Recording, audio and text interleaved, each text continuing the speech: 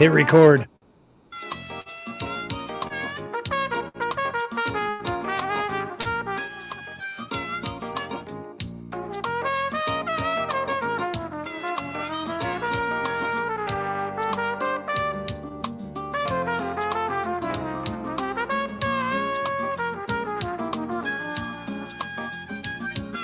Hot time in the city.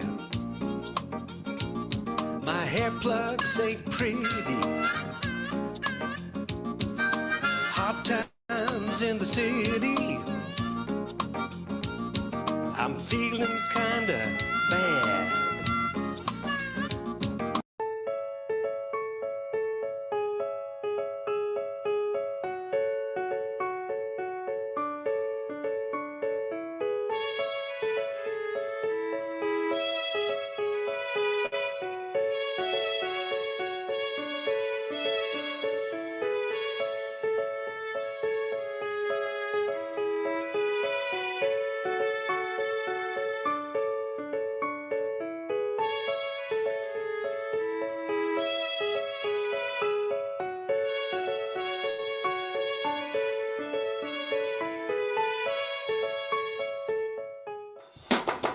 It's time right now for the David Feldman Show. He's talking politics, comedy too. He'll tell a dirty joke, he knows quite a few. He's just a lefty from way back. He's a union man with an Emmy for writing. Some days he's mad and he feels like fighting.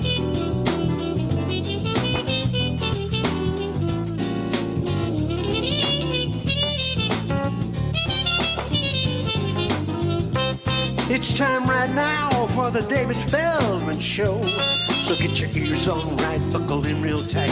He's got a lot to say and he's coming your way.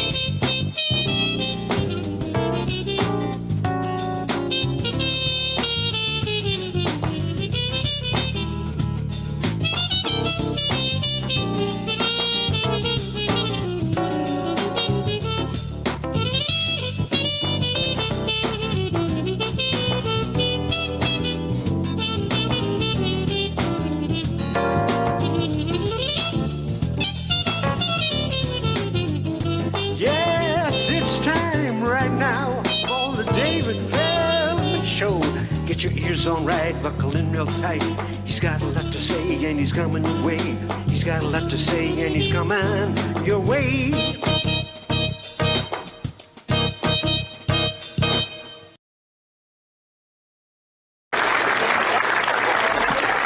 All right. Thank you, Professor Mike Steinel. He is an inspiration to us all. The man does not know the meaning of writer's block.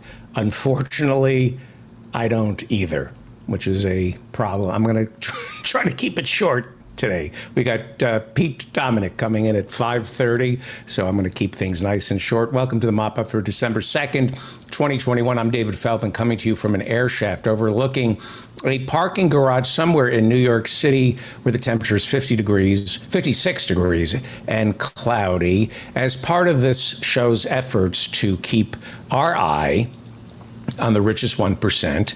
I want to talk about the president of Bennington College. Her name is Laura Walker. She has an MBA from Yale, and she was the president and CEO of New York Public Radio, WNYC Public Radio. WNYC, my mother listens to it. Every white person in the tri-state area listens to WNYC. Alec Baldwin has a show on WNYC.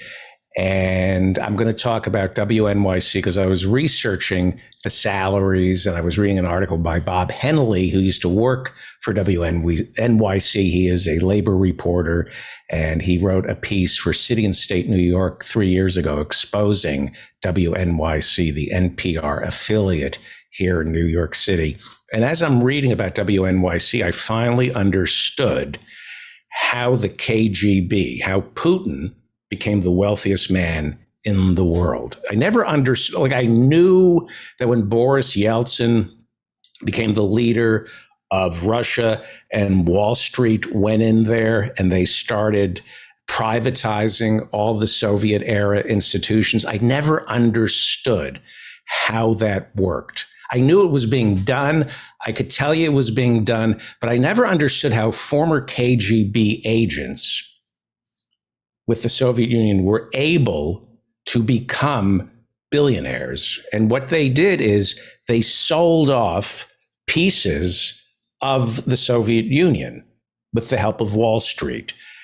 And I used to think, but they're KGB agents. How do they get to sell off state-owned industries and then become the owner of Gazprom? How do you end up? Well, the KGB had been stealing money all along, and they parked these billions of dollars overseas, laundered money through Donald Trump. But that's not what I'm talking about. I gained insight over the past week into how the Soviet Union turned into a kleptocracy by reading about WNYC in New York, the NPR, National Public Radio affiliate. Okay? So,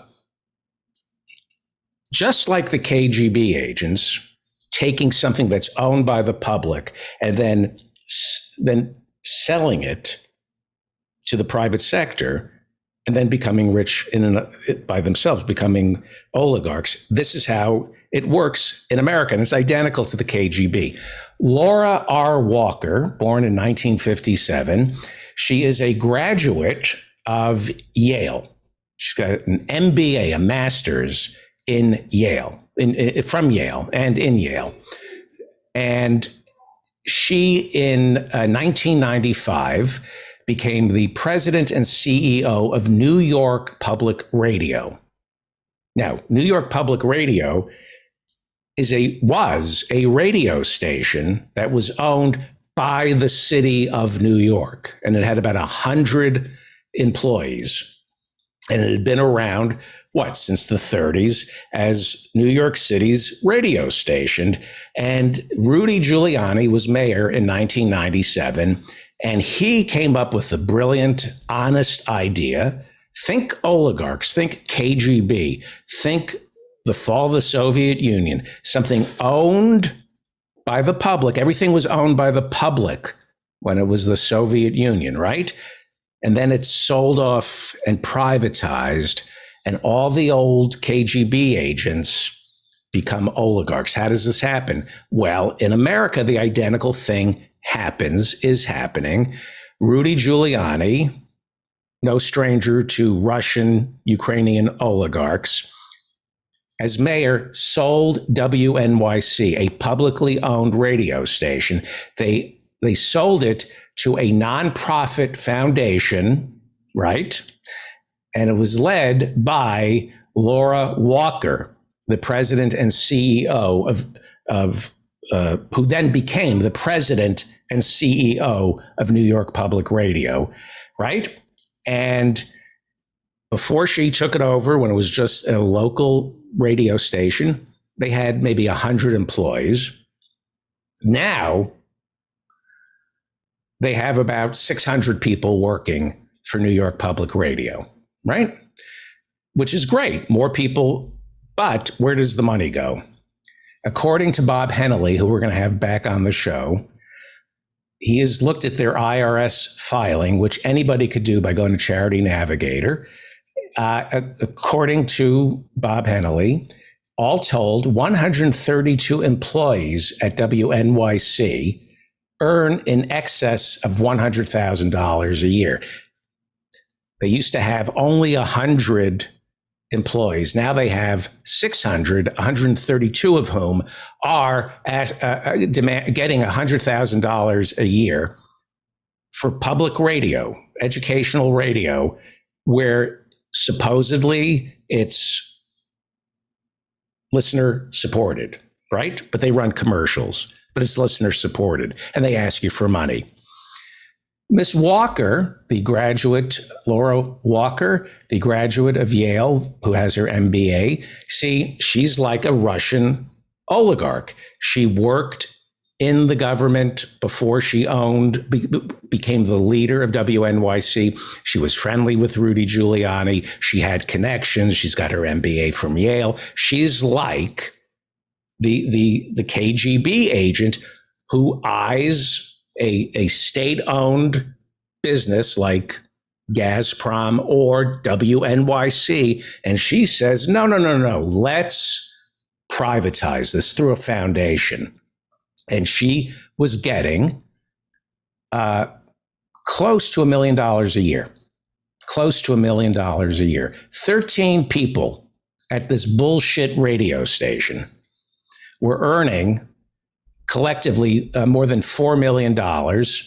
And that's how they privatize public institutions and become oligarchs. It's pretty incredible.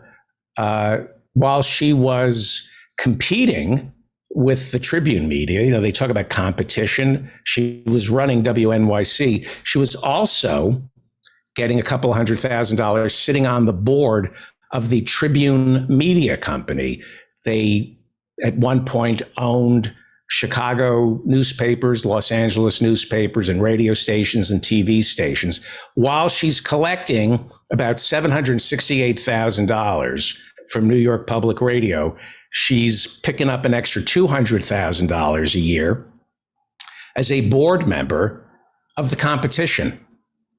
How is she possibly worth to WNYC $768,000? Well, she's not. She is like a KGB agent who's part of the system of privatization, and she's getting her big cut. And of course, this didn't get her fired. This did not get her fired. This theft of public property, this transfer of wealth from the city of New York into Laura Walker's pocket did not get her fired. What got her fired was the Me Too movement. She had sat back and allowed several of the hosts on WNYC to sexually harass employees. And she sat back and allowed that. Why wouldn't she? She's a thief. And she stepped down because of the Me Too movement. It's all part of one big problem. You cannot have theft, crimes being committed against the state without the people committing these crimes not caring about sexual harassment. Laura Walker is now the president of Bennington College. They all land on their paws, don't they? Laura Walker went from stealing our radio station here in New York, WNYC, pocketing $1 million a year while working for the competition Tribune Media. I think they own WPIX Tribune Media in New York City. I think at one time she was on the board of directors of the competition. Why does she sit on the board of directors? What is she, some genius? No. She agrees to the CEO's raises. The CEO gets to pick the board of directors, and the board of directors approve pay. So the CEOs surround themselves with equally contemptible people like Laura Walker, and she greenlit all the pay raises to the CEO and his underlings at the expense of the workers. While they're gutting newspapers and radio stations, she nods her head and approves all the money being transferred from the workers to the CEO. That's how it works. She's not smart. She's corrupt. And that is your course, my course, in how Russia, the Soviet Union, when they privatized all the Soviet era services, how the KGB agents who were able to, were in on it, were able to get their cut and become oligarchs. This is a kleptocracy. This, again, I keep saying this is not Adam Smith. This is not Karl Marx. This is not socialism. This is not capitalism. We are dealing with kleptocracy. You want to get rid of capitalism? Let's first try it first. Let's try capitalism as Adam Smith proposed. This is kleptocracy. There is these hyper-educated white people who think they're entitled to largesse from the state. They get rich off the state, and then they tell us to lift ourselves up by our bootstraps. Well, the reason I bring this up is because my mother and her friends listen to WNYC, and God bless them, Democratic Congressman Thomas Suozzi was on WNYC today, and he's running for governor of New York State. They're electing a new governor next year. And as I said, WNYC is the local Manhattan NPR, National Public Radio affiliate. And he was interviewed by the great Brian Lehrer, who's actually pretty good. He makes probably $500,000 a year that we know of, doing a bullshit job of interviewing people. How hard is it to ask questions? But somehow he's getting $500,000 a year, and he has a staff, and he has people writing for him, and he's asking you for your donations, and he's taking corporate subsidies, and they're running advertisements, lying to you and telling you this is listener supported and it's ad free when it's not ad free. And he's making $500,000 a year, and he's interviewing Democratic Congressman Thomas Suozzi, who is running for governor. And here are the questions that Brian Lehrer would never ask Democratic Congressman Tom Suozzi, who is running for governor. Why have you traded and sold $6.5 million in stocks during the past year?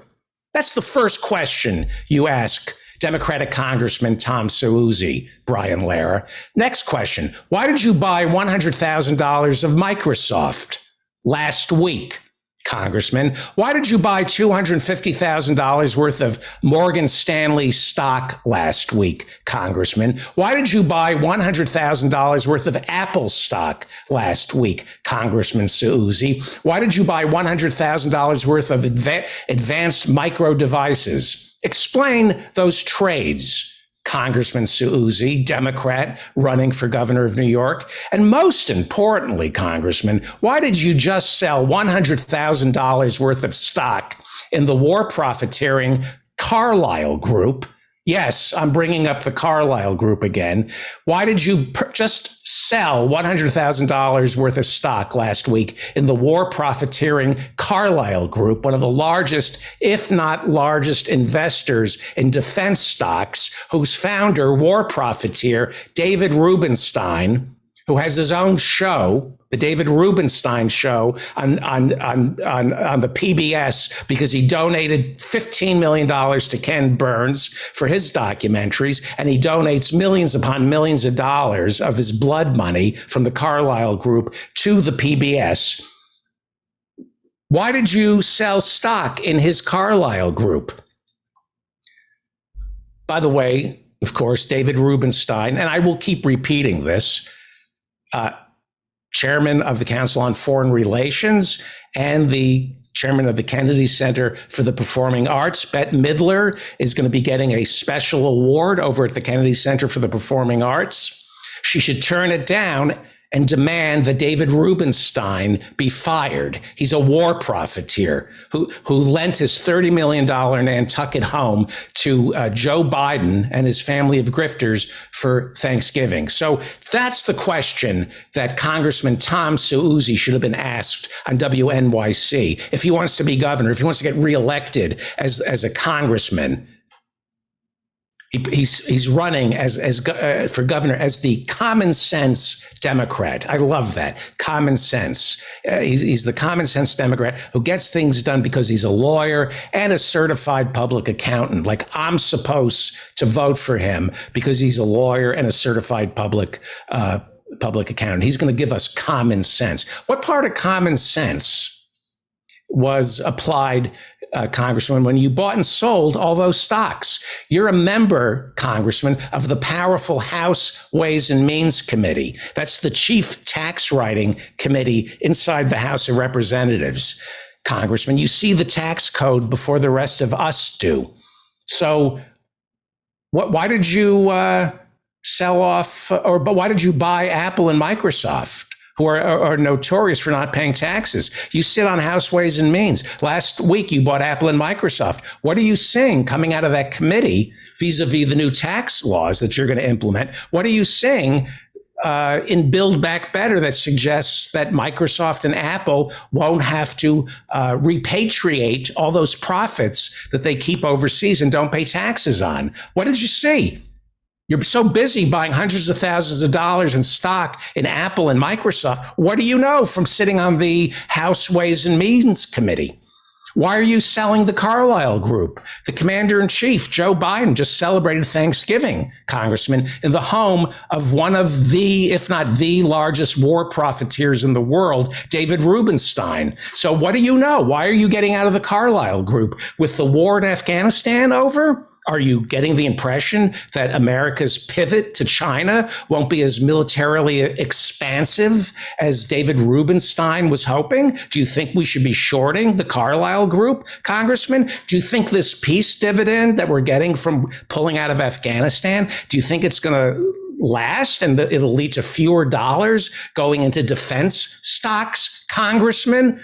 Tell us, because you've been trading stock in Carlyle Group. Is that why you sold $100,000 worth of the Carlyle Group last week, Congressman?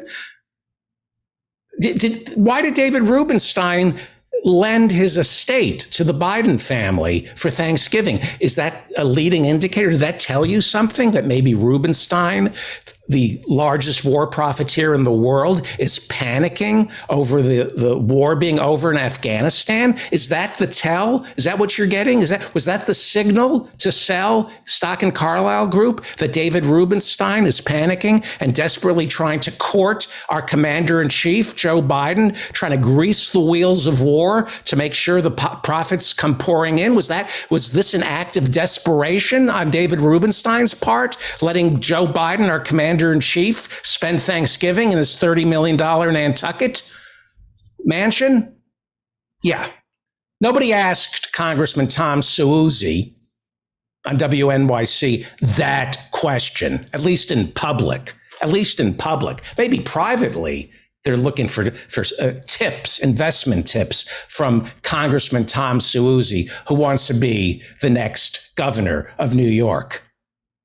Maybe we should have a debate on WNYC. Bring in Congressman Ro Khanna, because he has a different opinion on the Carlyle Group. Congressman Ro Khanna, Democrat, one of the good guys, just purchased $15,000 worth of Carlyle's Group stock, while Congressman Aouzzi is selling Carlyle. Congressman Ro Khanna just bought $15,000 worth of Carlyle Group stock. That would make for an interesting debate on WNYC, or maybe, in Congress. Wouldn't it be nice to see Ro Khanna and Tom Suozzi debating whether the Carlyle Group is a buy, sell, or hold? They're so busy trading stocks when they should be doing the people's business. Why don't they have a debate over what the better investment is? Ro Khanna, Yale Law School. The congressman from Silicon Valley, Yale Law School, the same school the thief Laura Walker, who ran WNYC, stole WNYC from New York City and paid herself $1 million a year. Now she's off to Bennington College because, she allowed all this sexual assault and harassment to take place at WNYC. So let's have her become the president of Bennington College. I'm sure there are no speech codes at Bennington College. I'm sure nobody talks about sexual assault and sexual harassment at Laura Walker's Bennington College. I'm sure nobody's interested. Nobody bothered to check why Laura Walker left WNYC, because nobody's interested in sexual assault at Bennington College. Ro Khanna, people ask me, why can't Bernie get elected president? because we don't have a leftist infrastructure in Washington. Ro Khanna is the best we can do. He was chairman, national chairman of Bernie's run in 2024. Bernie has to depend on frauds like Ro Khanna. And so we have to wrap it up. I promise to keep it short. Do not give money to the PBS. Do not give money to NPR, and do not give money to Ro Khanna. Do not give money to Congressman Auza. Do not give any money to, obviously, Republicans, any Democratic candidate, unless they're vetted by Howie Klein. Anybody who's getting money from the DCCC, do not give them money. Do not give them money. And I want to talk about the Great Resignation, and then I hopefully will bring in David Dine. I would love to have David back on the show. Pete Dominick is going to join us, and I'll calm down. David Dine, everybody should read The American Prospect and give money to The American Prospect. David Dine is a national treasure. And I was reading a piece in his magazine, The American Prospect. Go to the website. There's also a magazine. He has this piece called The Great Resignation. Something's going on here in America. There's some stats that he provides. 1/4 of American jobs are low wage. 1/4, 25% of American jobs are low wage. And that's the highest percentage in the industrialized world. And in this piece, he talks about private equity, all these private equity firms that are buying up public firms and really private publicly held stocks and then taking them private. So you don't even know. Yeah, there's no opacity whatsoever. More than 12 million Americans work low-wage jobs that are owned by private equity firms like the McKinsey Group, that would be Pete Buttigieg's old firm, or Booz Allen, that would be the Carlyle Group, or Bain Capital, that would be Mitt Romney. And people are catching on. They're quitting their jobs. In September, 443 million Americans quit their job. That's a record.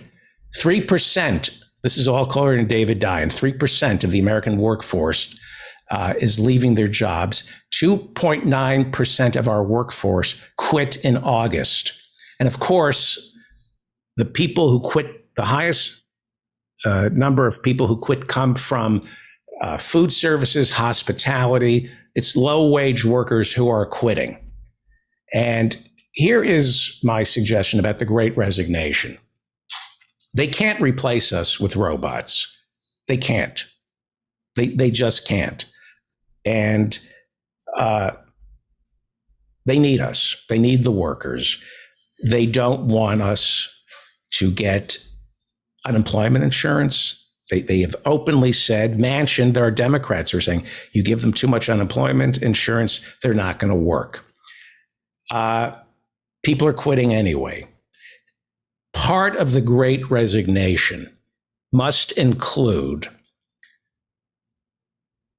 Christmas, Hanukkah, that is devoid of shit. Stop buying shit. The Great Resignation has to include not feeling cheated anymore. Stop feeling that you're being cheated. Stop feeling that your children are being cheated, your loved ones, your girlfriend, your boyfriend. Stop thinking that you and the people you love are being cheated, and the only way to make good is to buy them worthless shit that is piling up outside Long Beach in some container ship. It's all shit. Don't buy it. Don't buy this shit. The Great Resignation means I quit this, take this job and the shit you're making it and shove it up your ass. Shove it up your ass. That includes the crap, the McDonald's that is killing us, the bad food, and these worthless toys and contraptions that just pile up and make us all look like a nightmare episode of Hoarders. Don't buy this shit. Go on strike. If you're working and you want to quit, but you can't quit because, like most of us, you need to pay for things, keep your job, but save your fucking money and don't buy that bullshit. Don't buy shit for your kids. Spend time with them. God damn it. Stop buying shit and stop giving to people like WNYC or candidates like Ro Khanna, whose wife is worth, I think, $100 million. Well, I kept it short, but not polite. Let us now go to somebody who is an exemplar of understanding and love and tolerance. His name is Pete Dominick, and he is the host of Stand Up with Pete Dominick. It's great to see you.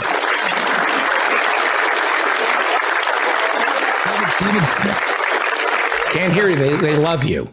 I love them. I was so happy to see and get and receive your invitation to join you on your show today, and I'm so happy to be talking to you. I was just buying some stuff I don't need on Amazon. I bought these plastic circles. Yeah. I don't know what they do, but they were marketed at me, and they're like, "You'll love these plastic circles." I was like, "Oh, we need more plastic circles." So I got those, and then I got a bunch of old ski boots. Yeah. So, do you mind? Can I talk about that with you? About buying things? I don't know if I agree with you on the one point. Almost everything I agree with. I love the delivery. I really did. I was laughing. I enjoyed it. I think it was. I wasn't being funny. No, you were laughing at me. Yeah, I laugh at your righteous anger makes me laugh sometimes, and because not in a belittling way. It's just wonderful. It's just I feel like a lot of people like listening to you, including me, because you are channeling our rage, and you do it in a way that can be unintentional. Well, funny. I'm complimenting you, but listen, don't let me get tangled up on that, because there's the thing that I do think robots are going to replace a lot of people, is the point I would quibble with. But anything you want to talk about that, I'm happy to. And I agree with almost entirely the materialism, the consumerism, and the amount of crap. Be the change you want to see, and don't buy shit. Right. Now you have kids. Yes, I have two daughters, two teenage daughters. And here was always a bone of contention. Why do I have to buy stuff around this time of year for people when I can barely survive? Why do I have to spend money on people as an act of love? And that's not me being cheap. All right, it is. No, it's not that it's what the stuff never gets used. I'm going to buy you this board game, and you're not going to play the game. You're not going to play it. It's the game I played when I was a kid. Yeah, well, they're not playing it. They're playing video games. Do you buy crap for your girls? They buy stuff for themselves at this point. They have access to accounts that I run. Oh, hang on. Let's see here. Unknown caller. All right. Hello? Hello? Okay. Sorry. I answer all spam calls on this show. Sorry. That was rude. I apologize. I don't mind. Yeah. I'm plugging in to make sure I get the next one. So they buy their own stuff. Did I lose you? No, they were just, I looked at my phone because you took that call, and those two humans, daughters of mine, were texting me. They happened to be together on their way home, and they asked about dinner. And for example, like, they'll just go get dinner for tonight. In terms of stuff, I mean, they're not too they mostly are focused on their appearance. So a lot of their products are clothes and like makeup and hair products. That's where they spend their money. And the issue I have is that they'll order, my wife does this as well, one tube of cream or something, and it'll come in a box with a bag, the inflatable bag packaging. And that enrages me because sustainability is a really important issue to me. It's an issue I talk and speak professionally about. I teach young people about sustainability, and yet my own children are ordering one item to be delivered here on a giant truck, burning fossil fuels in huge amount of packaging that's clearly unsustainable. And you know what it does? I'll tell you what it does. Spent 2 days texting my daughter while she was in school because her face was on fire because the new cream she's using is giving her an allergic reaction. So it's not even working. Not even working. Yesterday, she calls me the day after a school shooting, okay? So any parent that has a child in school takes these issues even more seriously because their kid's about to go into that building on that bus again that day. And so she calls me during school. She always texts me. They text during school, but never calls. I get a call, David, and I hear a voice in the background, and she's whispering. She's whispering to me, Dad. I'm like, hey, Julia, what's wrong? Are you okay? I'm immediately thinking the shooter's in the room. And this is what she says with no context. I had no idea she was having an issue with no context at all. This is what I hear. Right. Dad, my face is on fucking fire. What do you even, what? My face, I think I'm having an allergic on fire. Go to the nurse. What did kids do before phones where you could call your dad? And I'm like, is there a shooter in the room? No, this is the cream I'm using. It was like some kid got his hands on a flamethrower, and yeah, that is terrifying. It's one of the things I was always afraid of. With my kids in school, that they would end up becoming a shooter. I was always. I thought you were going to say that I would fit the profile. They would have an allergic reaction. Yeah, I fit the profile of the parent. Yeah. Yeah. The thing with that is more than anything else, and California just passed a law this week, which is, you have to hold the parents responsible, especially if they allow their kids to vote Republican. No, the parents have to be held responsible if they have guns in the home. This kid, apparently his dad bought a gun on Friday, on Black Friday. I guess he got a deal on a Sig Sauer, and the kid used it the next week. That dad is responsible. California has passed a law, I think, that says just that, and that's the kind of law that seems to be a quote common sense gun law. Right. I agree with you, but punishing the parents is what they do in public housing. Like, that's how we have homeless people. If anybody in your family is dealing drugs or commits a crime, we're throwing the whole family out of public housing. So instead of hiring enough teachers and social workers, they incentivize the parents to do the work that the government should be doing. Like Vice President Harris, when she was the DA in San Francisco, used to arrest the parents of truants. Like, we're going to if your kid doesn't go to school, we're going to lock your parents up. Like, it is different, and it's not. It's kind of nibbling around the edges of the problem. The problem isn't the parents. The problem is guns. I fully agree that the issue is but it's still access to weapons. And while we can't let the perfect be the enemy of the good. I agree with you, and I appreciate your thoughtfulness and didn't really realize that, or hadn't thought that much about those public policy issues when it comes to housing and incentives that way. And obviously the drug war is complete nonsense. We have to get rid of that for that issue. But in this case, this is not hard. This is a law you could pass and hold the parent responsible for allowing the gun to be unlocked I mean, there's so many things that we have to do as homeowners, as property owners, as citizens in terms of safety at work. This is not a heavy lift. And I think, also having insurance, having to have insurance if you have a gun in these cases. And so obviously we have to talk about accessibility to guns and interest in guns. And, go ahead. You have a real life. I don't. I live a life of abstraction, the hypothetical. I'm being serious. I used to have, a real, I'm like just in the ether floating, and you're dealing with like home ownership and schools. I just sit off in the corner, read, and then point fingers.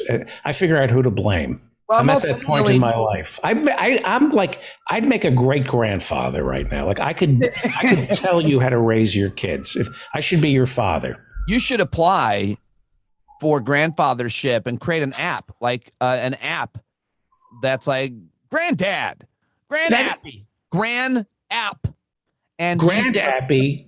Yeah, your Grandappy, and you're available for office hours as Grandappy, and you do what you just said because I am trying to be the change I want to see, which means I am involved in my local community to try to create change right here. I mean, I'm the guy at the Board of Education meetings. I'm thinking about running for the board. I'm thinking about running for town council because I'm trying to make those changes right here incrementally because it drives me and it makes me happy. It makes me feel good and happy to work with these folks and organize and fight racism. In this case is what we're doing here. Fight ignorance and enlighten and try to also bring people together at the same time. I'm doing it in a mostly non-hostile way. So you're running for office? Yes, I may. They recruited me this past round and I agreed to do it. The local Democrats, I agreed to run for town council, but it was too late to get my name on the ballot. And I was not interested in running a write-in campaign. But in 2 years, if we are still, in fact, living in this community, otherwise I'll be making another community better. And you would still do the show? Yes. I like that. Yeah. But now, I wouldn't want to be, I want to be able to just yell at people. And you can't do that. Even Bernie can't yell at people. Like Bernie knows what's right. On Grandappy, you can. See, that's the thing. I want to be America's grandpa. That should be my show. The subtitle for this show should be the David Feldman Show, America's Grandpa. Yes. It's a grandfather, people need a cranky, belligerent grandfather who then their parent who attacks his own kids and his grandkids, and then the parents say to the kids, well, he was right about your elbows on the table. You shouldn't have your elbows on the table when we're eating. I love it. I love that idea. I love that. I think there's a lot of, and then it's worth the money we pay you as well, I think. Yeah. America's official grandfather. Yeah. Could you tell us, getting back to your topic? Give me a problem you're having with your kids. What's that? Give me something you're worried about. They're having far too much intimacy, sexual intimacy at what I think is a little bit too. I think they're going a little too fast without sharing details, which I desperately want to tell you and your audience all about. I don't know what the answer to that. I just talk to your mother. That's something. But I would say, as your father, I would say, are they your sons? It's not. I don't think it's a great idea because my wife is a real slut.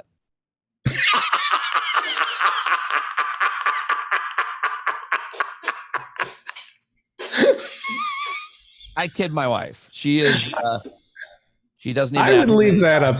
That's something I would leave to. I know that's probably my daughters. Yesterday were in a conversation about slut shaming. They were saying a girl at their school had been slut shamed, and we had a long talk about that. It was interesting. I actually talk with the girls about sex on a regular basis, and I have always talked about it. We talk about it very, very openly, and the four of us do. And my wife is not in fact a slut. She's in fact an amazing role model, and she's certainly playing, I think, that role well. But I'm playing as well too, because they are interested in boys. And so I tell them, about how to get it over with if you need to quickly and things like that.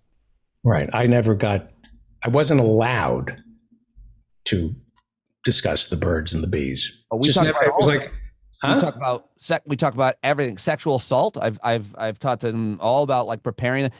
One of the things that I hate as a father of daughters is men or people thinking they're being well intentioned by looking at your kids and saying you better get a shotgun, you better whatever. I'm like, why? Am I a vigilante? If this idea that's this unbelievably egotistical, narcissistic idea that you're going to be there at the moment your kid or anybody you care about is assaulted, we're going to like run through the wall like the Kool-Aid man or jump over the back seat. You're not going to be there. You're not going to be there. And then you find out about it, that your daughter has been assaulted. And then you go show up at his home and fight him. And my joke is, got to be horrible to have my daughter be sexually assaulted by a 16-year-old boy, and then that same 16-year-old boy kicks the shit out of me.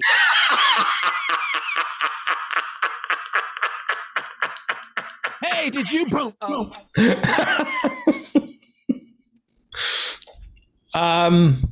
You teach your kids, your daughters, to take care of themselves as much as possible. So that's how it works. God forbid something's going to happen. Likely it is. That's the percentages. So you talk to them about it. You say, here's what you do in this situation. Here's what we've done it all. I've talked about all of that with them, and they both know if they get into a tough situation, one thumb in the eyeball, and then just any action towards the scrotum you can. A hard strike, maybe dangle upon it, whatever. Yeah, that also happens to be how I get off, but that's. Most kids that age don't. Sorry. Did you just ejaculate? Yeah, I did that. Well, I'm being serious here, and people are going to think I'm. By the way, I love you, man. I'm so glad to see you. Likewise. I'm glad we put that. There was a big. I didn't tell the audience about the big fight that you were on my shit list. And I was on your shit list, and it went back and forth, and there was angry notes, and I found out you were Jewish, right? Yeah, and I apologize. This time of year, I apologize for not telling you. People think I'm joking when I say this. Forget sex education. They need to teach. I know this sounds. I hate saying this. They need to teach love in our public schools. I hate being the guy who has to say that, but they teach the mechanics of sex. They'll tell you how your body works, but not your heart. They need to teach people how to love one another, and that sex. I don't. Sometimes is separate from love, but the best kind of sex is where you don't pay more than $200. I'm happy to agree with that sentiment, but I think realistically, and the issue that I'm having right now with my daughters, without saying too much, going too fast, too young, is that they're so desensitized to sex, because not to sound like some kind of religious Puritan, but it is so everywhere in their faces from such a young age. You can't possibly prevent them from seeing it, which I never would want to. I just want to know that if my daughters have seen a show, like I caught my daughter at like 12 or 11 watching the show Shameless, which is an excellent show. But if you're watching it and you're learning about all kinds of sex at a young age, I just would want to then also talk to you about it. You don't get to teach them. They're being taught by social media, by YouTube, by whatever they're watching. And that's fine. It's fine. But in addition to all of that, which they're going to be hit with, teaching them love somehow. I don't know how this would be done. I'd be interested in taking. Well, do you believe, let me ask you a question. Sure. Would your parents ever brag, or would you brag that your child is in love? Would you brag? When you go out with friends and they go, how's your kid doing? Yeah, I would. You would say, oh, I'm so proud of my child. Yes. They're in love. Yes. And they're so, I see them together. He's so understanding. She's understanding. They listen to one another. Mm-hmm. You would brag about that. I don't know that I would brag. I know that I would What's want the animal behind you? I didn't know you had a dog. Who's behind you? would want to share that. I would want as my dog. That's my dog Indy. She's a 9-year-old Havanese. She always hangs out in the shed with me, and she's seen a lot. But I would want to. I would want to talk about. I would want to share that information with somebody. Yeah, brag. Sure. Yes, I would. What would you what would you be more proud of? That your daughter got into some law school or medical school, accounting school, got going for her MBA, her CPA, or she's in love? What would you lead with at dinner? If I said, "What's the good news?" I haven't seen you. What's the good news? And your daughter just got accepted into graduate school, or she's in love. What would you be more proud to say? What school is it? What would you lead with? Or better yet, grandpa, you're going to talk, you're going to call your father, and you have two pieces of good news, Pete Dominic, host of Stand Up with Pete Dominic. You're calling your father to talk about the grandchild, and you have two pieces of good news. Your daughter's in love, and she just got into whatever. That's a great, I would probably talk more about the school in this case, because of it's a transition in life, and a relationship can be more transitory, I suppose. It could be much shorter, and the debt she's accruing lasts forever. Well, but yeah, you're saying, but love doesn't. No, that's not what. Is that what you're saying? Love can, and college can be free. My daughter just got, my friend's daughter just got a full scholarship because she's good at sports. My daughter probably won't get at that because she's not good at anything. No, she's a great artist, but I don't. So I would talk probably. I have a good insult for your daughter. This is what I'm calling. I came up with a new way to insult your kids this time of year. You're 7 candles short of a menorah. I like that. I like that. I came up with that yesterday. It won't work on everybody. The Proud Boys. It only will work on people of a certain tribe. Right. I'm honorary, as you know. You could pass. Italians and Jews could. I've spent quite a bit of time with the Jews and all types of them: Israelis, Upper West Siders, and Orthodox. Yeah. Well, I haven't spent a lot of time with the Orthodox, but my wife does. She works with them, and so I hear and they're she loves her clients that she works with. The Orthodox? Yeah, she has Orthodox, mostly women, but some men, and she really likes them on an individual. What's wrong with her? Quite a bit. It's. I think the issues with the Orthodox is how they, established, communities and certain rules and patriarchy and all kinds of things that plenty to criticize, but on a one-to-one basis, right. They're going to get the rest. They're going to get the rest of us killed. In terms, the Orthodox, the ones who. I can see how you would see it that way. Yeah, they're going to get the rest of us killed. Yeah. Either because they're anti-vaxxers or other things. They're just. One thing I haven't seen, because I know so much about the Jews, but one thing I haven't seen is a conversation between or within like a more secular or even Reform Jewish community, and what that dispute or what that problem, conflict is with Orthodox. Like, there's got to be a documentary, or I want to watch that conversation. What both communities kind of say to each other and how they argue, because there's a huge conflict, obviously. There is a huge conflict. I would say Jews are pretty good at keeping it in the community, the Jew-on-Jew violence in the community. It's like they don't. If you want to be spared the wrath of some of my family members, just tell them you're not Jewish. Then they will be so. It's like anytime I play a temple,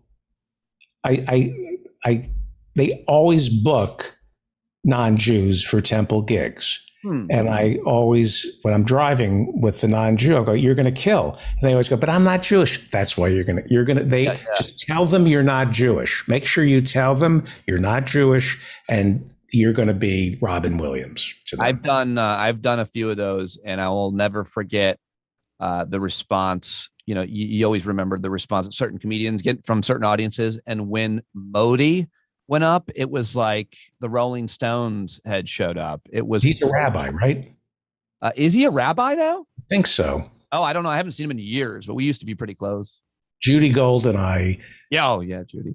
Well, I used to open for her at Caroline's this time of year, and Modi would do the show after, and we were always jealous at how well he was able to. Oh yeah. He always kills. And Judy is.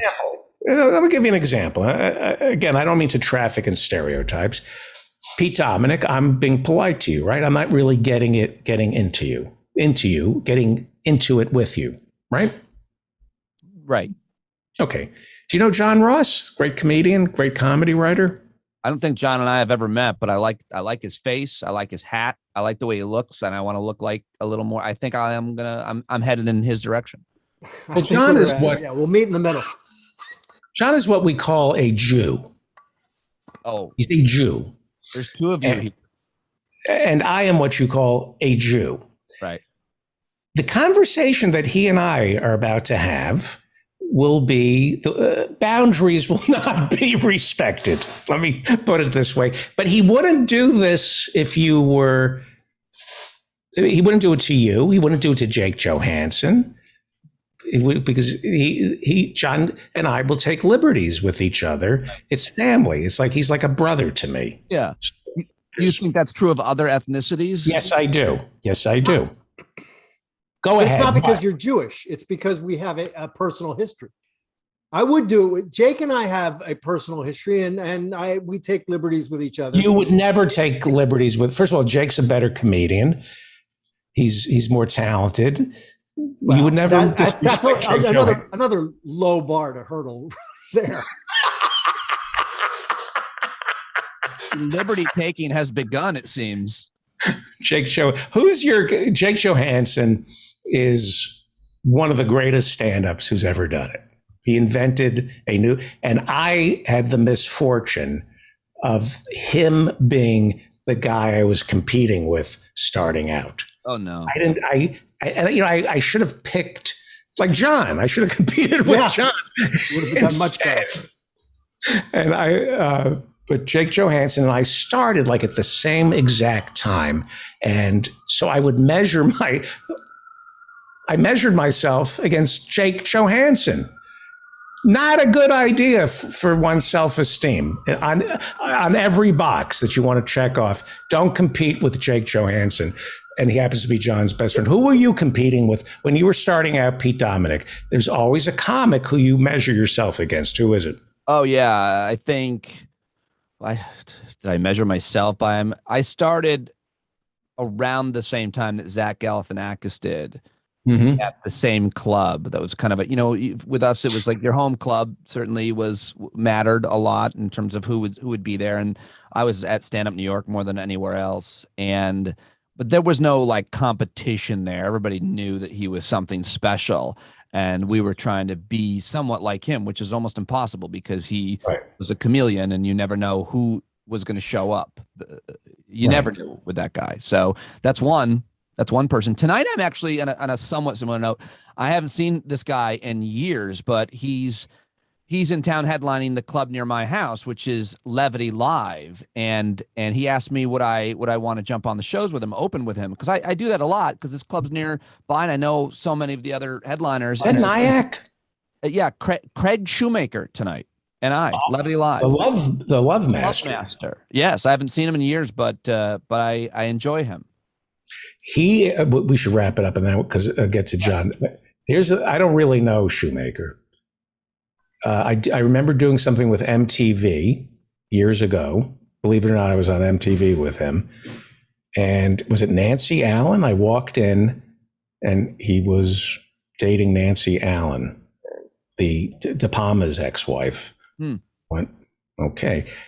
I give Shoemaker a lot of credit because he developed a following without television. It was that's a very nice compliment for a comedian. There's a lot of guys, Brian Regan, I mean, he did a lot of TV, I suppose, Letterman's and stuff. But I mean, like, I think that's a very great compliment for a comedian because they work hard, they're consistent, they're organized, and he's also, by the way, I'll leave you alone, but he's a large and like attractive, like sexy, like masculine guy. Like there's very few comedians that are kind of like him physically. Well, I don't know. I mean, John and I would beg to look like Greg Schumann. No, we would beg to beg to differ. Oh, By the way, that's the name of my autobiography. I beg to differ. well, I will let you guys get at it. I love you, Pete Dominic. It's been too long. And I don't want to say I'm old, but when I started out, I was competing with Alan King. I don't want to say I'm old, but when I started out, I was competing with a young Geronimo. I don't want to say I'm old, but I think I have arterial sclerosis. Wait, hang on, that's not funny. All right, boys. I love you, Pete Dominic. Love you Listen to guys. Stand Up with Pete Dominic, the great Pete Dominic. Bye-bye.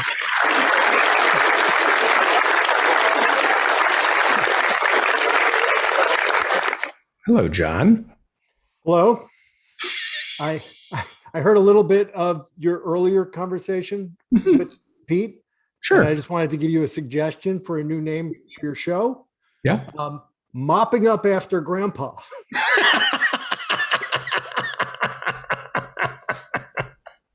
Well, I'm going your route. I'm going to try not to be, and I'm going to try to be limber. I'm doing more stretching. I'm doing push-ups. And I realize that the only reason health clubs exist is so nobody has to do a push-up. Like, I haven't gone back to my health club.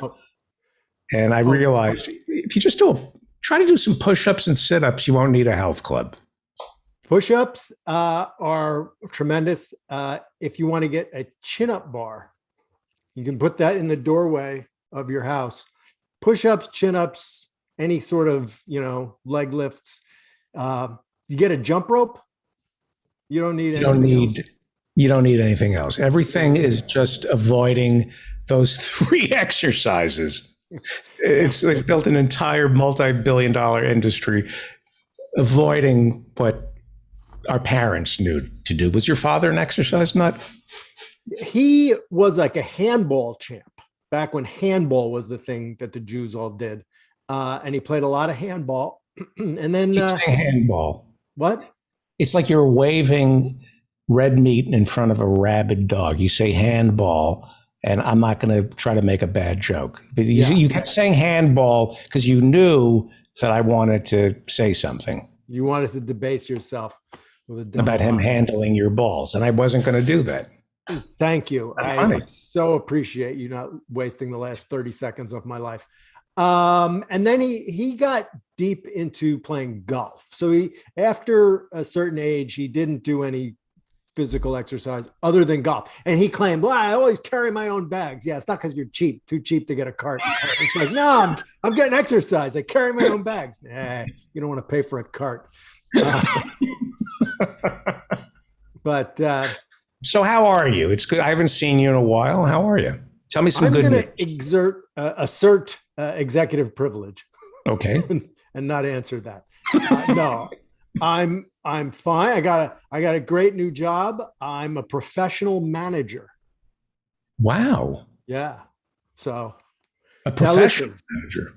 I'm a professional manager now. Okay. Look, I've been listening to the show.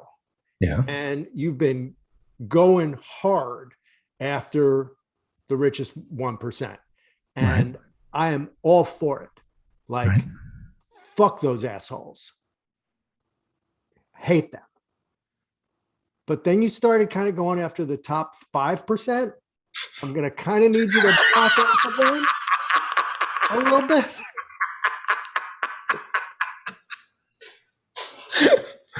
Call off your dogs. You know what I'm saying? First, they came for the richest 1%, and I said nothing, for I was not a billionaire. Then they came. I'm going after the richest. I think the top 10% are the problem. because Hold on, I'm getting another call. they are. I'm going to be on another podcast in a minute. Yeah, the top 10% are the problem because they enable. They're as Professor Catherine Liu says, she's the author of Virtue Hoarders. The top 10% are the courtiers of the richest 1%. Well, you're in there, and I'm in there, and so are a lot of your guests. Just saying, you're in there. Maybe. No, you are. How about You have you? more Have money you than gone? me. I have more money than you. Even after your divorce, you do. Really? Yeah, How do you know? because I'm a Jew. How do you don't know what my books look like? I don't, but I know I can look at your IMDb page. I know what jobs you've had over the years. I can figure stuff out, man. You can figure stuff out. You don't know my vices. You don't know how good I am holding on to money. I Maybe know I- you like to buy a lot of shit. You like to buy a lot of shit around the holidays. I know that. I've factored that in. Nobody's supposed to know that I buy a lot of shit around the holidays. Did you get my gift? Are you coming? By the way, I chartered the plane. I got your gift. It was on fire out in front of my house, and I stamped it out. And No, I chartered the plane to St. Bart's. Are you for the vacation there? Are you coming? the Lolita Express, sure. The Lolita Express, yeah. I'll be What is on my it. what does it say? Does it say I'm successful? No, I mean, I know how I'm a much journeyman. What? I know how much you've worked, and I look. If I'm making you uncomfortable, let's No, talk about it. I'm a comedy. I mean, I was a journeyman comedy Right. writer. and so was I. Right. And I know how much Writers Guild pays, and if you stay on a show, they bump you a little bit every year. And I also know when you bought property in San Francisco And I lost. and in South San Francisco. Yes, the divorce hobbled you terribly. Yes. But even there, like, even if you don't have more than me, you have as much as me. How do you know? Okay, I'm guessing because you'd be an idiot not to. Well, And I don't think you're an idiot. you don't think I'm an idiot, Not with money. really? Okay. Look, I'm looking around at that room. What would you be spending any money on? That's true. The Yeah. hair plugs are all done. What's this? The lamp I found in the landing. Somebody was throwing the landing out. So I did a transplant. I did a lampshade transplant. I took an old lampshade, threw out the old lamp and put it on. Who says you're not handy? Look, and to be truthful, here's the sad thing is you don't need to have that much money to be in the top 10%. It speaks to how poor this country is. Right. The bottom 50% are destitute, and from 50 to 80 is not great. You don't need to have that much money to be in the top 10%. Right. I kind of like the idea. It's interesting. I'm thinking, like, how does it feel having people think I'm rich and successful? I'm trying to figure. There's something nice about. Hang on for 1 second. It kind of feels nice. Sure. What you just said. Well, Like, oh, maybe people think I'm really rich and like a successful Hollywood type. well, Like but I'm here's the like thing. Rob Reiner. But see, that's the problem. And I have this problem too, and I have to be reminded of it all the time. Is we compare ourselves to Jake Johansson. to people. Look, the people who we came up with, who we didn't think were anything that special, went on to be like, look, Ray Romano was just another guy doing sets at the Comedy Cellar in New York, and then suddenly he's got a TV show that runs forever, and he's a multi-gazillionaire.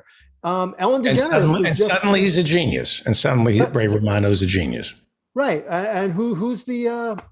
I mean, you know, and some of them were. I mean, Dana Carvey, when I was opening for him, was unbelievably genius, and then he went on. But you know, Rob Schneider didn't seem like, and so all these people, that's who we compare ourselves to. These people. I disagree with you about Rob. What? You were much closer to Rob than I was, so maybe you didn't see his brilliance as a performer.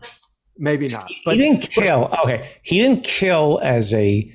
When we were starting out, Rob did not kill, but they loved him. yeah, fine.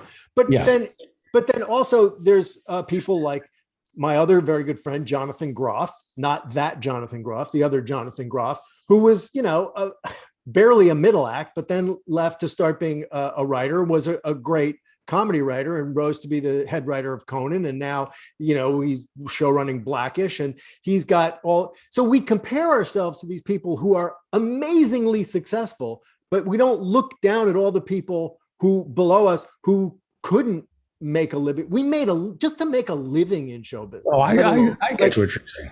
Yeah, I look down on everybody, by the way. What's that?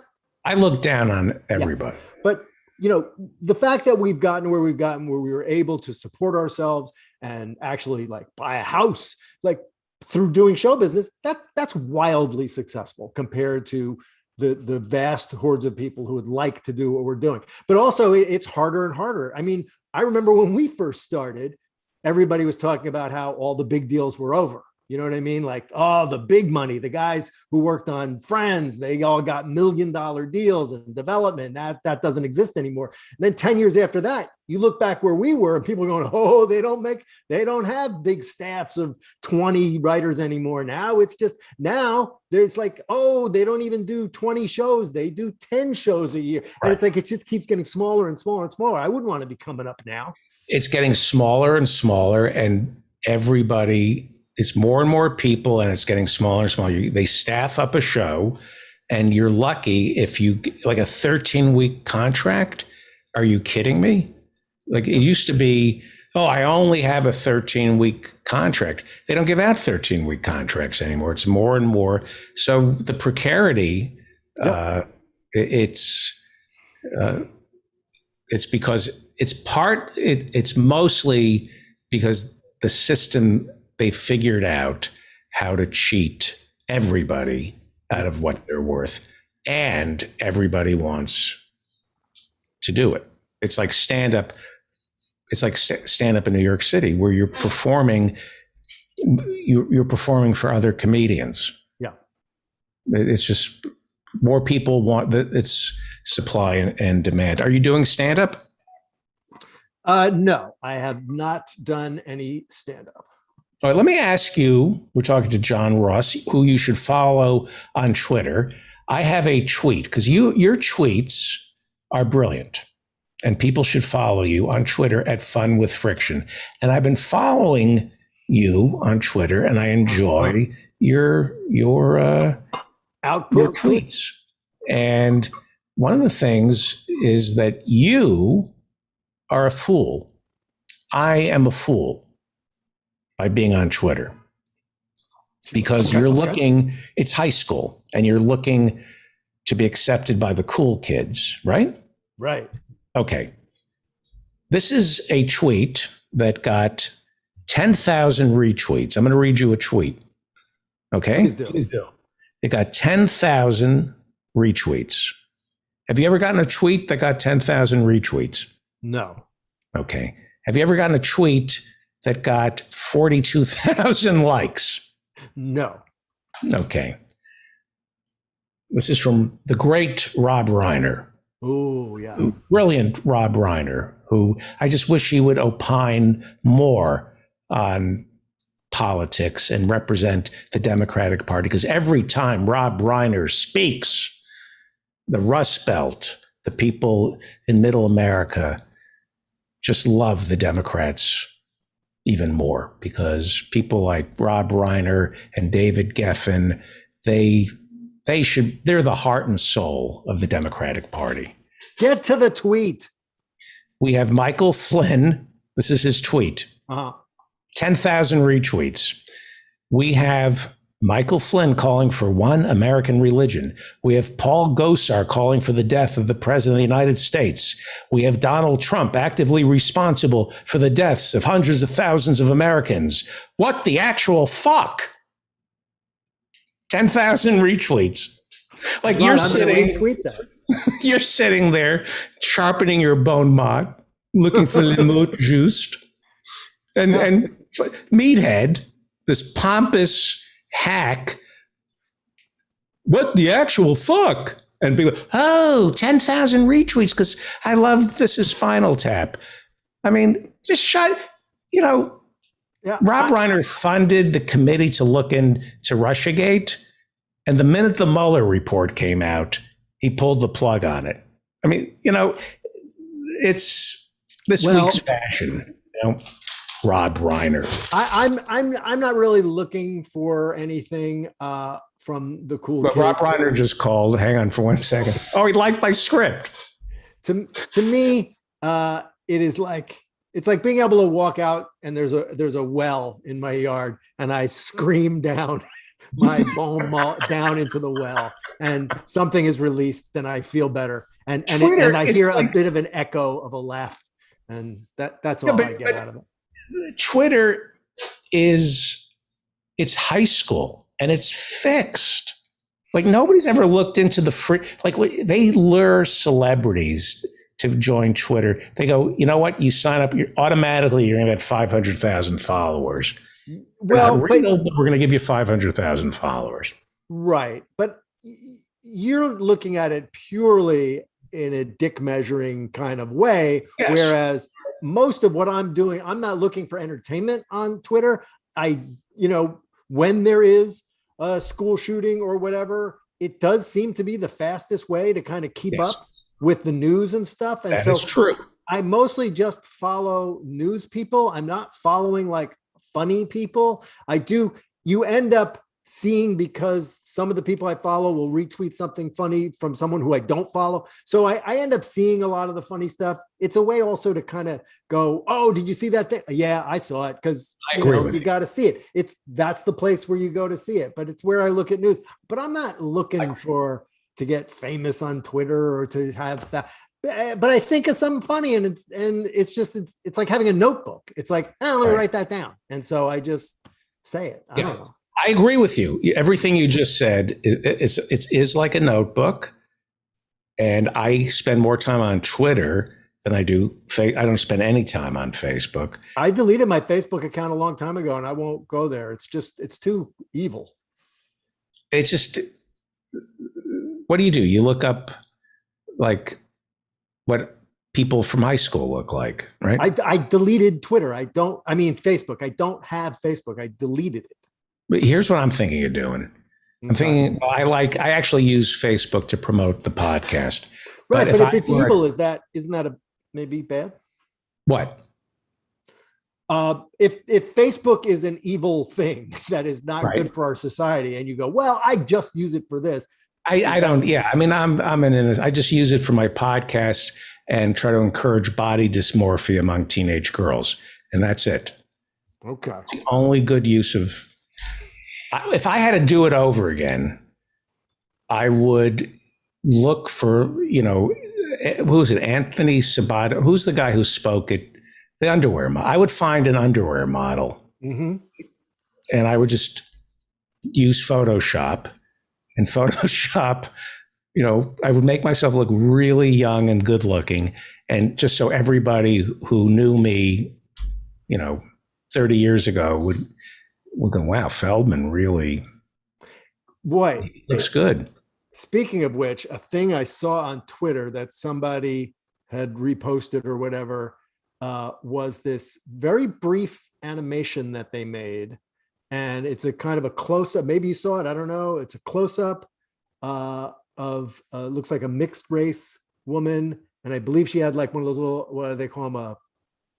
The ring in the nose, septum ring, I think they call it, whatever. And it's just a close-up and she just bats her eyes once and then looks over this way, and it's a super close. You can see all the pores on her skin, and she just looks back and forth. And you go, okay, so I don't understand. What is this? And you realize it's computer generated. It's not a person. It was created, and it looks like it's completely you couldn't tell it from a human being. And it was just like, oh, that's the beginning. That's it. Like, you're not going to ever be able to believe anything you see ever again. It was a completely human looking thing in human movement, and they'll just be able to put anybody's voice. They'll be able to, you will not be able to trust anything you see ever. Right. Then again, we can see a sequel to Casablanca. Well, that'd be great. You could literally get the speech patterns of Bogart and Ingrid Bergman, and you could just. I can do. When I was learning animation 10 years ago, back then they had a thing, text to speech, where you could type something in and a voice would. I mean, you can do it now. You can now, like, you have Final Draft, right? Yep. You can have your script performed, and you get all these different voices. It's robotic, but in a couple of years, if not now, they could literally take you could feed everything Humphrey Bogart ever said into a computer and create a program that, with a little tweaking, will make you think Humphrey Bogart is speaking to you. So why wouldn't you be able to do Casablanca too? And how would you have it end? Like, what happens after? How would the second one? If I commissioned you, if we got hired to write Casablanca too, what would you? I don't even know where to begin. I'd have to sit down and rewatch the original, and which I haven't done in a long time. So I don't know. You have a pitch for CB2? Yeah, Rick contracts emphysema and spends the rest of World War II hooked up to an oxygen tank and dies a slow, painful death. Okay. Sidney Greenstreet chokes on his own acid reflux a year later. I'm going to say, how about this? What if, what's his name? Sidney Greenstreet. What's the character's name? Rick. Huh? Rick. Rick starts stealing high-end cars and racing them through the streets against Vin Diesel. Now we got something. We got something. Sam Fast and the Furious. It's the Fast and the Furious. Yes. I always wanted the sequel to be called Faster and Furious here. What would it have been like if Bill Cosby had gotten part of the television version of Casablanca, if he was Rick? I can't remember. All the ginger, like, okay. Yeah, well, I don't remember the famous speech. Right. Let me ask you a question. Go ahead. Play it, Sam. If you could play it for her, you could play it for me. Bill Cosby, in the television version, we all know that NBC did a television version of Casablanca in the 80s. I don't feel like I have my Bill Cosby. Okay, I know. I'm putting you on the spot. Yeah, I just don't have it in my. It's like I have him in my brain now as this jailbird guy. Smigel could do Bill Cosby. Like, I've gone on drives with him where I've just talk like Bill Cosby. If I could talk like Bill Cosby, I know that I'm so sick I would get locked into that voice. Like I'd have to be taken to a shrink. They'd say, why is he only talking like Bill Cosby? All right, I only have a few more minutes. I want to tell you that I'm reading Michael Pollan's book, How to Change Your Mind. With LSD. Or psilocybin, what they call psychedelics. They have other different names for them. But I really think it's an important book and it's an important subject. And I think the mushrooms are going to save the world, that the mushrooms are conscious and they are sending us the message. And we need a transformation of our thinking, because, and you talking on your podcast is not going to do it. No. Did you ever do mushrooms with the Warren Spotswood? I did LSD with Warren Spotswood. I don't think I did mushrooms with Warren. What was it like doing LSD with Warren? That must have been, I mean, Warren Spotswood was like LSD. He was like human LSD. He was like he was. So what was that like? Well, LSD is a hard thing to describe, but you know, setting is important with how you do it. I'm trying to remember if I even did it with him. I may have gotten it from him. You're in your own journey, really. It's not like you're not interacting with other people. You're going kind of inward. So I can't say that doing it with Warren was being with Warren in everyday life was right. Kind of crazy. You experienced that. Right. We have newspapers and have editorial policies, and there's an editorial policy on this show, and that is we do not condone the use of hallucinogens. The official position is we do not support the use of hallucinogens, LSD or mushrooms, unless it's medically supervised. That is the official. It is very dangerous for kids to experiment with that stuff. I agree that it could be dangerous for kids. It's not really for kids. It's more for middle-aged people. You should read the book. To just be, completely anti it is like a little bit like being an anti-vaxxer and saying, I'm doing my own research. I mean, you really should do your own research as far as educating yourself to the history of all the research that was done into it and where all that comes from and what they found and what they're doing with it now. Before you opine too much. No, I love Michael Pollan, and not just because he's Michael J. Fox's, and he's Michael J. Fox's brother-in-law. Okay. Did you know that? I didn't know that. He's married to Michael J. Fox's sister? Yes. Oh, okay. Pollan. Was it Tracy Pollan? Something? I think her name is Julie. He mentions her in this book. Yeah. But I can't remember the name. He's married to Michael J. Fox's sister, and he's a great writer. In fact, he turned me on to sourdough bread, as a matter of he and his Netflix series on food is amazing. It's just amazing.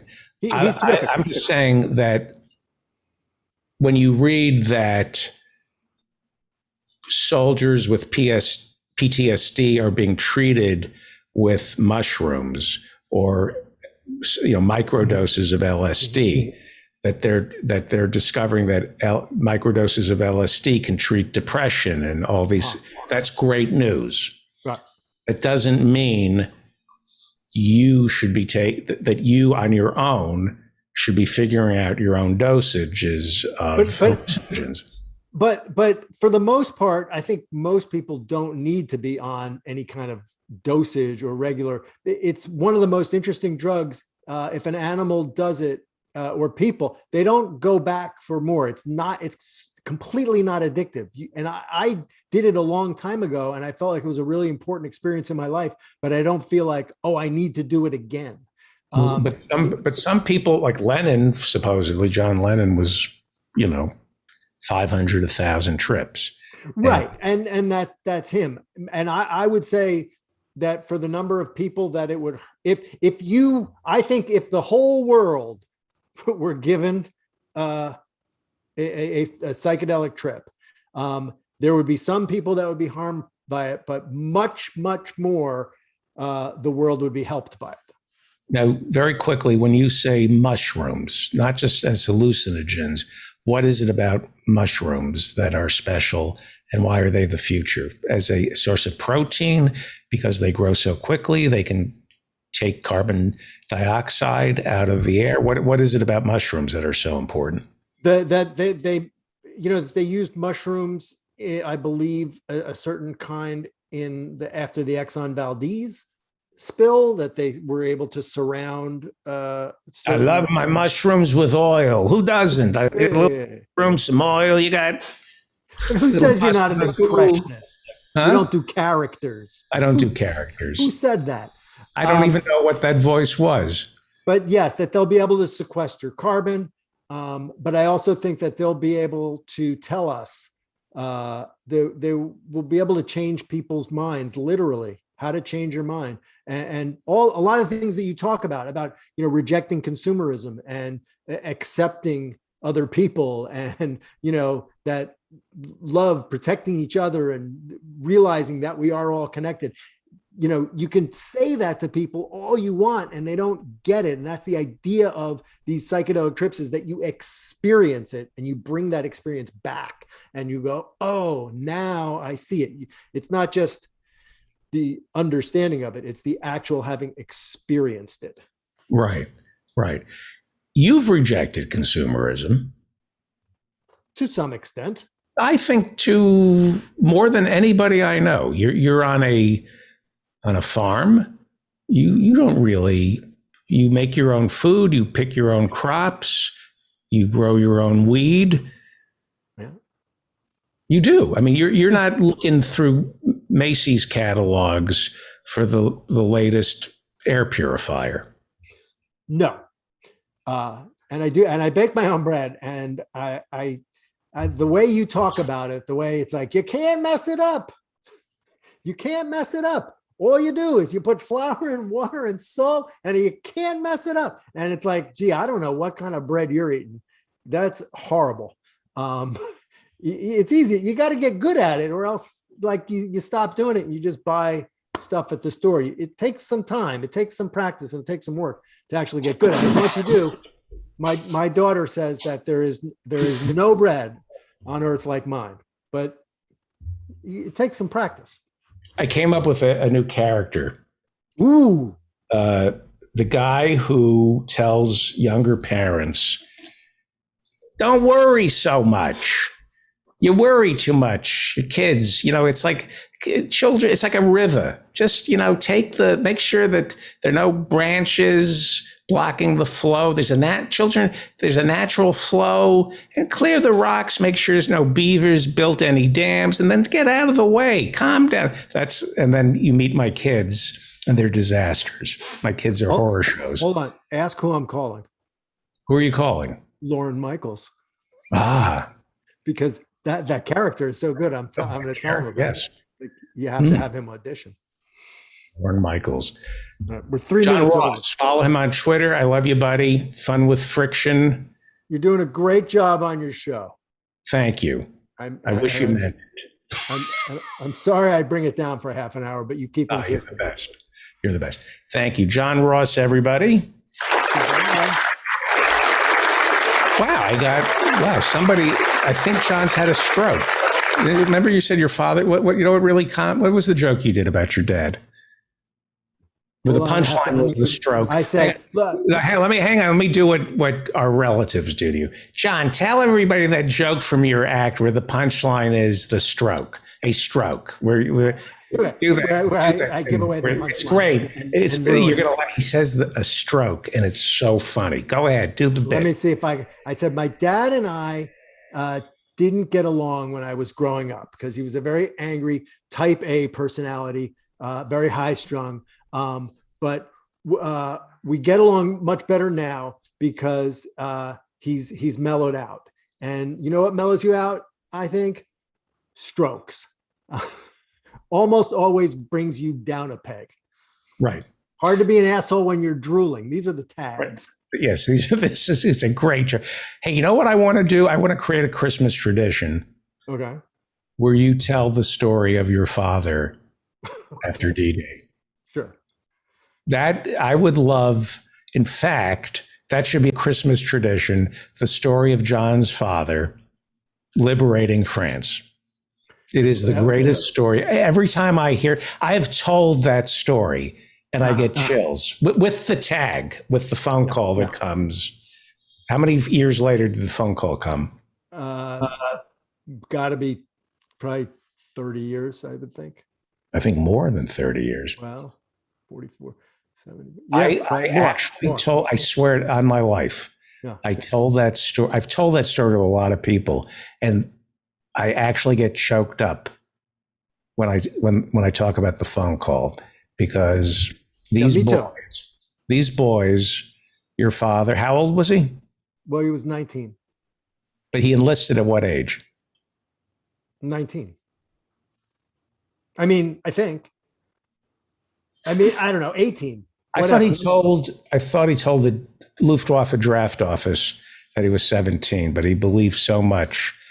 No, I think you're conflating another person, as you often do. I believe your father wasn't up with the SS during World War. Oh, I see what you're doing.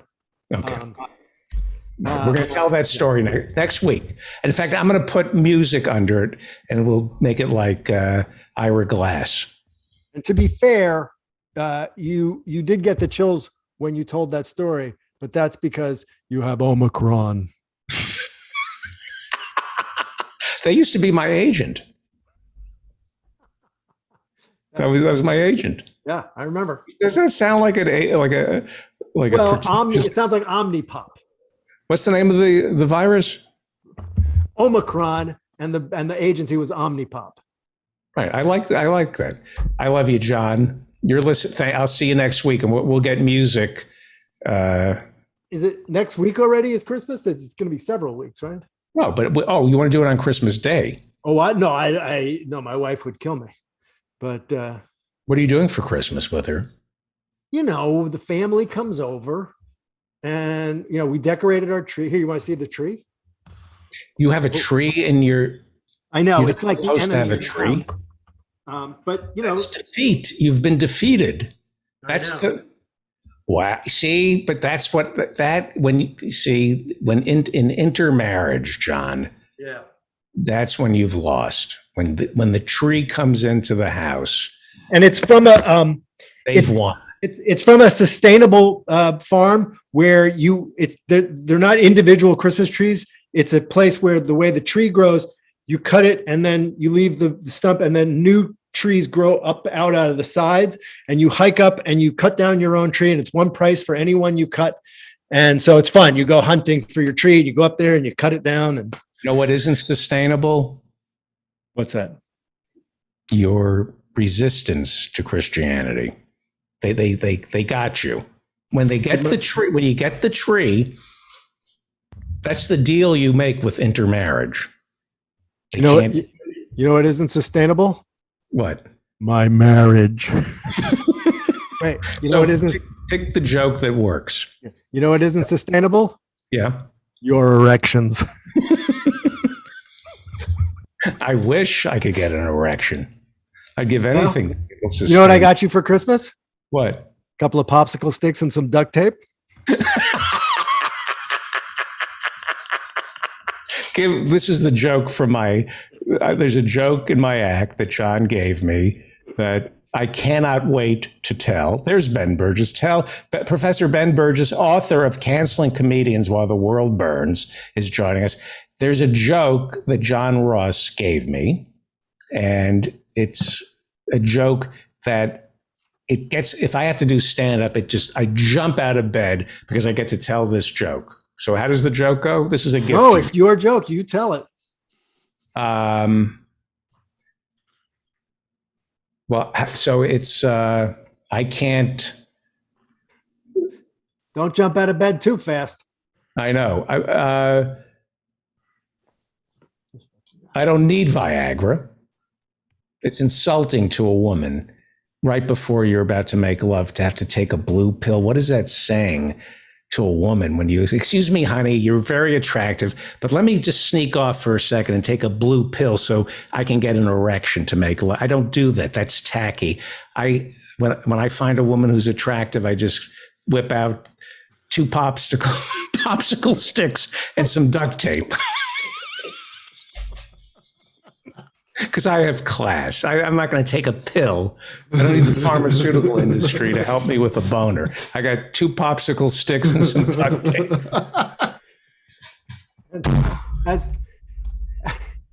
I made it my own. You gave me the joke, but I made it my own. You made it your It's own. a great joke. And now, as the great Bobby Bitter said to the Pope, follow that motherfucker. Yeah. I love you, John. Next week, we'll tell the story of your father. Very John good. Ross. Bye-bye.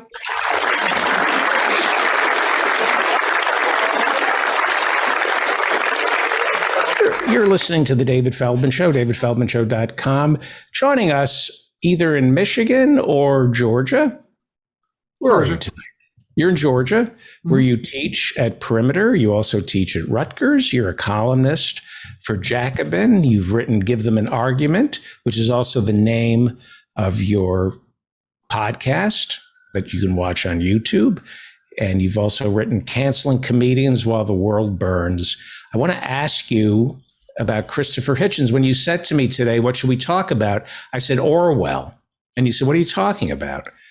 And I thought, didn't he write a book on, he wrote a book on Christopher Hitchens. What is the difference between Christopher Hitchens and George Orwell? Why did I confuse the two? Well, Hitchens wrote about Orwell. And by the way, I should say, I'm not teaching at Perimeter right this second. I might teach a class there soon, but anyway, yeah. So Hitchens wrote a book called Orwell. The subtitle, a little bit of it is a nod to that book. It's called Why Orwell Matters. And the difference between them, probably a lot of differences. What is the name of your book? Christopher Hitchens, What He Got Right, How He Went Wrong, and Why He Still Matters. Okay. So it's kind of rooted in the Orwell book. Yeah, like I said, part of the title is a reference to the Orwell book. Right. Go ahead. Yeah, so just off the top of my head, I think that obviously Orwell was a novelist, which Hitchens was not. He hung out with a lot of novelists, people like Julian Barnes and Martin Amis, and he said it made them realize that he couldn't do what they did. He wrote essays, but he never tried to do that.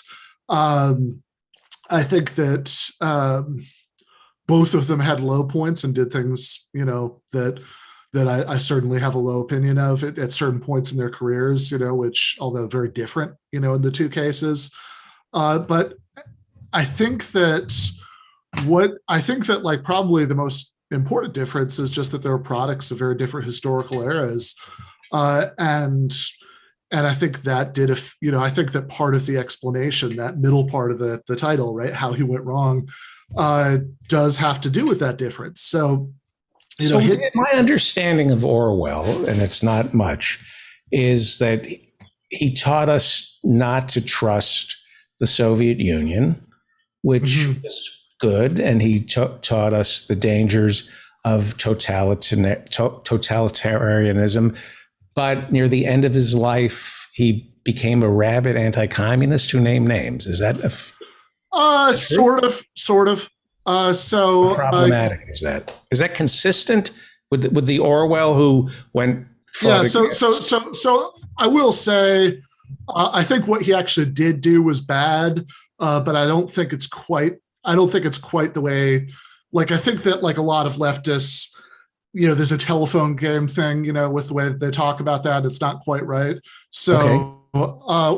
Which is not to say that the real version is great, but it's not quite that, right? So because when you say name names, right, what that suggests is something like the House Un-American Activities Committee, where you go there and you tell people who's a red, and and then they're called before the committee, and and if they don't cooperate, God knows, right? You end up like Dalton Trumbo going to jail for contempt of court, or you at the very least end up getting blacklisted from your job, and that's not actually what was the case here.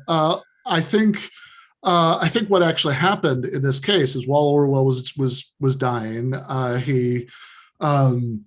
there was some sort of project that, like the British version of the State Department, I might be getting this very slightly wrong, but I think this is at least about right, was doing, where they were trying to find writers to, to counter, Soviet influence. And so, somebody who's working on this asked him for advice about who would be good for the project. He, and I think at that point, he was trying to remember, and he mentioned, like, he had like a private diary that he asked somebody to go get for him. He said, okay, here's some people who I don't think would be appropriate, because I think they're fellow travelers. So I don't think you should ask them to participate in that.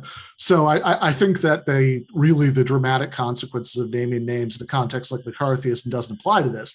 Where you can criticize him, and I think you should, is the fact that he's somebody who had a political position about the Cold War such that he would have been asked that question in the first place, right? Like, in other words, this is what I was saying about the dramatically different historical periods, that they both went wrong in one way or another, but I think in interestingly different ways, right? So I think that the way that Orwell went wrong by that point in his career, I mean, he never became a right winger. He was very much a supporter of the Labor Party in the era when the Labor Party was actually at its most radical. He was doing things like nationalizing the coal mines and creating the NHS. So he was, a much more moderate socialist than he'd been in the 30s, but still definitely a socialist. He was sufficiently afraid of the Soviet Union that even though he did have a few places where he sort of said we need something like what would ultimately become the EU to balance out American power, still he was willing to sort of throw in his lot, with the United States, because he was so concerned. I think in a really exaggerated way, about the Soviet Union, winning the Cold War, And I think that was a bad mistake, right? I think if you look at things that happened since Orwell died, I think Noam Chomsky always got it right when he said that the Soviet Union was a regional gangster, but the United States was a global gangster. That right. That like within the Soviet sphere of influence in Eastern Europe, it would sometimes do things like sending the troops to crush local governments that had gotten too independent or introduce certain democratic reforms, but they really had no aspirations beyond anything but that sort of buffer zone in Eastern Europe, to protect themselves against what they saw as Western imperialist encirclement. That was like Stalin and his successors, what they thought they'd learned from World War II. Talk to me, if you could. This is really interesting. I can't wait to read your book. I haven't gotten to it yet. The moral arc of the leftist universe, because Orwell, you say, was a socialist, or at least a supporter of the Yeah, definitely. I mean, what changes? Is the Spanish Civil War, does that sort people out? What happens at the Spanish? Ethan Hirschenfeld is early. Sure. It's distracting me, so I'm going to turn this very far. Yeah, sure. He's in Red Notice, by the way. But yeah. So I think that the Spanish Civil War is an important part of the story with Orwell.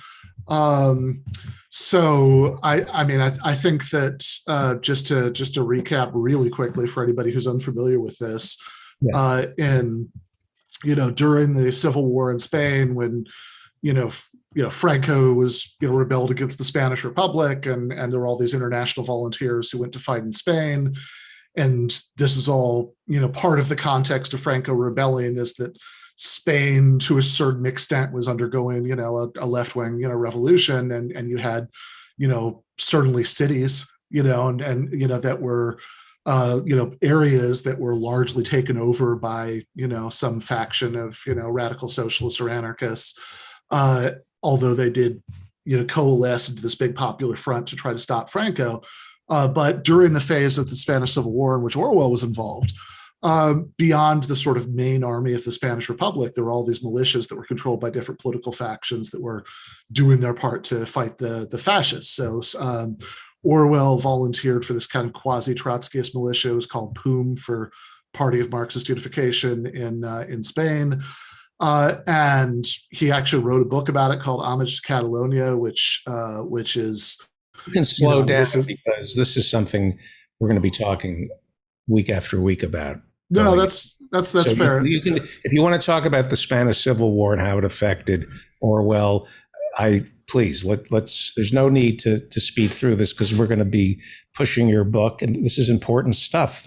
Sure. So let's do not try to do anything but Orwell today, and then maybe like have a little preview of how it might relate to Hitchens at the end. But yeah. So Orwell wrote this book called Homage to Catalonia, and this clearly, the point at which Orwell writes this book is Orwell at his most radical. It's this, ode to how, in this region of Spain, where, they, it was run, by, anarchists and Marxists and, and all of that. And, workers had taken over, all of these businesses and he's even pretty cavalier. In fact, even Christopher Hitchens, as much as Hitchens hated religion, says that Orwell was too cavalier about this, about the sort of way they'd like burn churches and in some cases, who said Mother Teresa should, was burning in hell. He offended Hitchens?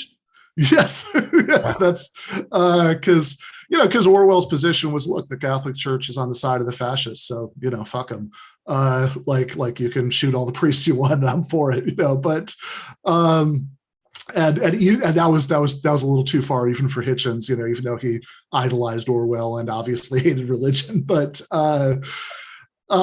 yeah, so this is like Orwell, his most flamingly revolutionary. His position in the book is that you could only stop fascism by having a socialist revolution. If you stop short of that, you're just going to be letting fascism back in the back door anyway.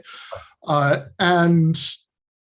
of course, this was very far from the position of the Soviet Union, the Communist Party of Spain, etc. Right? That those forces thought that people like the POUM, this kind of semi-Trotskyist, militia that Orwell was part of, people like the anarchist militias in Spain, etc. They thought that these guys were like wreckers, that they were trying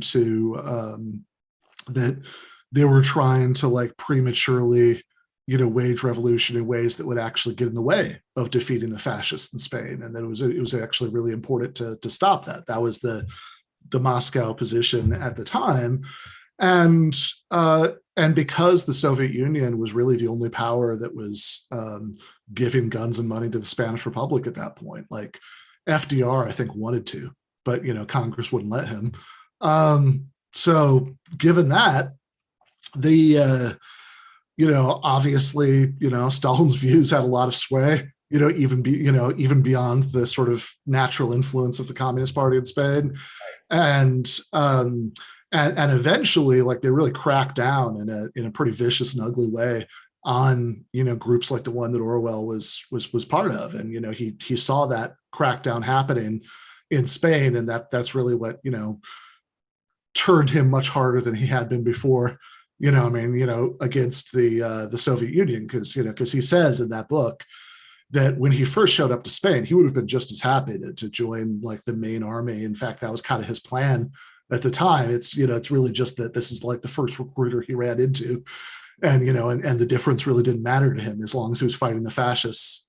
He was good, but seeing the way that they were really bringing like what would become the KGB, back then it was called the GPU, into Spain, and killing people at at the sort of final stage of this crackdown, and really viciously cracking down on it, really convinced him. That was like the first big, I don't want to oversimplify his trajectory here, but my impression is that that's like what really convinced him that the Soviet Union was bad news to a much greater extent than he might have thought before.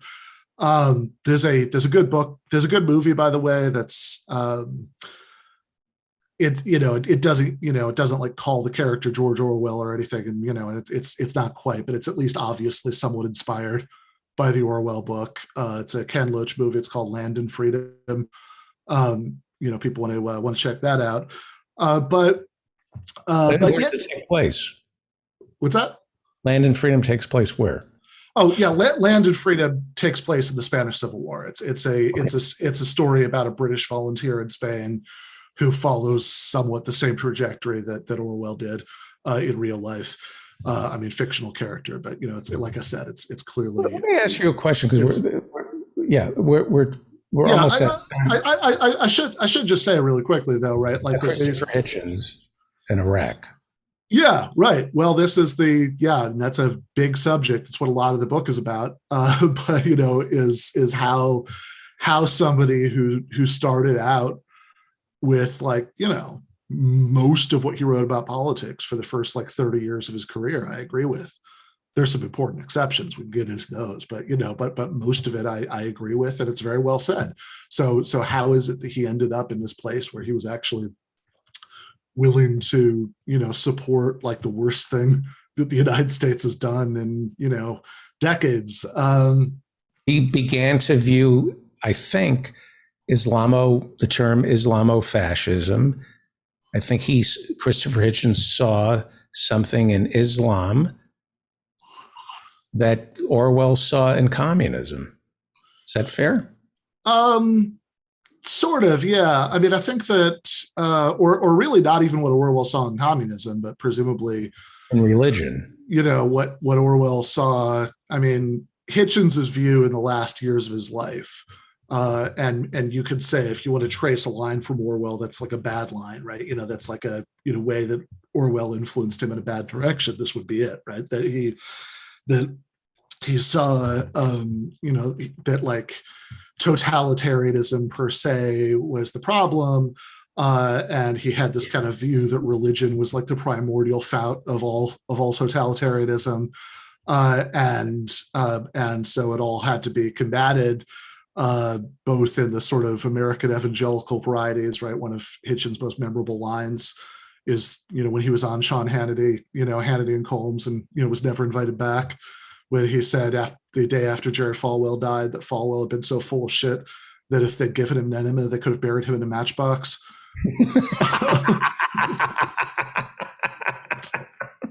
We're going to continue on this. I don't mean to. Sure.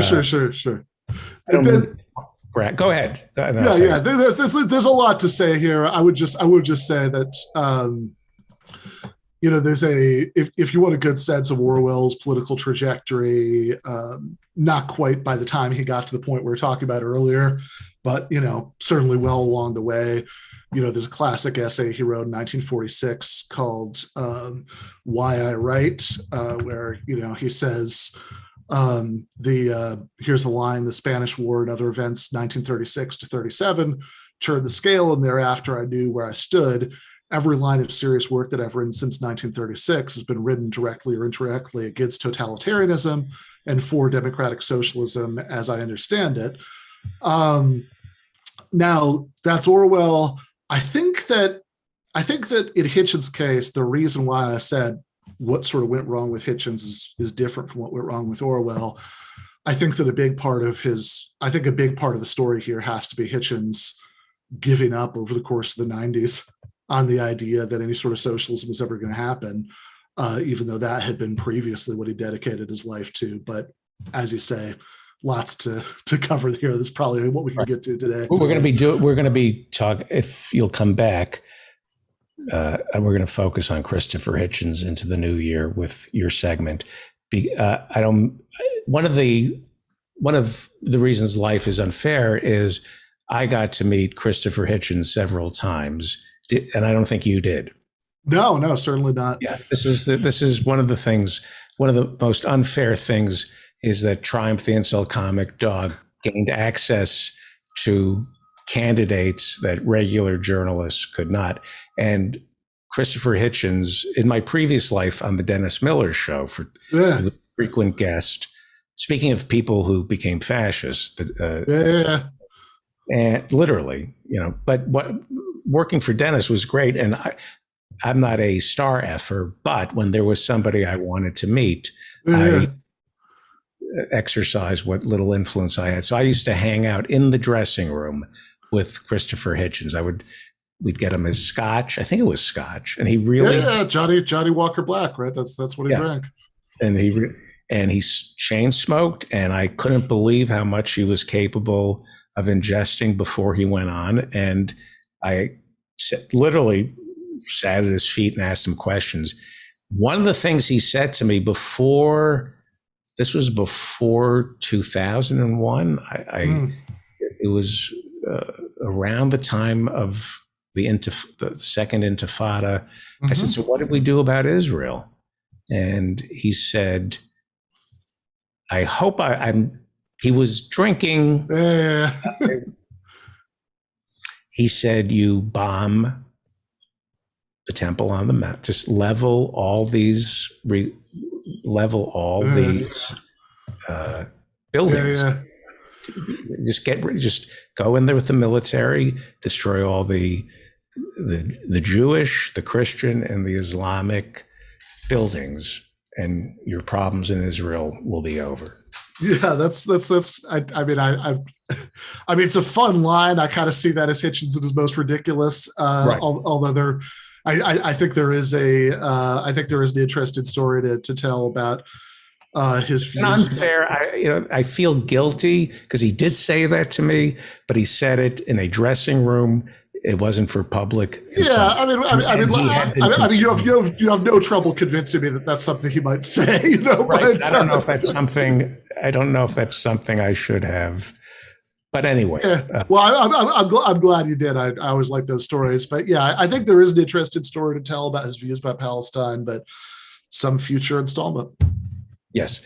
Ben Burgess, the name of the book is Christopher Hitchens, What He Got Right, How He Went Wrong, Why He Still Matters. Hold that up because I'm about to buy it.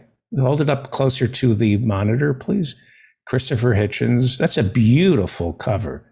Yeah, all credit to What He Got Right. Hang on for one. Let me plug this because I'm about to buy it, and I'm not hinting that you should send it to me like you did every other book you've written. We'll send it to you if you want. But yes. I'll buy it. No. Christopher Hitchens, What He Got Right, How He Went Wrong, and Why It Still Matters by Ben Burgess. Buy this book. I haven't read it. I can't endorse it. I haven't read it. But I can tell you to buy Canceling Comedians While the World Burns, as well as Give Them an Argument. And I can also tell you to listen to Give Them an Argument. It is state of the art on every level. And I can tell Professor Ben Burgess, do you want Catherine Liu's phone number for orders? Sure. Yeah. No, I think it'd be fun to talk to Catherine Liu. She is amazing. We should have proof. Thank you. I hope to see you next week. Professor. All right, comedian. Thank you. I see Dr. Philip Hirschenfeld, who was missing, and we have Ethan. You're listening to The David Feldman Show. Follow me on Twitter, friend me on Facebook. When we come back, we will be joined by the Hirschenfelds. Hello.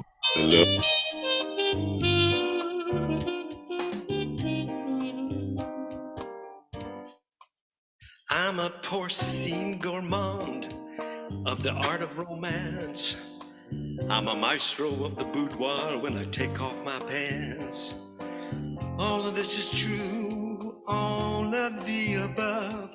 I wouldn't lie to you, 'cause I'm a pig for love. Pig for love. My appetite's rapacious, but my capacity is dim. I seem so audacious, some call me Gentleman Jim. When all is said and done, and a push comes to shove, I'm second to none, 'cause I'm a pig for love. He's a pig for love.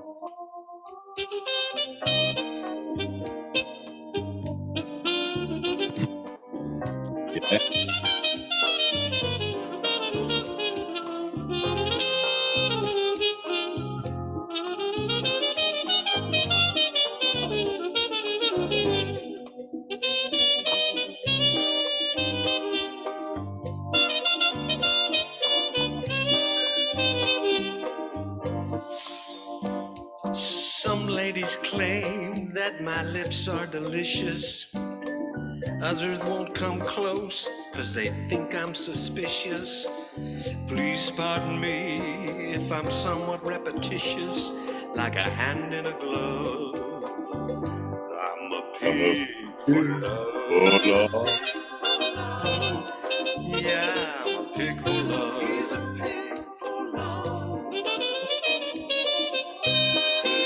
for love. He's a pig for love.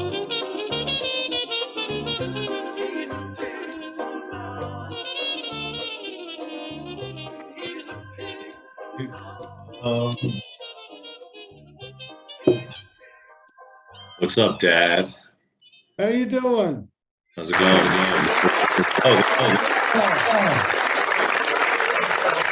Welcome back. You're listening to The David Feldman Show, davidfeldmanshow.com. Were you singing? There's Ethan Hirschenfeld. Can you turn your video on, or do I have to turn you on? You should record. You should record with Professor Mike Steinel. I would love to. That would make a great. Now, joining us, let me give you, gentlemen, a proper introduction. Dr. Philip Hirschenfeld is a Freudian psychoanalyst. Ethan Hirschenfeld is a comedian. Hello. And are you about to go on, sir? No, I just finished shooting. I was shooting an episode today of a TV show. I had a gig. It's this CBS show called Bull. Yeah. So where are you? I'm in the dressing room at the studio. The studio's out in Ridgewood, which is like on the border of Queens and Brooklyn. And that's where all their sets are and the dressing rooms. So we shot today and I just finished. It timed out perfectly and they have very good Wi-Fi. Are you wet? I'm a bit schwitzed. I get schwitzed because I get excited to see you and to see the doctor. I'm schwitzing. Maybe I should, yeah. No, because you know what? The heat is on. They don't care about, this was something my dad had in common with Jimmy Carter back in the day. He was all about keep the house like 66, 68, and put on a sweater. Like, what are we doing here? We're still just burning all of this fossil fuel. It's insane. We don't need it. Meanwhile, I have a sweatshirt on. That's not smart. But, yeah. Right. Do you remember my harangue, my constant harangue? Turn off the lights. Yeah. You're making. You said, like we were supporting Saudis rich. Yeah, you're making the Saudis rich. That was his mantra. Yeah. Right. Dr. Hirschenfeld, earlier in the show, I came up with a subtitle, a log line for my show, America's Grandpa, that I think that I should call myself America's Grandpa because I am not responsible for my opinions. Yeah. I can tell people how to behave, how to raise. I think grandparenting, what role does a grandparent play in human development? There is a carelessness that comes with being a grandparent because you can opine and say things, and then the parents, if everybody's alive, the parents can serve as moderators of what information is being handed down from grandpa. How important are grandparents in the development of a child?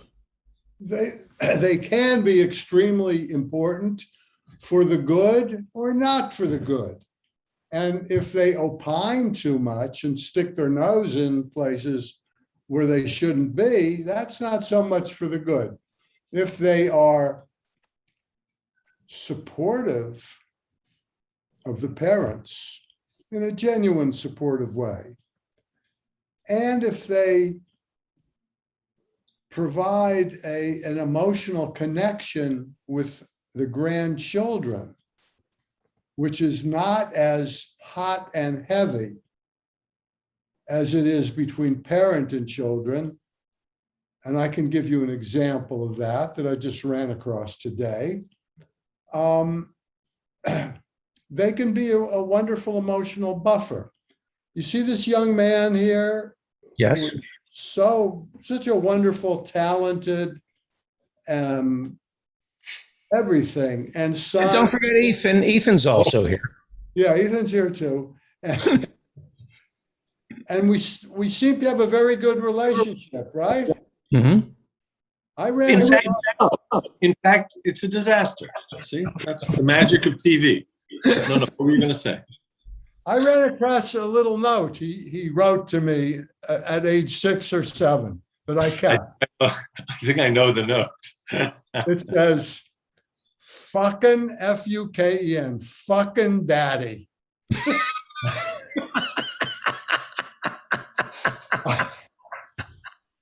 I hope you live a disgusting life.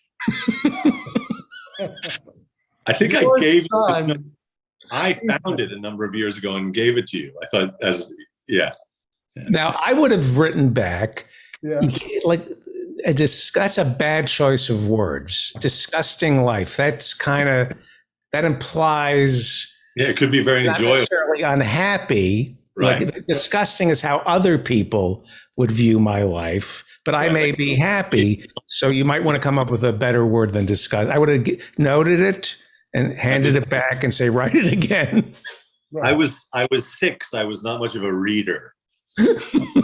Or a writer, for that matter. Well, you got to read first before you can write. Right. Yeah. I also wanted to point out, by the way, if I never apologized for handing you that note, I still don't. No, I'm kidding. No, I didn't apologize. I am sure I deserved it. I've no Please accept doubt. I've no Please doubt that I deserved it. Okay. Wow.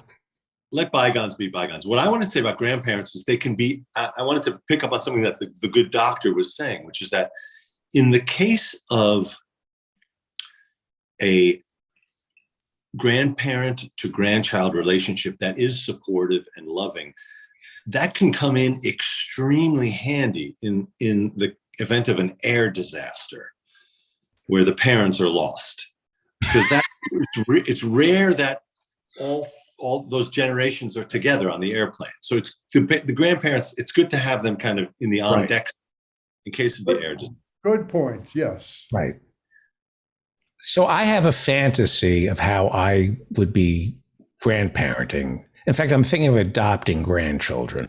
I'm Okay. thinking of just going out and getting grandchildren without having to go through my kids as intermediaries, because I'm not sure they would allow me to grandparent. I think I would make a great grandparent because I would sit at the head of the table and pass judgment on everybody and tell everybody what they're doing wrong and how they have to think and how they have to behave. But I would do it over the top, so I would lose all credibility, but there would still be a germ of truth in what I'm saying, so that on the ride home, my kids could say to my grandkids, Grandpa, he's out of his mind, but he was right about Nixon.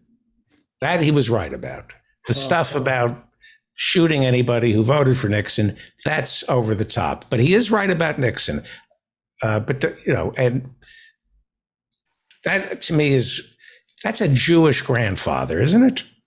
I think you should be kept away from anyone under 25. How about Isn't that? that basically a Jewish grandfather? Because my grandparents were immigrants, and I didn't really get that. Some. My father's father had one of my great memories of him. He had a beautiful Chrysler.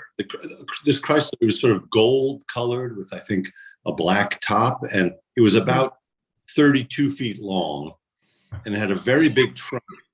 And you'd put the key in the back where there was like an eagle. There was sort of a logo of an eagle, and that was the trunk.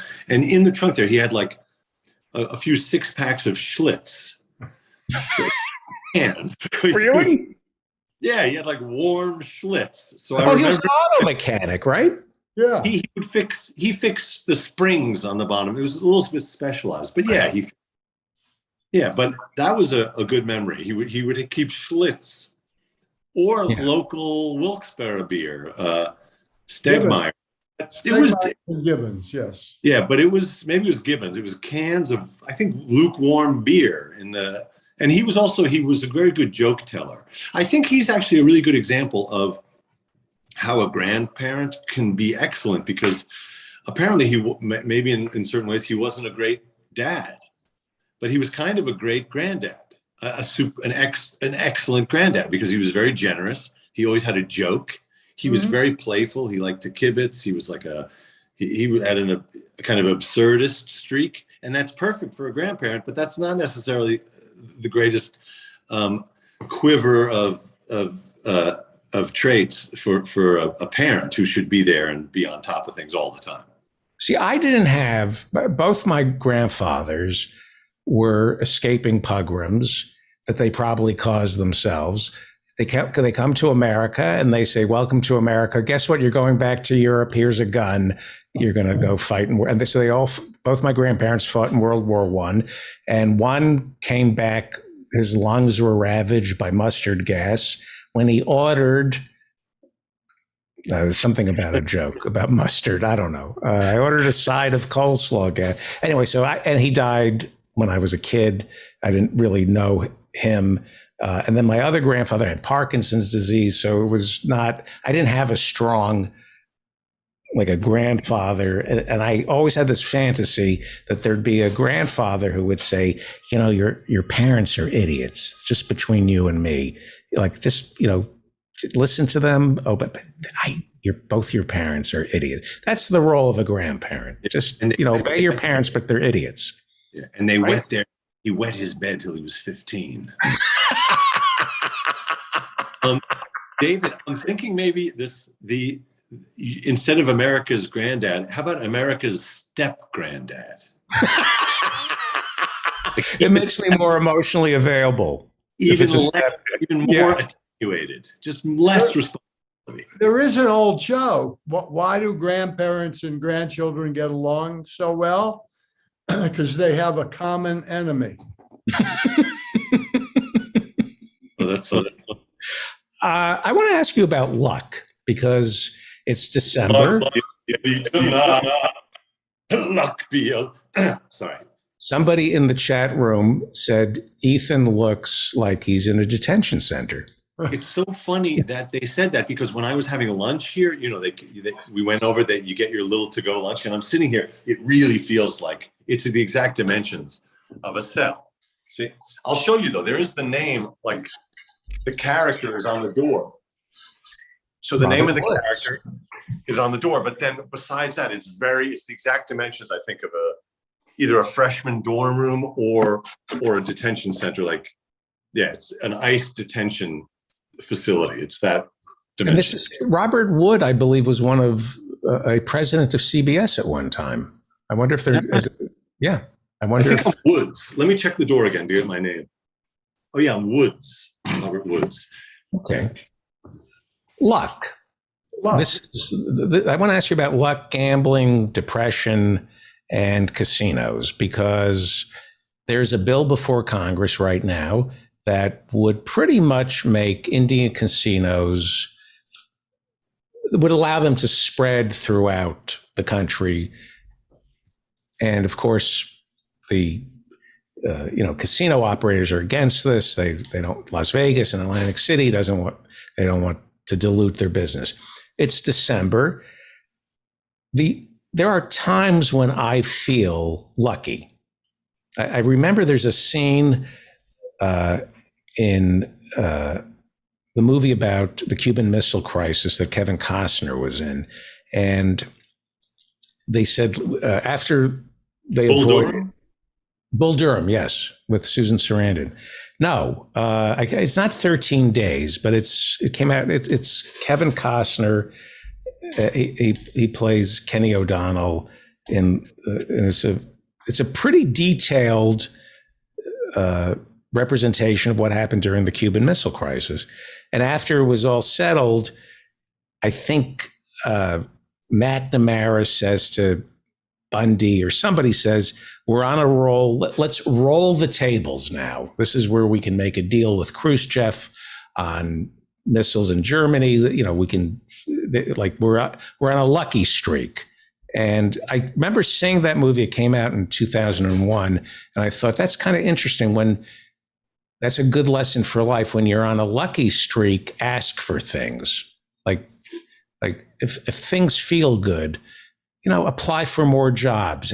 Call up comedy club owners and ask for work. Ask for things when you feel lucky. Mhm. That's how I view that there are strings of luck.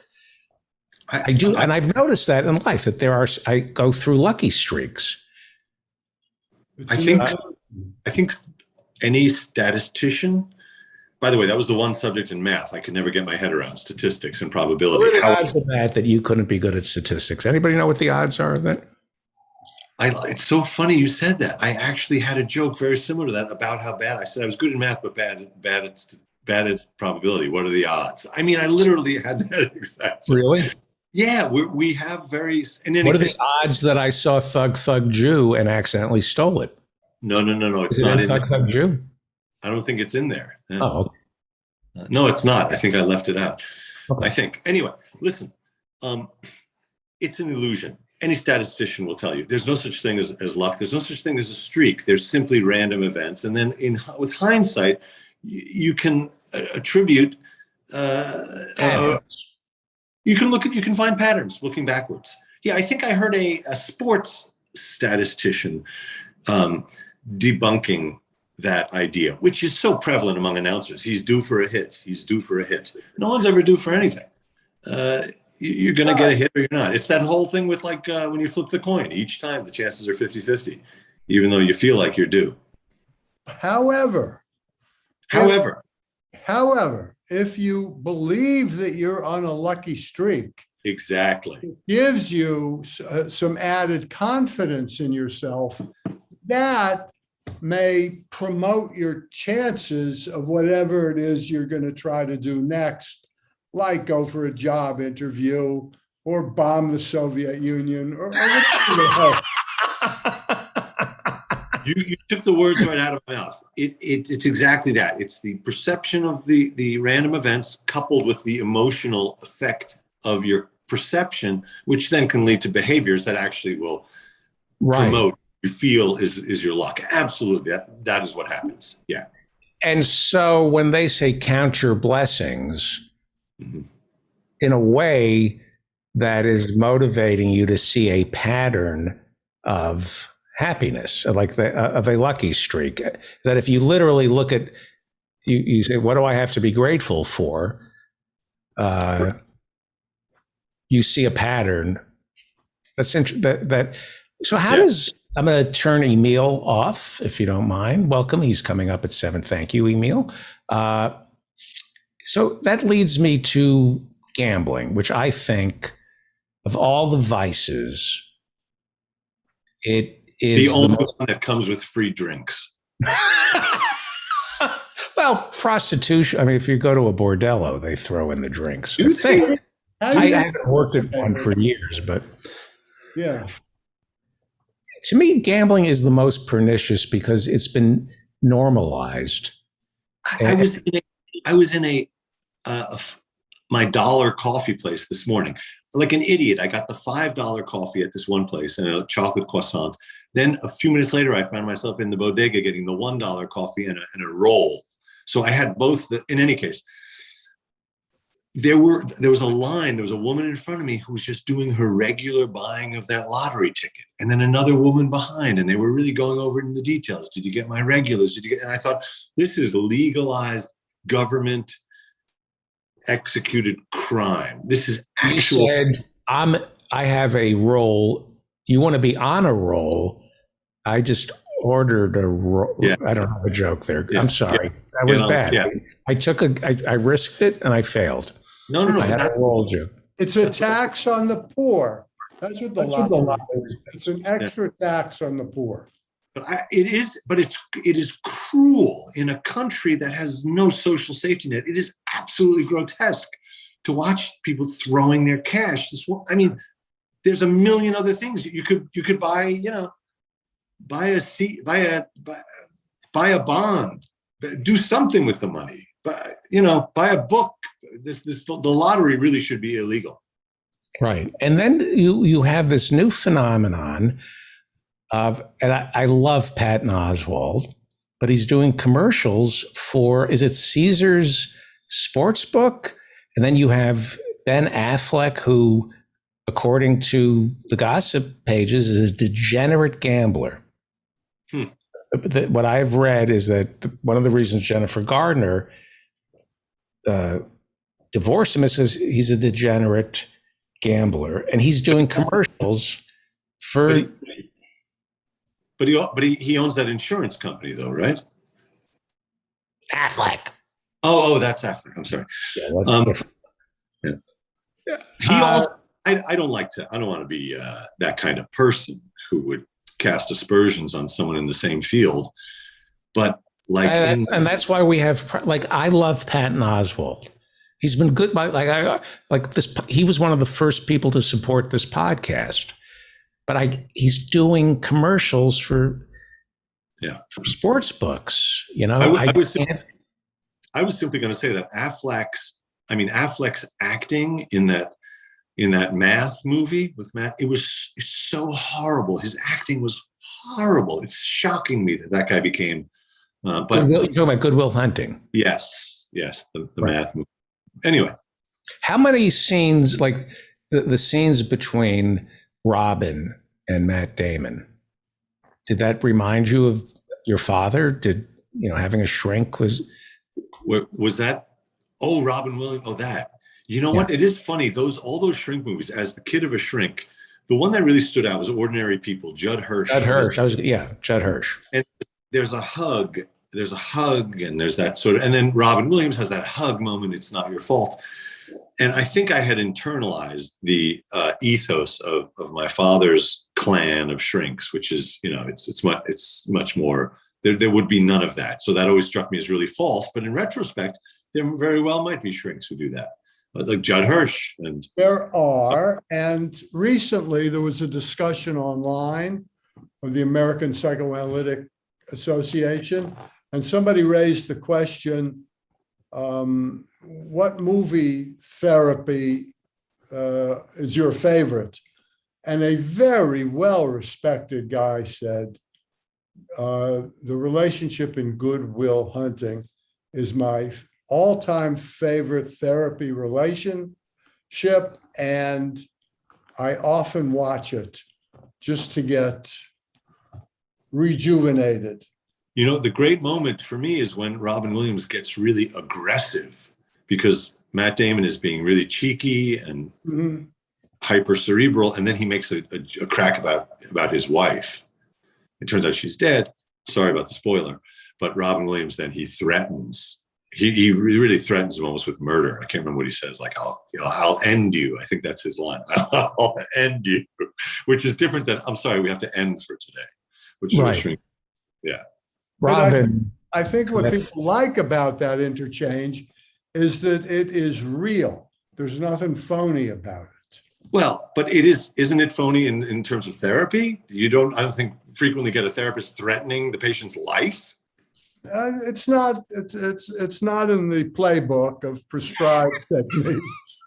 But have you threatened your patient? Are you telling us here that did you threaten a patient today? What are you saying? I don't often get viscerally angry at a patient, but I once did many, many years ago of someone who was in a certain situation, a very nice, thoughtful person, and somebody shows up with a gun. Oh, and this person confronts the person with the gun. And I yelled at her, probably because it scared me. And I yelled at her, guns are not the business of doctors. Guns are the business of cops. So stay the fuck away from people with guns. Oh, somebody brought a gun into a certain situation. And the shrink thought she could deal with somebody holding a gun. Yeah. And then it's ironic that in getting angry at her, you then pulled your gun on her. Two wrongs, two Lugers. Robin Williams, I will wrap it up, but it's interesting about Robin. He did something, and he didn't always succeed at it, but he was willing to risk mawkish sentimentality, which is, like Chaplin, and it takes real courage to be willing to fall into mawkish sentimentality, because most of the time you're going to fail at it, but when you succeed, and that I always feel lucky that I came out of the San Francisco comedy community, because it was Robin's community. He kind of, you just wanted to, whatever. He just had, and it was okay. It was okay to fail. The thing about failure is nobody sees when you fail. Nobody sees it. If you make a bad movie, if you write a bad television script, the beauty of failure is nobody sees it. So you can fail. If you make something that's horrible, you write a bad song, nobody's going to hear it. So write it. Go ahead. I interrupted you. I'm sorry. No, I was simply going to put it in the comments. Dead Poets Society. I think the high point of that whole, what you're talking about, it's so moving and so beautiful and so heartfelt, and in a way you could say over the top, but it's just absolutely beautiful. Right. Yeah. That was a friend of my father's named Bob used to say to me, "What are you afraid of? If you fail, nobody's going to see it." I like it. Then again, if you're a comedian and you have a spot on the Tonight Show, they're going to see it. There's but never again. Never again. They're never going to see me again. Anyway, Dr. Hirschenfeld. Wait. I would like to second Dr. Burgess's recommendation of Homage to Catalonia. It's an amazing book. And Orwell was an amazing human being. And we're going to get him on the show to promote his book. Get him on the show, yes. We will. Thank you, Dr. Hirschenfeld. Are there any charities? This is the season. Are there any you don't have to, I don't want to put you on the spot. PETA. This is a PETA t-shirt sent to me by a friend. It says, "Si no es tu mamá, no es tu leche." If it's not your mother, it's not your milk. So it's a vegan, it's promoting veganism. It's very cute. PETA. Even if you're not vegan, to aspire to it and to do that a few days a week, you're helping a lot. So PETA. Okay. Next week, Dr. Hirschenfeld, if you can think of a charity that you want to promote. The David Feldman Show. Well said. Thank you. Thank you. Thank you very much. Thank you. Nobody here is making $1 million a year. The highest we pay our digital vice president is $750,000 a year. And then we have a woman who's in charge of our membership drives. She gets $1 million. I'm kidding. You're listening to the David Feldman Show. David Feldman. It would be great if this show were, anyway. Dan, do you want to do community billboard? I have Emil here. I lost track of everything today. I have Emil here. Hello, Emil. Good to see you. I always get inspired by the Hirschenfelds. You're talking about gambling. And I must confess I was, for a period, a degenerate gambler. Now you're just a degenerate. Well, that is sort of like the word that sort of goes with gambler when people want to either brag or admit that they were gambling. It's a word that just often comes up associated with gambling. And I just think that, it's easy to put down gambling. It's hard. But if you have been in the throes of the gambling, it's really an addiction, right? I mean, you just feel it. And after a while, you don't even care if you win. You just want to throw your money out there because you want to be in action, right? You feel charged by the possibility, David, that anything can happen, that you can be, that this $5 or however much you're betting could go on a 10-1 or a 15-1. I was on horses. This is before I met my wife. Because this is true. I'm not. I must hang on. No, this is before. My wife saved me. My wife saved me, and I was only. Dan? No. No, Dan used to be on. No, Dan was under horses. He was under horses. David, I'm going to make it to the end tonight. So no. What I'd like to do is let's do community billboard with because we're only. We'll do it with Emil. Okay. Yeah, I like the community. Yeah. Joe in Norway.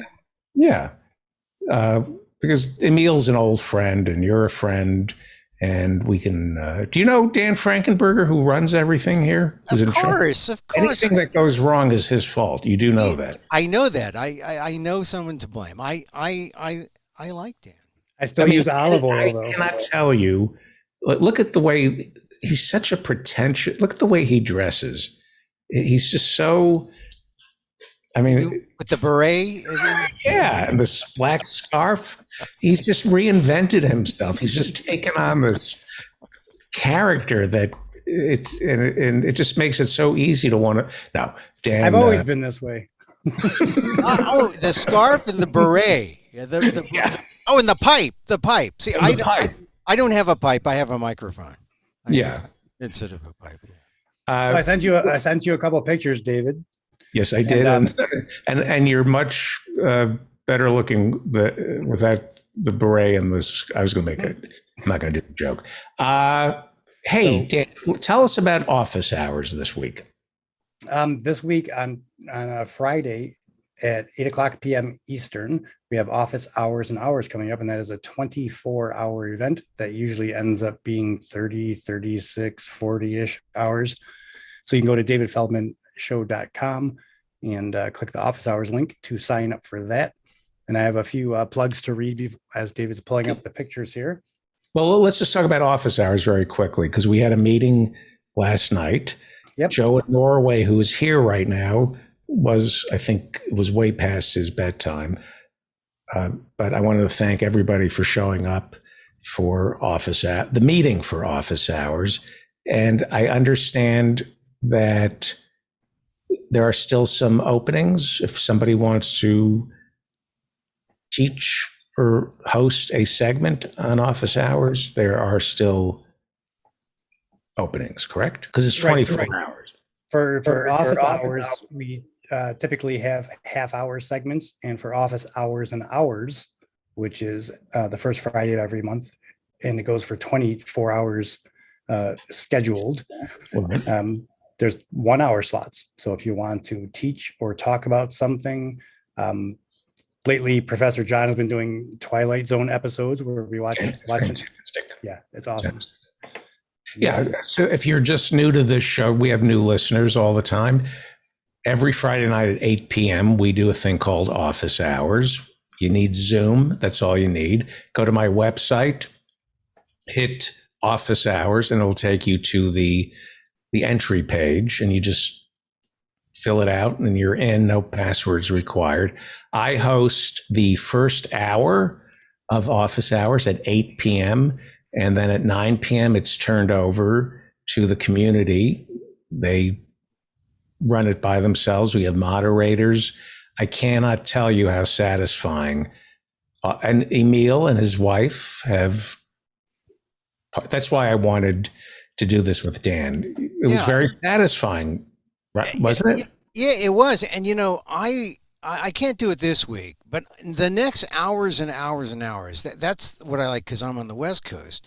But I'm going to try some. I'm going to justify my meditation without you telling me that I'm actually doing something Immoral. Yeah, some kind of Narcissistic. autoeroticism or something.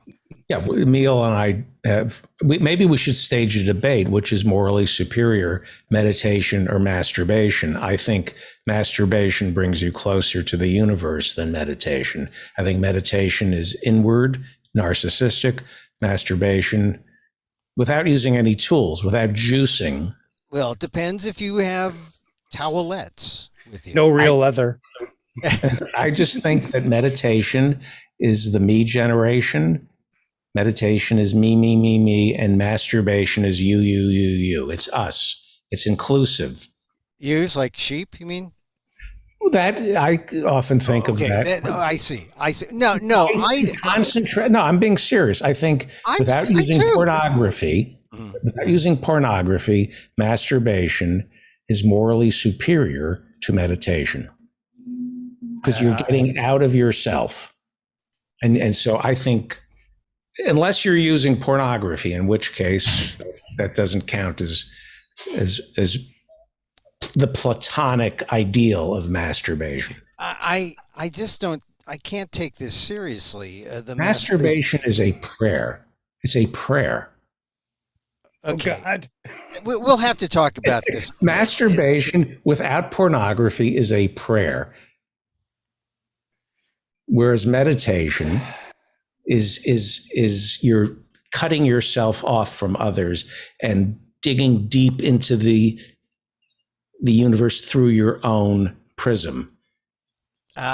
It's immoral meditation. I would have thought that if I hadn't studied, but the end result of you don't have to study. Dan, here, see, professional managerial class. You're getting something out of yourself. That's it's professional manager. You got to study. You're digging deep in yourself. End result. Mr. Harvard. No, David. Reverend off. Hang on, let me turn the Reverend off. He shouldn't hear this. The end result is that what you are universal. That you're one with all, and you are. Did you go to Harvard? Who? You. Yes, I did. You are part of the professional managerial class, and you have to study to get close to God. No. I'm the buffer between you and God. Here, take my course so you can get closer to God by learning meditation. No, I'm telling you, folks, if you didn't go to Harvard, it's not the course. Masturbation. That's the close. Are you certified in masturbation, David? Are you certified? Are you certified in masturbation? Because then if without certification, you have no. There you go. You have no standing. This is typical of the professional managerial class, the confiscation of trade. You take something that's pure and natural, right, like masturbation, and you add layers of bureaucracy and red tape onto it so you can get your cut.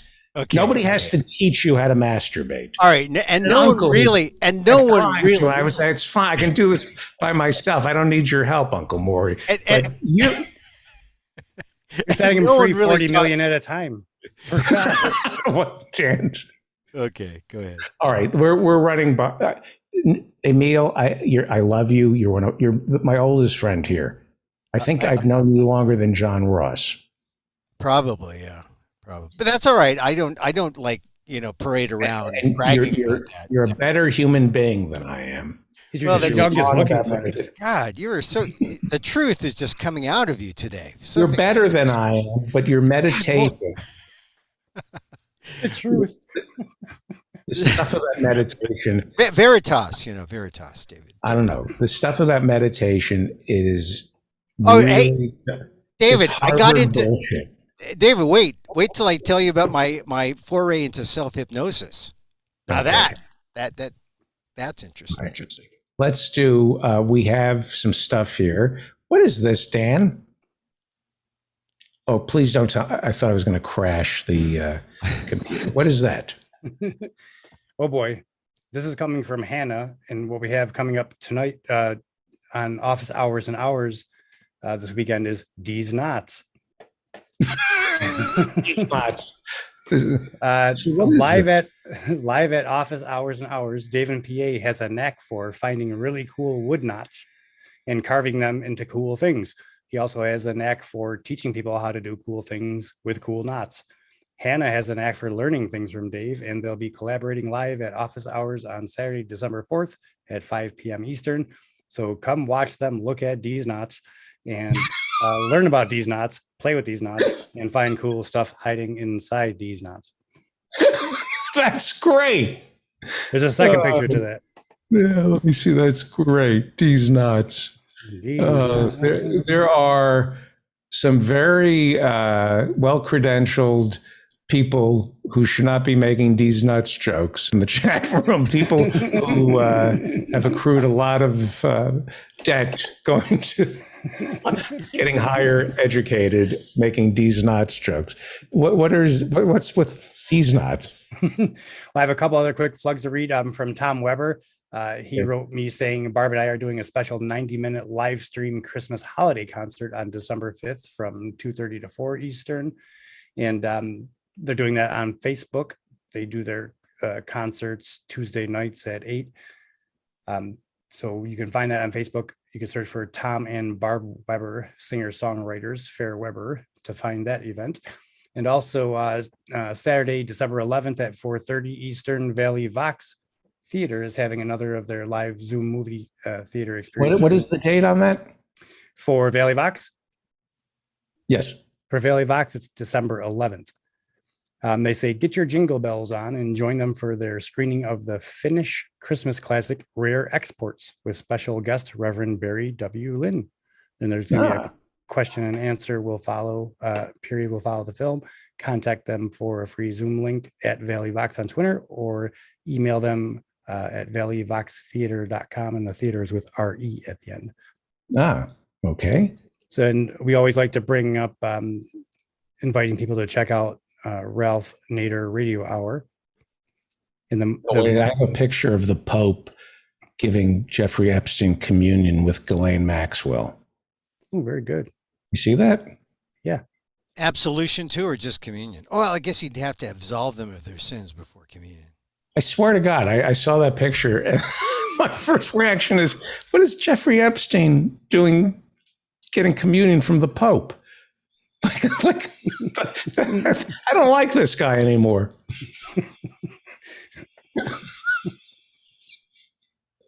Okay, what else is going on? That's all I got. With the Ralph Nader Radio Hour, I just want to remind everyone that we're pushing people to check out the Congress Club. Check out the Congress Club. Yes. And if people want to promote something from the community, how do they do that? You can send me an email at dentfeldman@gmail.com and I'll get it up there on the show. Thank you. Dan Frankenberger, nothing gets done here without you. I appreciate it. So long. So long. I'll see. We'll talk. Let's meet at 7:30 tomorrow before office hours starts. Is that okay? I'm in. Okay, because there's stuff we have to. Yep. Okay. Thank you, Dan. Dan Frankenberger. Emil joins us. Let me alert the affiliates that we're running. I think what we're going to do go 10 minutes behind. Let's finish this up in 20 minutes, Emil. Is that okay? It's fine. That's fine, David. Yeah, we have 20. We'll do 20 minutes, and then we'll bring in the Reverend Barry W. Lynn at 8:10, and we'll be back on schedule. 10 minutes isn't the worst thing. 20 minutes. Let's talk about what you want to talk about. I just want to finish up this thing about gambling because I love that the Hirschenfelds always bring up these ideas that and I didn't realize you hated gambling so much. But here's the thing about gambling. Gambling is about people who have no hope. It gives them hope for just a second. It's most often false hope, long odds. But I learned this from my father, who came from the Philippines in 1928, no money, he comes to America for the Depression. you know, he saw gambling to him was his way out of whatever his predicament, and his predicament was really vast and discriminatory. You know, by what America did to those Filipinos who came over in the 20s. So I think I was able to resist for a long time, but every now and then you sort of get into that the excitement of it, and then it's not the hope, but it's just the excitement, and then you don't even care if you win or lose. You're just like throwing money in a hole, and it's sick. It's a sickness, and a lot of smart people get into it. Yeah, And, there I go. and then they have to pull themselves out. Either it's cards, or it's it's the poker thing came up and everyone got into poker. Horses.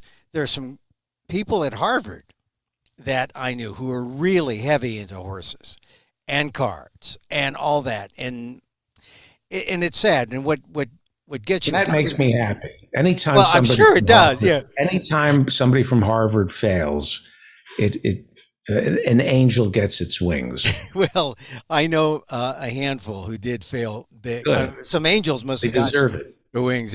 Yeah. So anyway, so gambling. But look, the thing I want to talk about is Well, the news this week has just been. well, hang on. Let me just say something about gambling. Yeah. 1/3 of gamblers, they say, there have been studies, 1/3 of gamblers end up having to commit crimes. Well, That the pattern is, and the suggestion is that gambling creates crime because you're broke, so you have to commit crimes. It is not a net plus. When the government,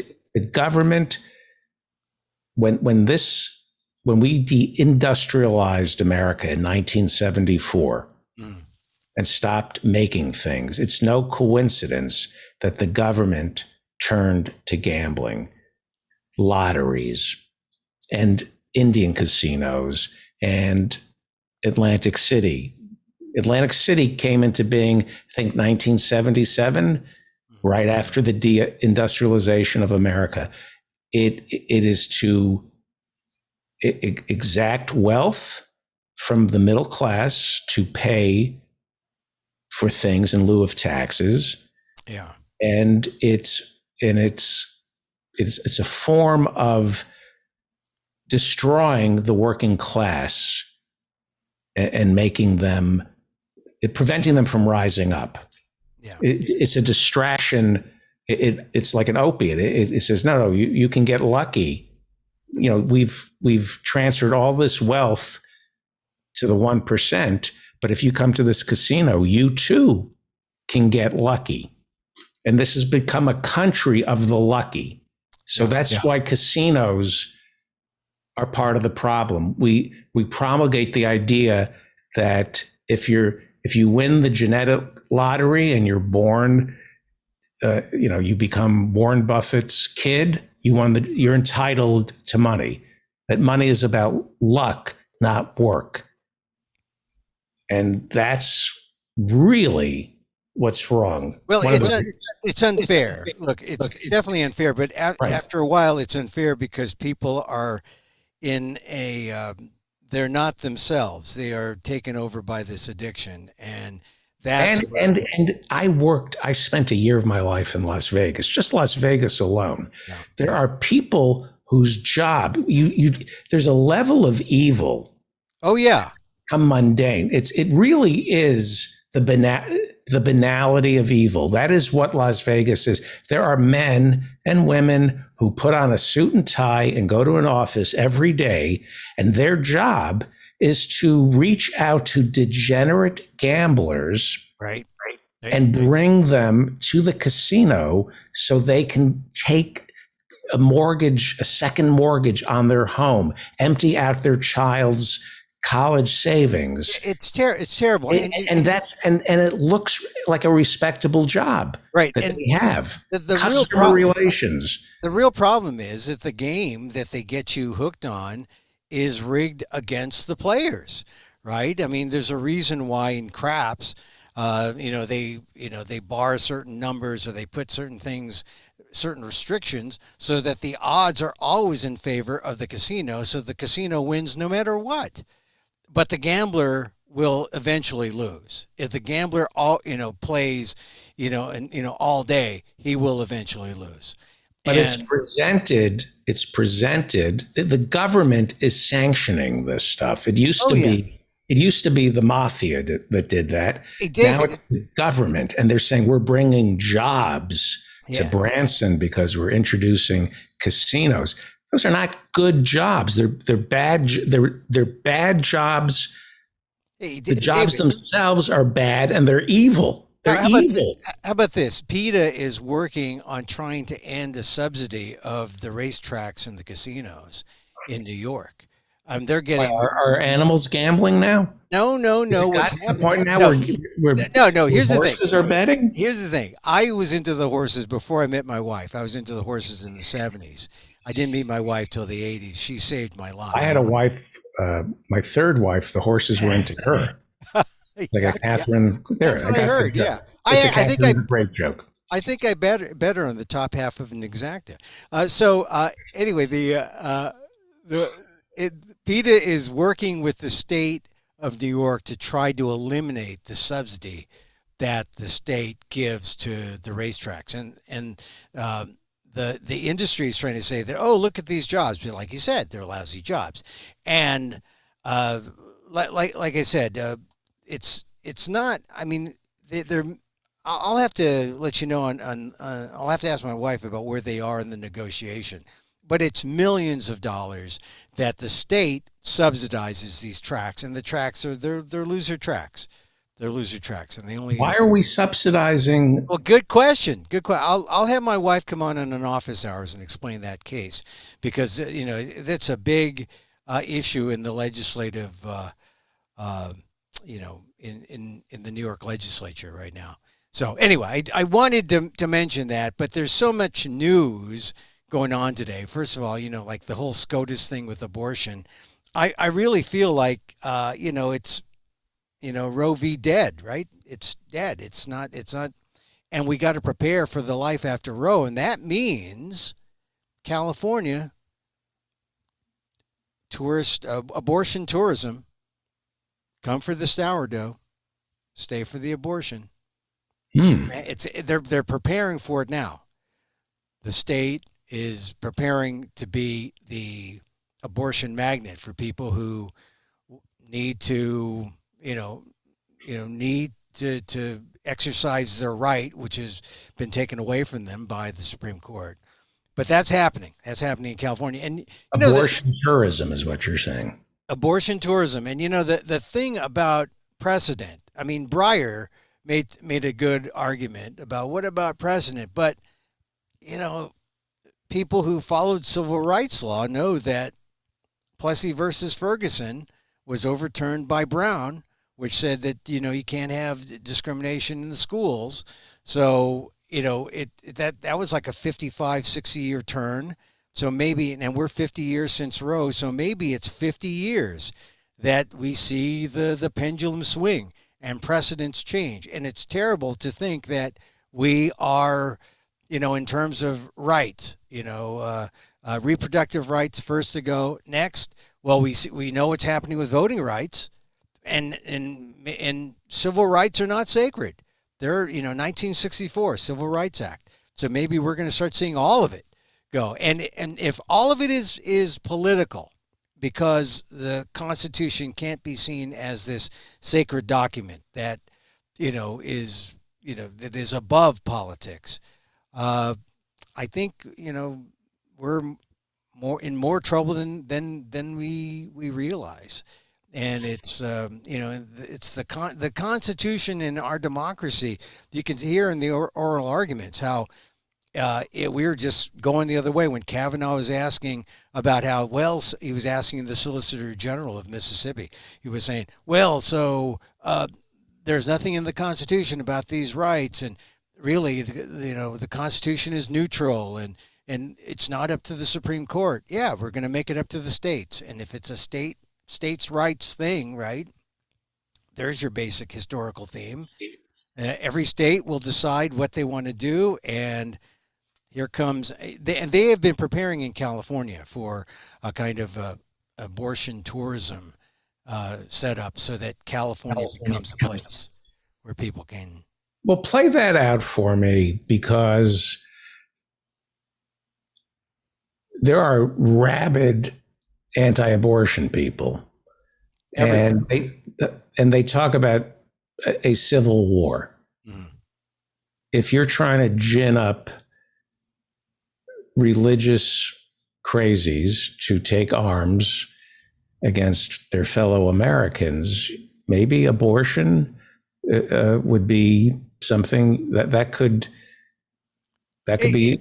It could, but like invading California, you could get an army of Texans to go to war with California over the sanctity, to kill Californians because life is sacred. Well, you have that law too in Texas that says if you're a Texan who goes outside to get an abortion, you can sue. So who knows what's going to happen? It's going to be crazy. We're going to, that bounty. It's. I don't want to think about that, but here's something. This for 1 second. Let me process this for a second, because you said something profound and disturbing, that California is, if they overturn Roe v. Wade, it's left to the states, correct? Right, correct. And so we will know the red states from the blue states by their abortion rights. By their abortion rights. And then if you're David Rubenstein, war profiteer from the Carlyle Group, right, who's in the business of selling weapons to countries and police, National Guard, isn't it better to bring the war home? If you're a war profiteer, wouldn't Texas invading California, a holy war, wouldn't that benefit people who have no stake in this country? If you're a venture capitalist, you have no state. It's in your best interest for America to go to war against itself. Look, I just hope it doesn't go that far, but already we seem to be heading that direction when you look at Lauren Boebert's statements about Ilhan Omar, and you see there's no real effective apology. I've always said, if you apologize, you can't say, if I hurt you, I apologize to you.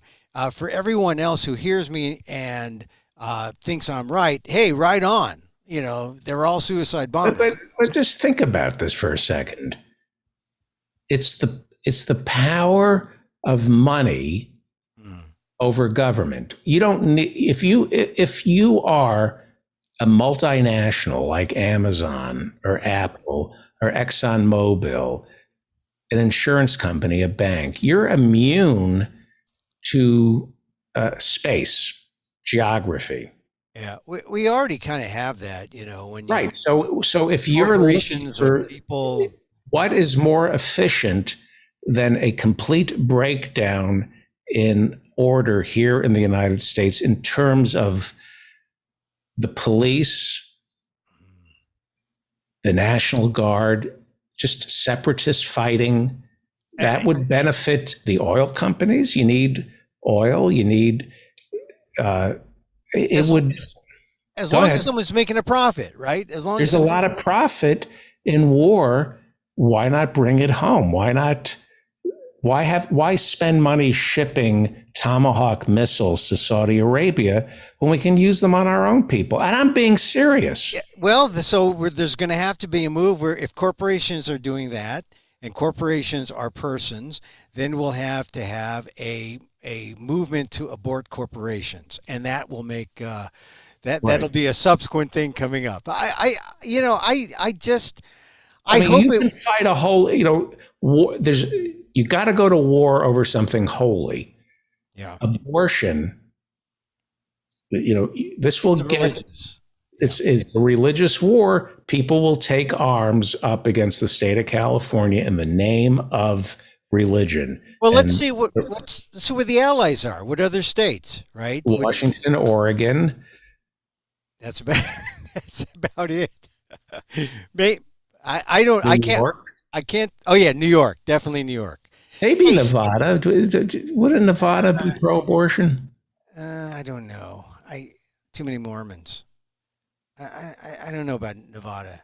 Arizona, you'd think, but no, I don't think so. See, I think it's very limited. Hawaii. Oh, we'll go to the Hawaiian vacation for the abortion. I'm talking about when you look at what the far right is saying. Yeah. They are talking about a holy war. A kind of American jihad, right? Yeah. Yeah. Well, And we laugh about it, but when you look at the people want war just for this. You look at the people who invaded the Capitol on January 6th. They could be talked into anything. exactly. Yeah, they're very, very prone to, like that guy in that FBI video that was released, who was arrested, who he tasered Officer Fanone. He said, this guy Rodriguez, I believe his name was, said, "Hey, Donald Trump needed my help." This is why I'm big on self-hypnosis now, because I understand that seriously, meditation leads me to self-hypnosis, because you understand how prone people are to suggestion. Yes, and the power of that. Because look, you're a comedian, and have you ever performed with hypnotists? yes, and I'm prone to hypnosis. Yeah. See, I've been hypnotized. I believe in hypnosis because there's a lot of myths, like you don't go under, you're totally in control, and we'll have to talk about this another time. But look, Ilhan Omar talked about my people's ability to hypnotize the world. The Jews? Didn't she say the Jews have hypnotized the world? Was it Ilhan Omar? Hey, a big moment in Jewish American history. The first husband there lighting the menorah in the White House. Yeah. Okay. I Look. hope he catches fire. Yeah. Here's one thought. Here's one thought about this holy war that you're talking about. Doug Emhoff, you talking about Doug Emhoff, the Los Angeles lawyer? Right. That guy. That First spouse or whatever. I know you don't like him. I don't have grounds. I don't like what his law firm does. Well, yeah. Well, see, he has that. He's a lawyer. He's a Hollywood lawyer, which means there's a history of anti-labor. Yeah, abuse. That's true. That's true. Hollywood lawyer. Okay, look, a couple things I want to get through. I saw Biden today on this Omicron thing, the Omicron war. You talk about holy war. This is the war we're at. We don't need the made-up holy war that we were just talking about for 15 minutes. We are in a war against COVID. And in his statements this week, he keeps talking about the patriotism and, how it's important to be in this war. I think he needs to sell vaccination as, join the COVID war, but don't go into it without a gun, get vaccinated. That's going to convince the Republicans, because you're talking about the split between right and, the blue and the red states. CNN did an analysis that showed that you have a 50% greater chance of dying if you're in a red state. There's the division. We're already in that war, but people should, we're in the war against the virus. Get your gun, get vaccinated. That's my message when I do my show on the internet, because the only reason why I should do a show on the internet is because I balance out all the anti-vaxxers and all the misinformation folks. I know you don't like to have people who aren't, I don't know. The Reverend's wife. The Reverend's wife should be the only one here talking about. Right. People who know about vaccines and all that. Okay, look, I got a couple other things in the time remaining to talk about. World AIDS Day was this week on Wednesday. And we were both in San Francisco at the time when it was like ravaging our Rolodexes. Can you imagine? Wasn't it called GERD? Weren't they calling it? What was it? They weren't calling it AIDS. They were calling it GERD, right? No, it was AIDS. And December. Not when we knew each other. It was called it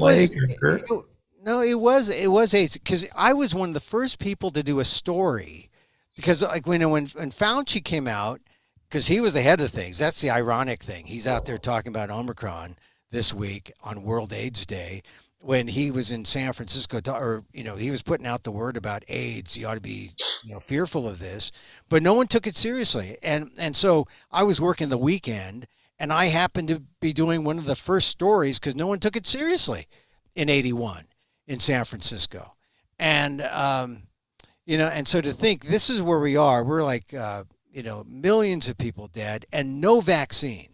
This is on the PETA podcast this week. I talked to an animal or a scientific researcher who works for PETA now. She's a science advisor, and she says why we haven't had a vaccine in all these years. It's because we're using monkeys, which contract monkey AIDS and not human AIDS, and we will not get off that monkey track.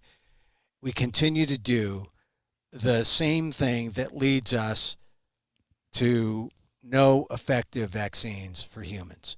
That's why, all these hundreds of thousands of people have died, billions of dollars spent, wasted, because we can't get off the monkey track. So that's my AIDS, my PETA podcast AIDS story. Can I say one more thing, David? Yes. I know Barry Lynn's coming up, but I was really upset by the Michigan shooting. I always am. I always talk about shootings. I'm anti-gun, and they've been very careful to release information about all the victims. And finally, I see a picture of one of the 4 people who died, and the 14-year-old girl is Hannah, not Hannah, Hannah St. Juliana. And I saw that her picture, they don't talk about her race or ethnicity. And her parents were too distraught to talk. They deferred to neighbors who said glowing things about this 14-year-old. But I saw that girl's picture, and I knew she was Asian. I knew she was part Asian. And especially when a respectful television reporter said, "Don't call her Hannah." He berated the anchor and said, "Her name isn't Hannah, it's Hana." If you've ever been to Maui, you take that road to Hana. And the road to Hana is one of the most beautiful scenic drives in all of Hawaii. And I just knew, you look at her picture, I heard the thing about the name, and I just knew we're dealing with an Asian American who was killed. And suddenly, for a lot of people, Asian Americans specifically, when they see a victim, they see a crime like this, sometimes it's easy to say, okay, not us. This is not us. We're not a part of this. But I know if people are looking at Hannah's picture and they see her, it's totally relatable. And it just got me, because I have 3 kids who look like Hannah. They could have been my kids. In fact, like they talk about her, she would have played on the basketball team this week after being a volleyball star. And, for me, I was the soccer coach of all my kids, all my girls. I was their soccer coach. And I know what it's like to be a parent of a 14-year-old. I just don't know what it's like to be a parent of a 14-year-old who was murdered at school. Right. That was just, As a white man, I know what it's like to have a child who's a serial killer. As a white man, I know what it's like to have a kid who shoots up a school, because they tend to be white men, don't they?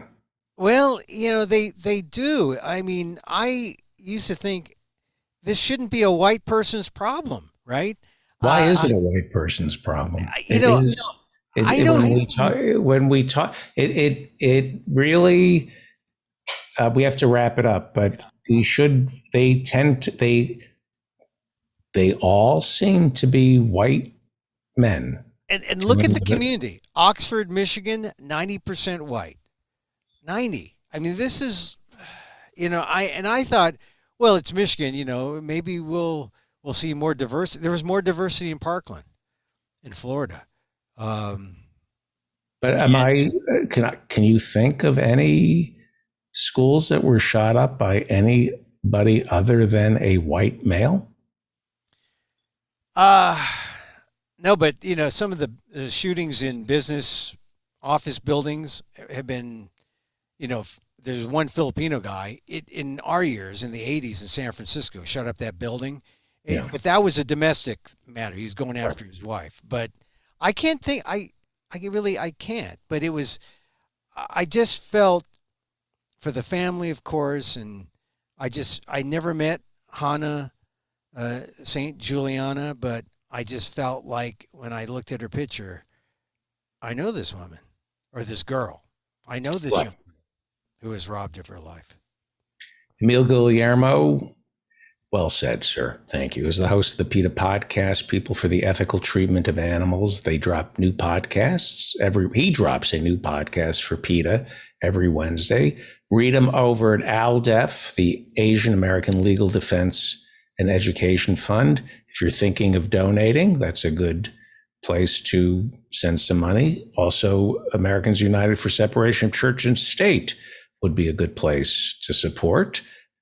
If you want to go into a time machine and revisit Giving Tuesday, which was earlier this week. Thank you, Emil. Follow Emil on Twitter, Emil Amok. Watch his live stream. How do people watch your live stream, sir? They can go to Twitter at Emil Amok, EMIL-AMOK, or just see the replay on AMOK.com or go to YouTube. I don't have anyone watching my YouTube channel. You will be one of the first. You'll be a charter member, and I would appreciate it. Very good. Thank you. Thank you, Emil Guillermo.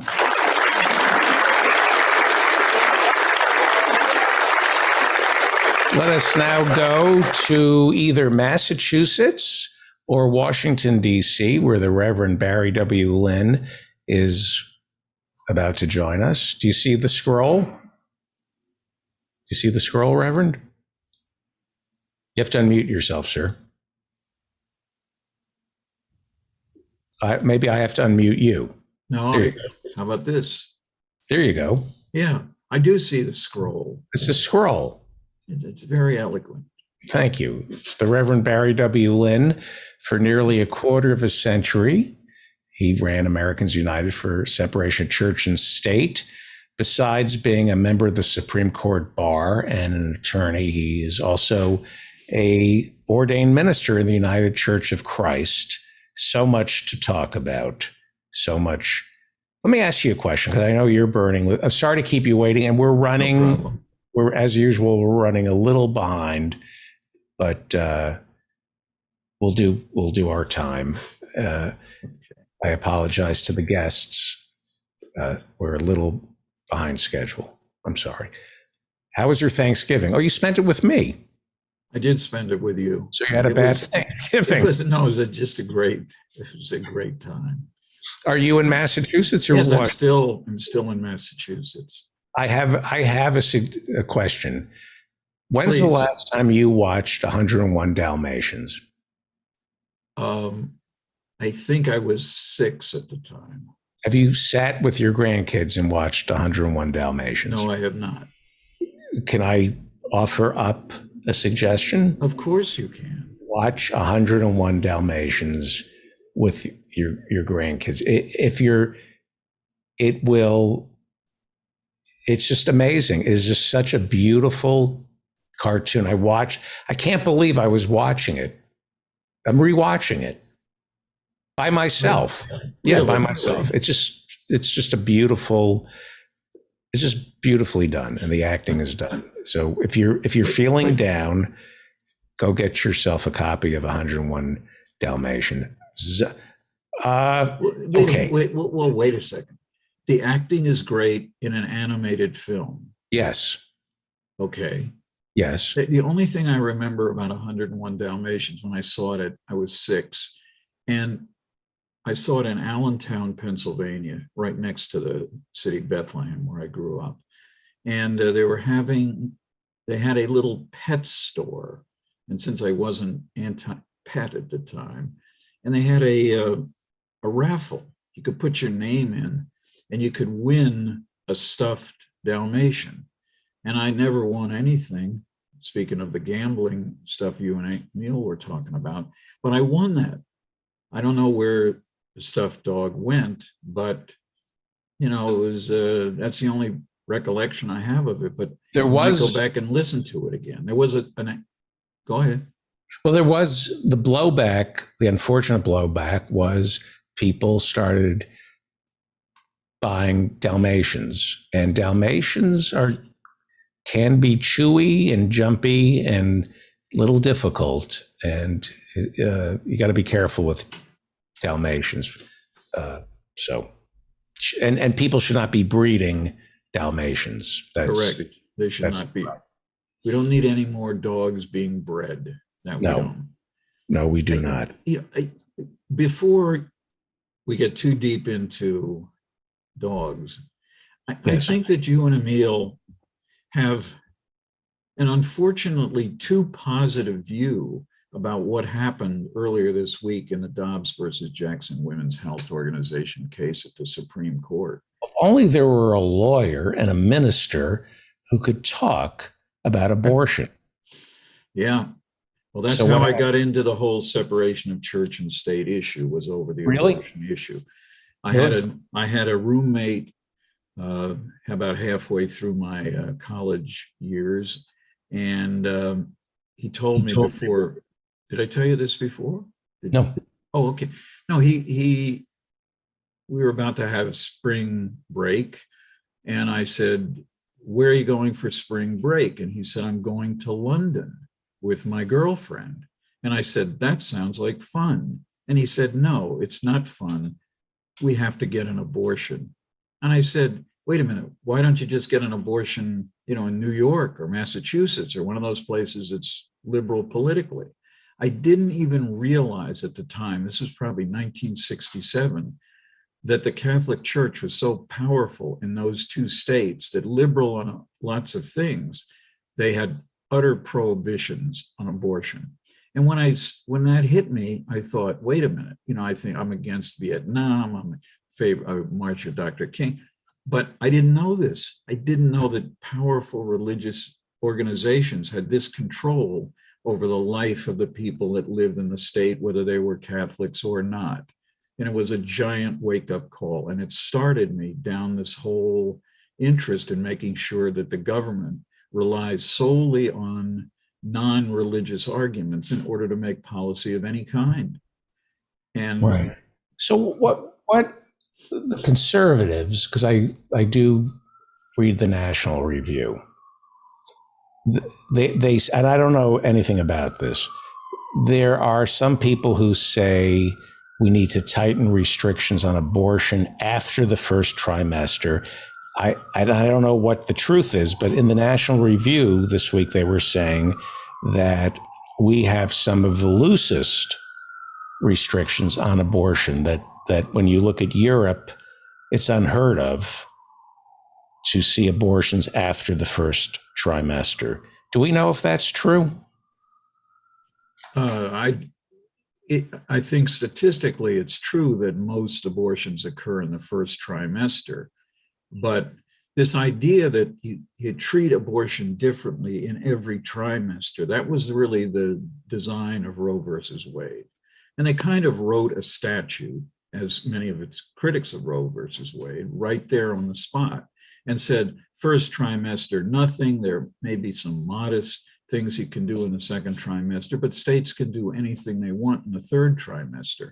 And then in 1992, when the other case that was talked about the other day in the Supreme Court all the time, the Casey decision came down, and they said, well, if the fetus is not viable, you can pretty much do anything unless it presents, and this is the key phrase, an undue burden on a woman's right to obtain abortion.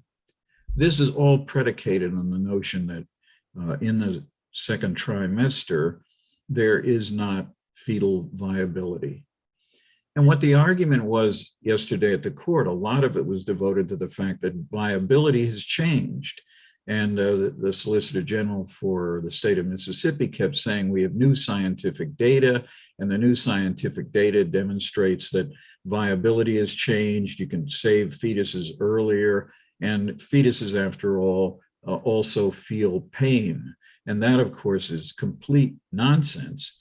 But and Justice Sotomayor— So do we know if I'm embarrassed to say that there are some issues that I'm up on and some issues that I'm not.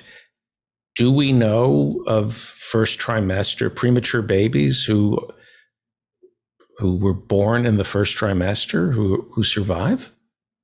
I don't think you can survive in the first trimester. I'm not sure that no one has ever survived, but you would think, though, moving forward with science, they would be able eventually, maybe, to grow a fetus outside the womb? A hydroponic baby? Couldn't they do a hydroponic baby? Maybe. Let's worry about that, though, after we guarantee women the right to make a choice about 80% of the country, 80% of America, 2/3 of Americans want Roe v. Wade to stand. Correct. So what does that mean? What does it mean? What does it mean if Roe v. Wade isn't overturned? What is Roe v. Wade?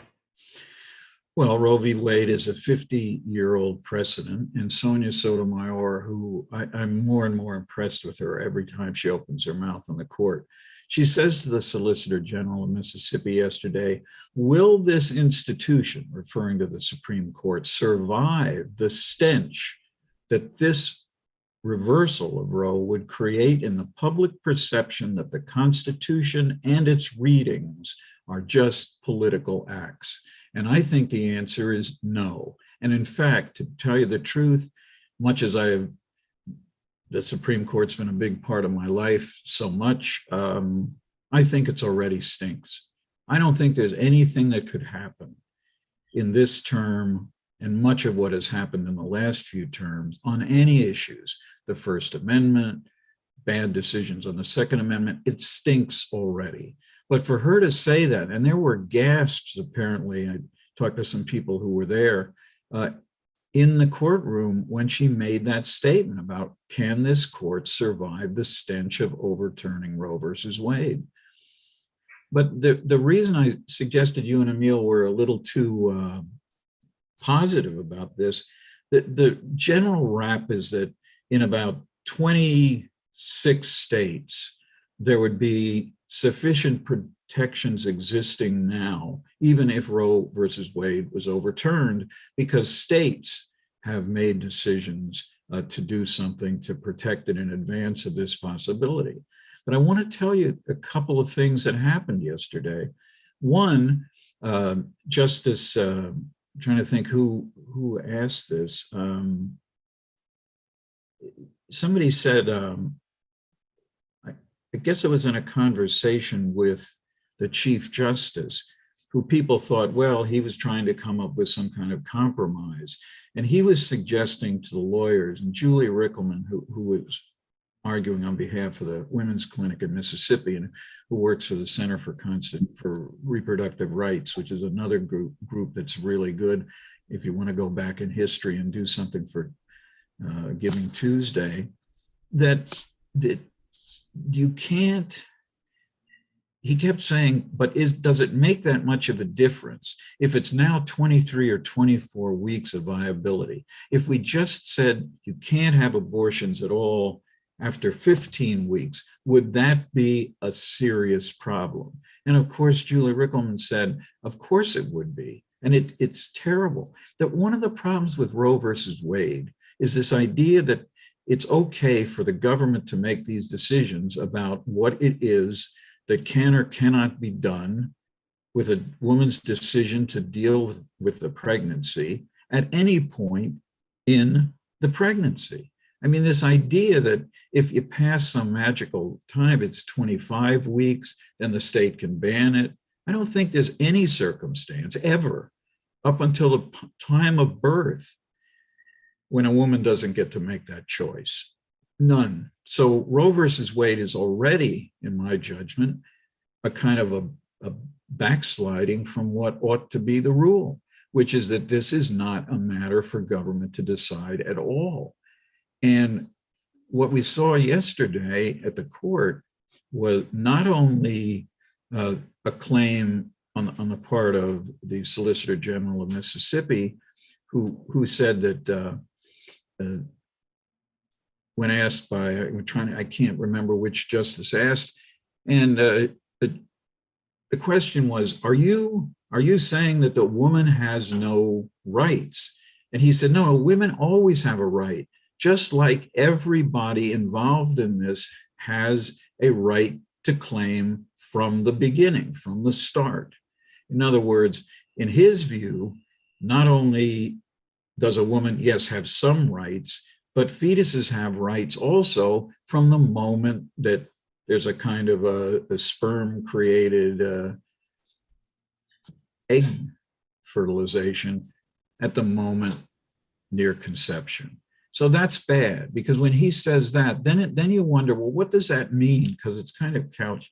So the Guardian this morning has a story about all of this, and they interview the National Right to Life president, who tells, she tells, I think the BBC actually, says, well, of course we want the Mississippi law to stand, but here's the kicker.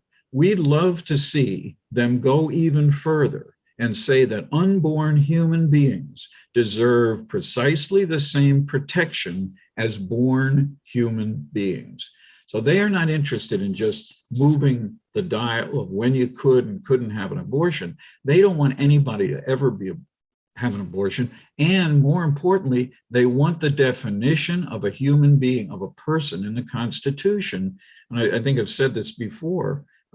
They want that person, that fetus, to be a person for constitutional reasons. And of course, that means that all these states that think, well, we can have, as Emil was talking about, a kind of a tourism industry in California, people can go and have abortions. You can't do that if, not with this case, but with the next case, if they say, no, a person includes a fetus. You cannot legalize murder in any state, including in California. So that's the next step. Roe v. Wade, as I understand this, and thank you for this, they overturn Roe v. Wade, then it's a states' rights issue. Temporarily, right? It is. Temporarily, but that won't be good enough for the right to lifers. They will then turn their vengeance on the blue states that perform abortion. Where are we going with this? Because who is ginning up the right to lifers? How many people first of all, 80% of Americans do not want to overturn Roe v. Wade. 80% of Americans think abortion, at least in the first trimester, should be illegal in all 50 states. You have dealt with the religious right.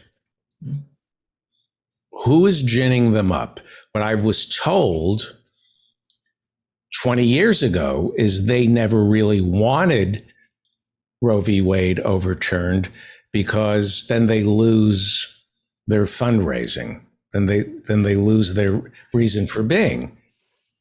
So they don't lose their reason to being if they overturn Roe v. Wade, you just said, because the next fight is to outlaw abortion completely.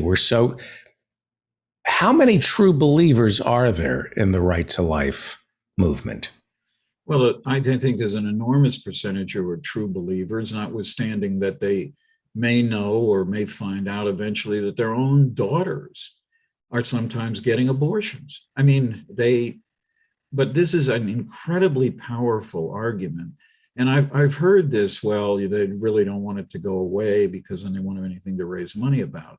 The problem with that is they will have something. They will say, since the court has permitted this in so many states, because there will be about 21 or 22 states that will immediately because of past legislation with so-called trigger laws. Those trigger laws will be pulled and abortion will immediately be determined to be unlawful, a criminal act in those 21 states. So then they go after the others. Yeah. So earlier with, I think it was with Emil, I was saying there are forces controlling our ideology. And my ideology, yours, and the I don't want to say the crazy Christians, let's just say the dangerous Christians, Yep.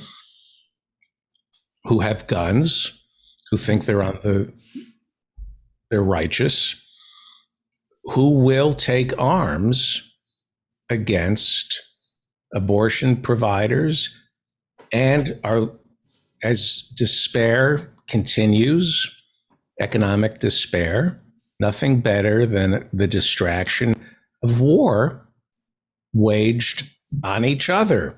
It benefits the ruling elite for us to go to war with each other over a woman's right to choose. Correct? Absolutely. No, absolutely does. And with George Tiller's murder and the murder of other prominent providers of abortion, we know that a lot of these people, not a lot necessarily, but enough, all of a sudden they've already done it. The war has already begun. They are going into, it will be Tiller's case, they went financialized. into a church. You know, he was serving communion in a church, and a guy came in and shot him. So And- they will finance. Let's be clear here, Reverend. There are forces in our country who want to financialize our divisions. The media will cash in. Every time there's a shooting, you go to CNN. Yep. If there is a a de facto war, not a de facto civil war. We Right. can have a de facto war in this country that will be beautiful to watch. You know, I can't go out tonight. I want to watch the war on CNN or MSNBC. It's great for politics. It's great for fundraising. It's great for the armaments industry. Us killing each other over a woman's right to choose. A breakdown in order is great for the police. Sure. It's great for everybody who has a financial stake in this country. Correct? Yeah, you're not going to get an argument from me about that. So But this but- thing is being Go ahead. ginned up. This abortion thing is being ginned up because there's money involved in getting people upset about abortion. Yeah, there definitely is. But the fact of whatever happens in the Mississippi case, or if my depressing prediction is true, that they then go after all abortion completely. The Supreme Court has already, in that case some years ago called Hobby Lobby, basically bought into Hobby Lobby's contention that most of the forms of contraception that actually work are themselves abortifacients. In other words, these pills and injections, these chemicals are inducing abortion. And so when this came up in the oral argument, I was in the court at the time, and I mean, they said that, and even the people attempting to make sure that Hobby Lobby didn't win didn't argue with it. They just let it go as if it was obviously true. There's a marvelous book called How the Women's Movement, how the pro-choice movement saved America. It was written at least 10 years ago. But the premise of the book is that we're kidding ourselves if we think that they're going to stop at abortion. because they are going to go after every form of contraception. It's a very persuasive book. It was very prescient argument. And we're seeing that now. Because when you have Hobby Lobby saying, well, the reason we're not going to cover contraceptions in our healthcare plans is because we're against abortion. Remember, they won that case. They won that case. And they're not going to stop. They're not going to stop until they get rid of contraception. It's hard to believe that there are people, and we ignore them at our own peril. Sorry, I have food in my mouth. That's okay. I'm being rude. But daycare, I was reading about daycare. You talked about daycare. There was an opportunity to provide federally funded daycare in this country. We spend more on bailing out the airlines each year than we do on providing daycare to children. That's right. There are people in this country who think daycare is evil because women should not be working, that kids should be raised by the mother, not state. They really believe that. Yeah, and they're still saying it. I mean, I just saw somebody quoted as saying that a couple of hours ago. It's saying the women should stay home. They should take care of their babies and raise them because we don't want the government to become a national nanny, which is a phrase they use about everything. And indoctrinating our children at an early with critical race theory. Right. I mean, really. And they also believe that women should not be working. There are people who believe that women should be home raising children. Exactly. Right. Yeah. This is a huge issue. This comes up so consistently in the religious right. And it still does, and it certainly did during the 25 years that I was kind of directly confronting them. They have ideas that are so bizarre. And now the judges that are being selected have the same kind of bizarre views on the edge of any kind of reasonable thinking. Even if you're a so-called conservative, a jurisprudential scholar, basically a lot of these ideas are completely insane. They're completely nutty. And when I used to argue with somebody like, who's that idiot that has that talk show now on Fox on Sunday nights? There's an idiot on Fox News? Yeah, but only on Sundays. On Sunday night? Mark Levin. Mark Levin is a nut. But I used to think, well, this guy's a really fringe character. He's kind of entertaining to have debates with. But he's crazy. But now the very kinds of things that he believes. Not a crazy Christian, a crazy Jew. Well, I don't know what he is. He's a crazy Jew. Okay, well, he's, but the kinds of interpretations of the Constitution that he used to support are now supported by at least 3, maybe 4 members of the Supreme Court and a vast number of people in the federal appeals courts, which are the last place you get in 98% of the cases that are filed in federal courts. They don't get to the Supreme Court. They get to an appeals court and they die there. Yeah. Constant vigilance. The thing that my flaw, I have many, but one of the flaws that my many flaws, one of them is I get bored refighting old battles and I ignore the battles that I fought because I don't want to, I'm on to new battles, but there are people who don't let go of these battles. And then you have to, really, I have to go back now and argue the Vietnam War, or I have to go back and argue abortion, or, but these arguments never end. No, of course they don't. They you think it's settled, and it's, it's something as simple as supply side economics. Yeah. I thought that was settled when Reagan ran up. I think he tripled the budget deficit Correct. and raised Correct. taxes and Yep. raised taxes. Yep. And now I'm hearing, well, the fact that he raised taxes is why he tripled the. But I mean, no, I don't want to. Guns.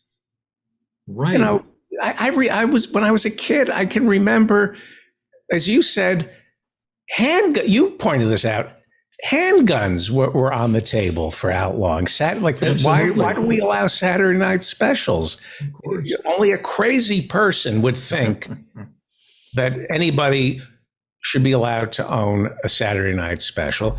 And we have to re-argue it, not because the American people have changed their mind. Their mind has been changed by armaments manufacturers, think tanks Exactly.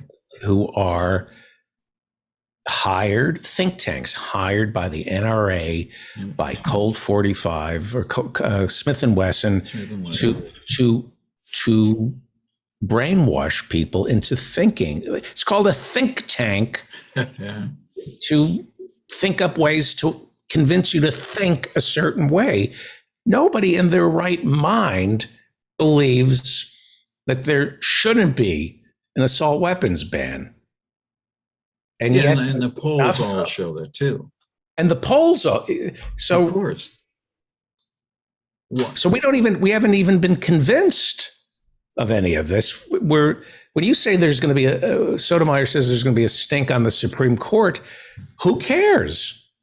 If you're sitting on the Supreme Court, who cares what the American people think of the Supreme Court? The American people have contempt for Congress. They have contempt for everything that's supposed to fix things and doesn't.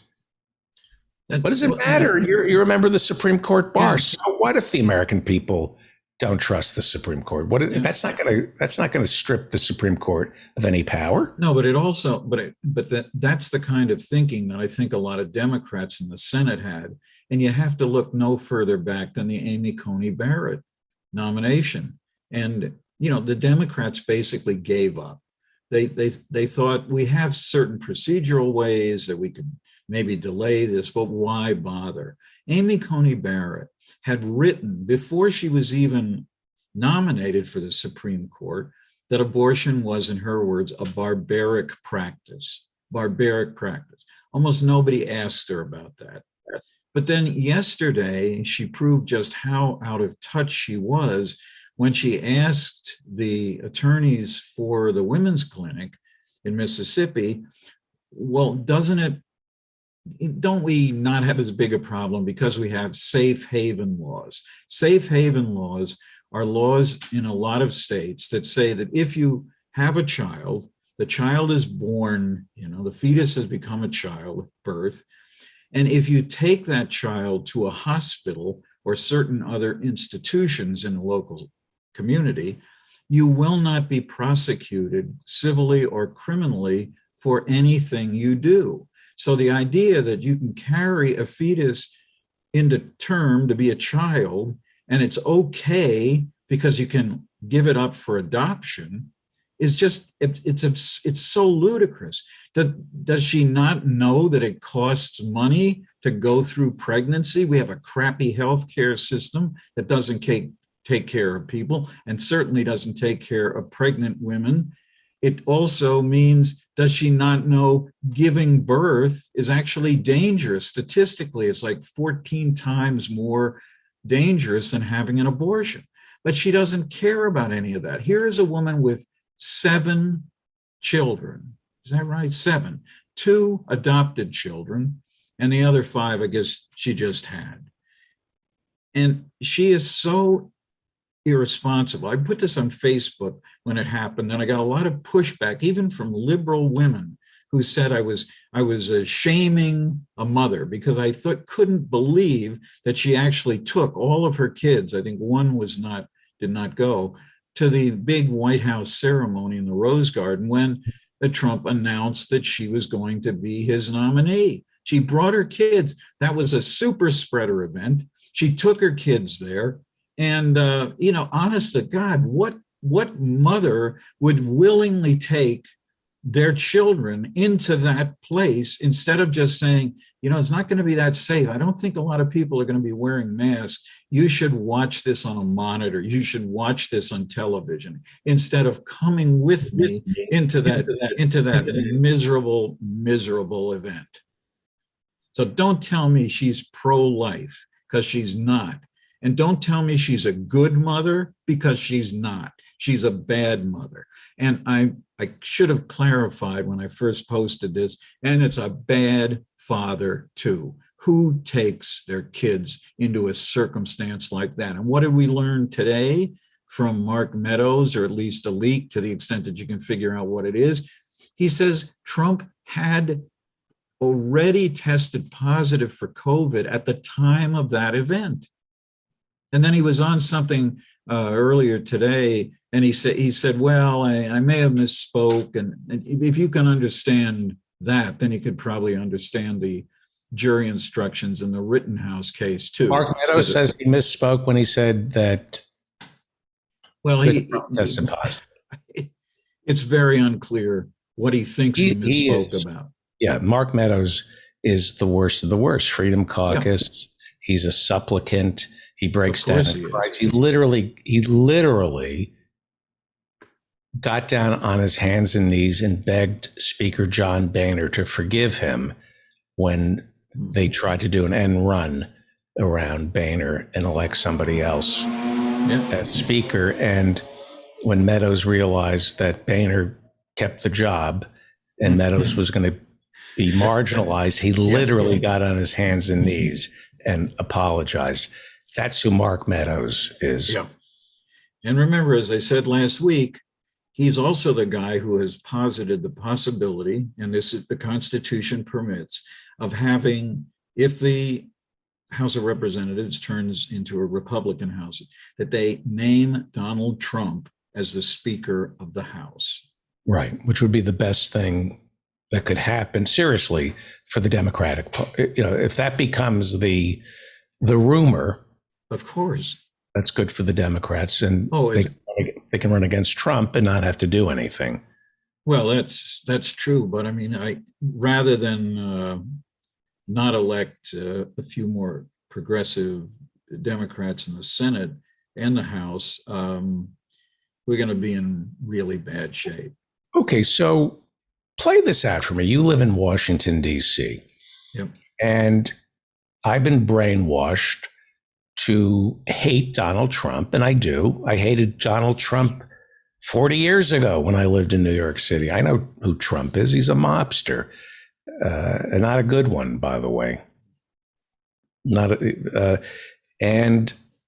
been brainwashed that we're this close to fascism, and if the Republicans take the House and the Senate, then Trump wins, or somebody like Josh Hawley, somebody, and then we lose democracy. I have to hear Rob Reiner wringing his greasy paws.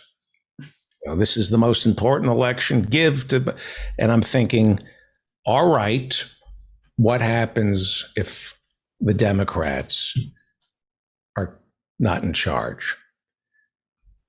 What kind of fascism are we looking at? Now, I know that Biden is better, aesthetically at least. It's a better look. I'm being serious. There's an aesthetic of... Well, there is, of course. And as Harriet Fraud said, he's not going to shoot protesters in the street. Biden isn't going to send... Trump told Milley and Mark Esper, the head of the Defense Department, send troops into the streets, and Cotton advocates for this. So the Democrats are better because you and I will still be able to talk on this show. That's correct. I think, I don't know. Do you think, how bad could it get with people like the Freedom Caucus in charge of our lives? How much do you fear they're having the levers of power in Washington? Well, I'm tremendously concerned about that. And We lose abortion, we lose gay marriage, same-sex marriage. Yep. And we lose any gun control at all. I mean, so everybody is walking around with guns. Everybody will have guns.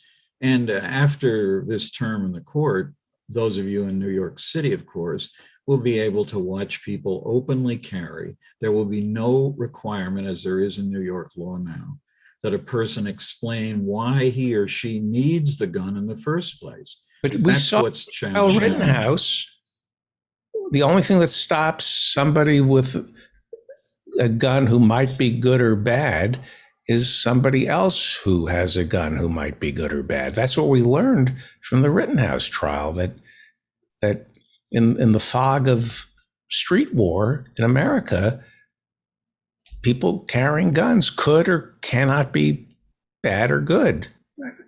So, I mean, the Rittenhouse case is why it's like you watch that, and it doesn't matter whether or not he's guilty or innocent. The Wayne LaPierre, the gun lobby, should be locked up. This idea that the only thing that stops a bad guy with a gun is a good guy with a gun. Who decides who the good guy and the bad guy is? And then who is he? An active shooter? Some people see Kyle Rittenhouse and they think he's an active shooter. They don't know he's a good guy with a gun. Yeah, right. So they shoot. But you know, what? How stupid is this country, Reverend? This is a stupid country. Yes, we have become dumber and dumber. And as you and Emil were talking about the Oxford, Michigan murders yesterday, here's a 15-year-old, Ethan Crumbley, who kills 4 people already as we're recording this, and maybe another will die overnight. 15 years old, kills at least 4 people. There is on his cell phone a discussion of killing students the next day.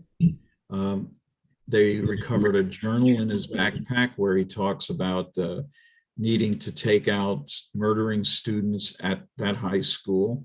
And the parents, the other thing they've found is in his social media accounts, how excited he was that his father had just days before the shooting purchased this super handgun that he used to kill people. So now question, I don't know whether you can, probably Wayne LaPierre is not guilty of a felony, but the parent, the father who bought the gun and was so careless, maybe that's given him the benefit of the doubt, that he was so careless that he let the gun just lie around the house so that his kid could find it. That's a kind of liability that ought to carry criminal penalties. But you're a lawyer, haven't the gun industry, haven't they inoculated gun owners and gun manufacturers from liability, civil cases? Well, certainly they have for gun manufacturers. But that was a legal theory that I never thought had any legs at all. I just didn't think about that.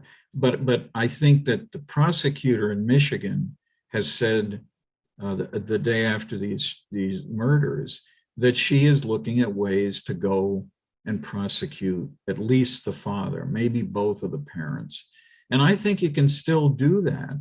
I think that you can have, I don't know the state law in Michigan that you might use, but in general, there are ways that you can say there's been such a reckless disregard for the use of a weapon that if somebody else obtains it and uses it, you've got liability for that. And I think they should do that. What the hell kind of parent takes a kid to a super spreader event, or what kind of parent lets a gun just lie around the house so that the kid, who's obviously been fetishizing guns for a long time because there's a long history that he has of that, why should that not be liable? Why should you just say, well, I left it around. How was I supposed to know that my son who loves guns would pick it up and take it to school? That's a baloney excuse, and it doesn't hold up, and it shouldn't hold up. And parents who do this should know that they're going to be held liable for what happens. It's not just a thought. It's not a thought crime. This is buying the gun, leaving it sit around, and knowing that your kid loves guns. He was a big hunter, apparently, also, and that he was going to be able to obtain it. That's totally irresponsible, and it ought to be criminalized. That's not right. Yeah. Michael Bloomberg was running for president last year.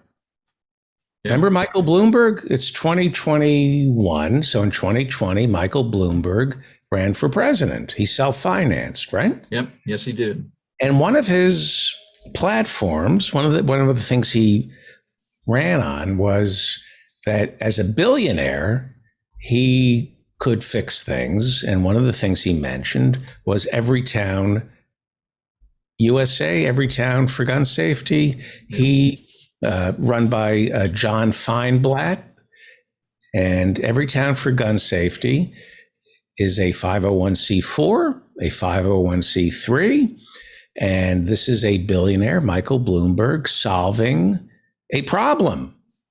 I alone can fix it with my business acumen. Everytown for gun safety, and he donates about $40 million a year of his own money to this 401c4.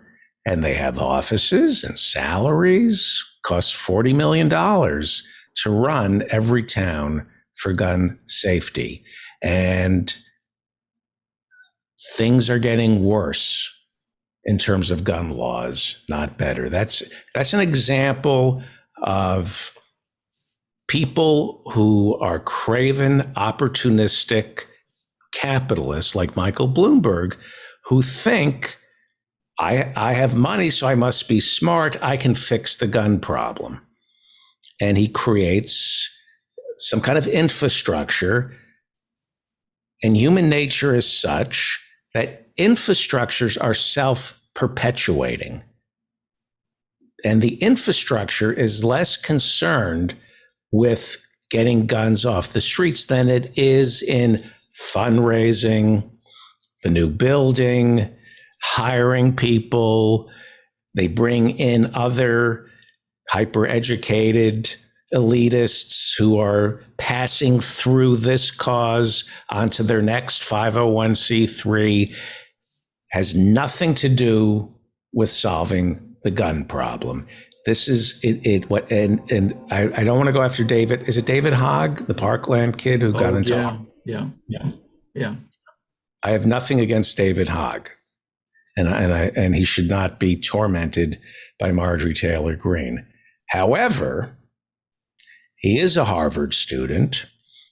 He is a self-promoter, and all of a sudden, while at Harvard, getting into bed with venture capitalists to make a pillow that competes with Mike Lindell. And I'm thinking, wait. You're David Hogg from the Parkland school shooting. You're telegenic and charismatic. And why should I follow you now? Why should I? He's just another Tom Morello from Rage Against the Machine who's wearing the left-wing fashion. I feel bad what happened to him at Parkland, but there's this self-dealing that goes on important issues that are life and death. How do we get rid of these people? Why are we allowing life and death issues to be co-opted by opportunists? Or has that always been the case? I mean, I think it depends. Do you think that in the civil rights movement, for example? No, Martin Luther King didn't have any side hustle. He didn't have any side hustle. How about the other people who were around? Jesse Jackson, I mean, I know him. A Is he a hustler? A couple of Pepsi bottling contracts. Yeah. But there have to be, you have to have these organizations that are going to do the right thing. You have to have anti-gun. I think there should be another organization that just goes after handguns. I mean, yeah, all these mass shootings with AK-47s and similar guns, but that's a minuscule percentage of the number of people who get killed. And they're killed, as in Michigan yesterday, by people with handguns. And so here's the problem with this country. So people are struggling economically. Yeah. And they have to work. That's the problem. And so you do a benefit for a cause. The people who run the benefits say it's not fair to ask Tom Morello from Rage Against the Machine to donate his time. He's Tom. So let's pay him to do this benefit. He'll donate some of it, or maybe he won't. I saw Tom Morello do a private party for a venture capital fund, holding a guitar that says "This machine kills fascists." I mean, I was literally watching Tom Morello from Rage Against the Machine playing "The Ghost of Tom Joad," and these coke-addicted models and hedge fund managers were jumping up and down. And I'm thinking, well, he's full of shit. And I realized Tom Morello went to Harvard, which he did. The economic precarity in this country breeds a desperation that forces people who want to do good to perpetuate these infrastructures that are more concerned with perpetuating the infrastructure than curing the problem. This is what economic precarity breeds, because nobody has the leisure time to donate their time to a good cause. You should be paid for your time, how they justify all this. I did 3 years. Yeah, I mean, I did 3 years of this national program called Voices United for Separation of Church and State. And I always was sensitive to the fact that you cannot and should not ask people to work for nothing. If you approach somebody to do a benefit and they say, I'm not taking any money, if it's their idea, great. But this idea, and we found very creative ways working with the artists like Ani DeFranco and others to say, we'll give you a part of what we make, but we need you to do this for us. So she comes to a place like Washington, D.C., she sells out the place immediately. She makes a little money. We make a lot of money from it, and everybody's happy. And everybody respects the fact that you can't do things for nothing. You cannot expect serious people to do it. Go ahead. Let me push back, because my experience as a comedian was always being asked to do benefits. Yeah. And when I was offered the money, I was appalled. And then people said to me, no, take the money. You deserve it. I go, but it's for, I don't even want to mention the charities. Sure. And you can give it back, but you need to take the money. And the argument was, should the waiters and waitresses at this event be working for free? What about the caterer? What about the food? Should they work for free? And looking back on it, let me mute everybody. Can you hear me? I have to unmute you. I'm unmuting. Looking back on these benefits that I did, the question should be asked, what's wrong with this country? Why, if you're doing a fundraiser for I hate to use this, for cancer, for childhood cancer. Yep. I mean, I'm cheating rhetorically, but I'm going to go ahead with childhood cancer. You either are going to donate money to put an end to pediatric cancer, or you're not. A meal, I want you to raise money for pediatric cancer, and there's more to just raising money. We're going to give you a meal. There's going to be an auction. There's a vacation place in St. Bart's, and there's going to be, and Tony Bennett is going to perform. You either want to cure pediatric cancer or you don't.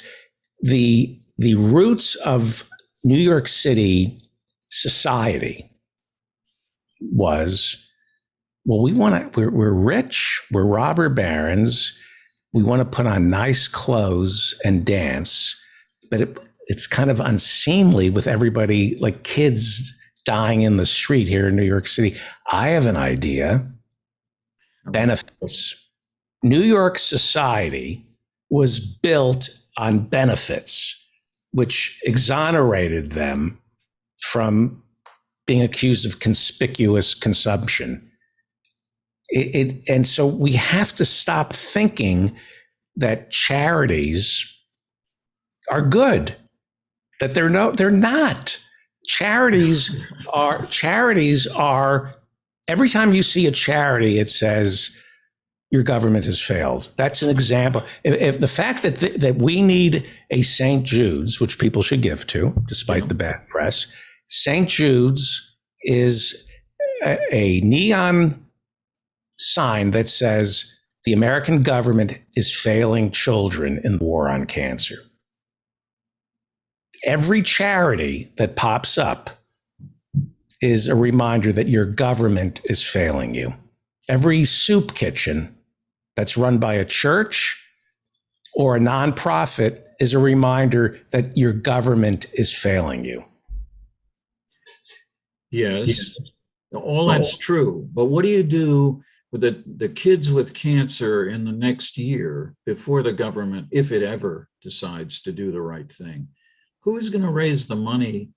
I give a lot of money to abortion providers. We have to be out in the open about the money. I agree with you 100%, and I think people should give to St. Jude's.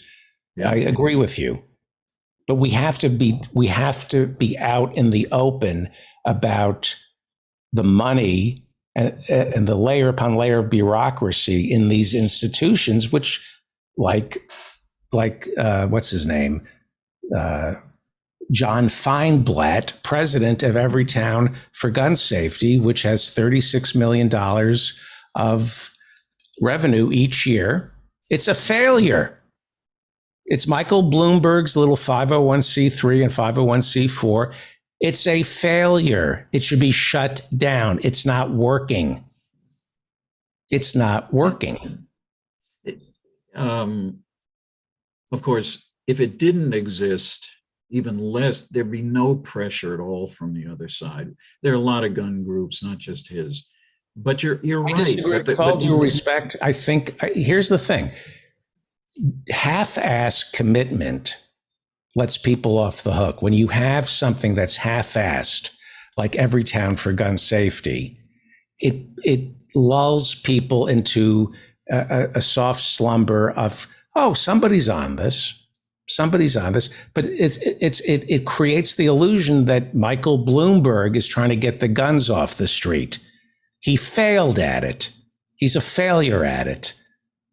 And he should close down Everytown for Gun Safety, which used to be Mayors Against Illegal Guns, which brought up, for the For Gun Action Committee. And there's like these layers and layers of bureaucracy and shell organizations and 501. And so I want to get involved with getting rid of guns. You know who you need to speak to? You need to speak to the brilliant, what's his name? This piece of shit, John Feinblatt, president of Everytown for Gun Safety, which also owns Moms Demand Action and Students Demand Action. They just built this bureaucracy of failing 501c3s that self-perpetuate and accomplish nothing. The gun problem is worse because of people like this, because they're not in it to get rid of guns. They're in it to build their resumes.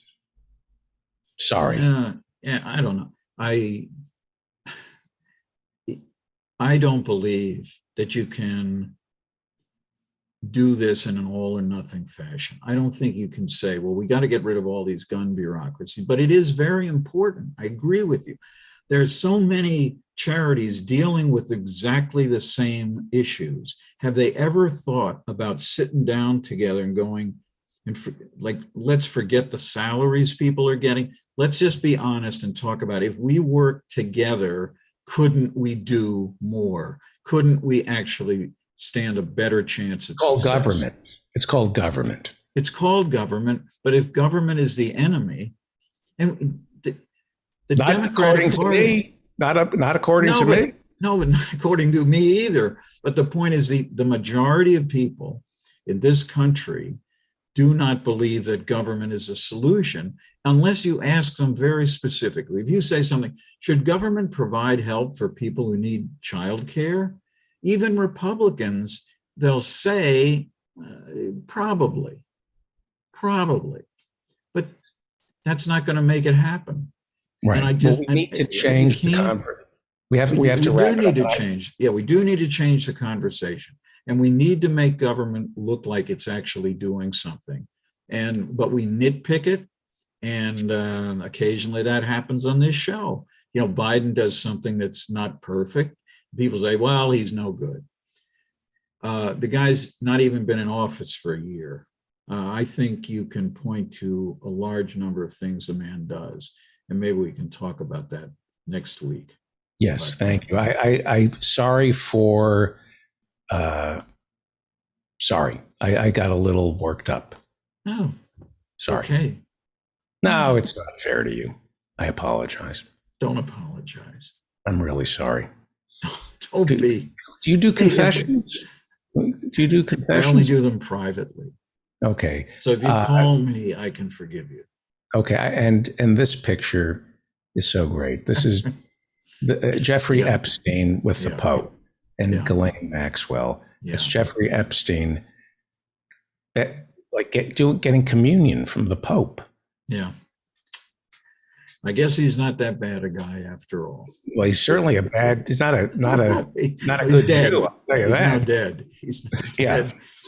Well, we'll see where that trial goes. I'm not terribly optimistic, but we'll see what happens over the next. I don't mind the child trafficking. It's the communion with the Pope.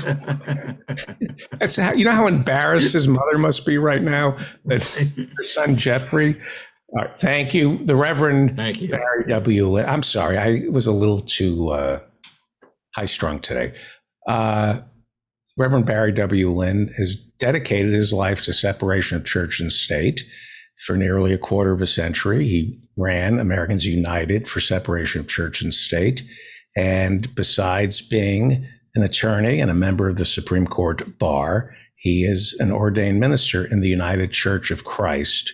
And you think he's great, meet his wife, who is the only person allowed to talk about COVID on this show. Well, we have a couple of other people, but thank you, Reverend. Absolutely. Thank you. I hope I wasn't. I talked too much. I apologize. You're listening. Thank you. Sorry. I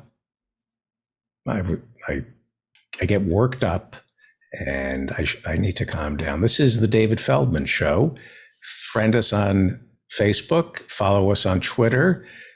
Office hours every Friday night at 8 p.m. We're doing office hours and hours. That's 24 hours of office hours with lessons and courses and great people. I host the first hour and then I shut up, I promise you, from 8 till 9, and then I'm done and I kick back and watch all the brilliant members of the community who have much more interesting things to say. We will be back with the professors and Marianne.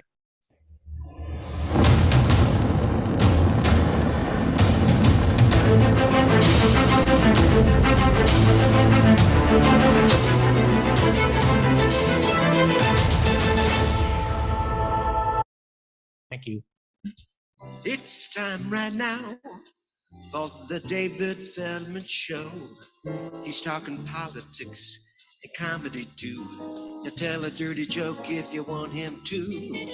He's just a lefty from way back. He's a union man with an Emmy for writing. Someday he's mad and he feels like fighting.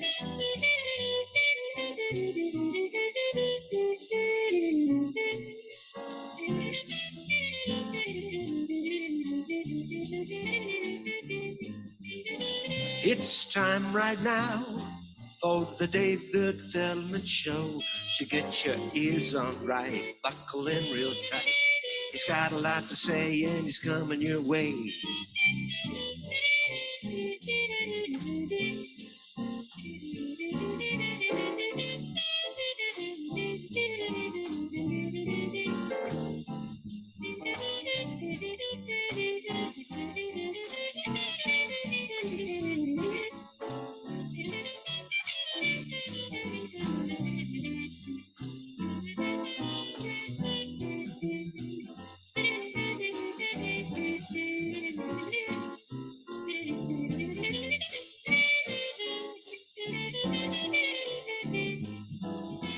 It's time right now for the David Feldman Show.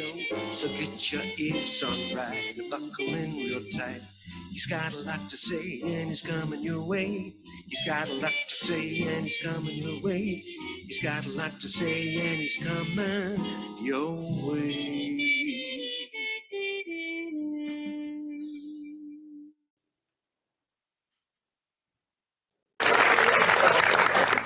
Welcome back. I'm going to bring the professors and Marianne on in a second. I getting a little paranoid, and I have to thank the Invisible Ninja and Professor Mike Stein. We just ran an animation that the Invisible Ninja made that is just so brilliant and funny.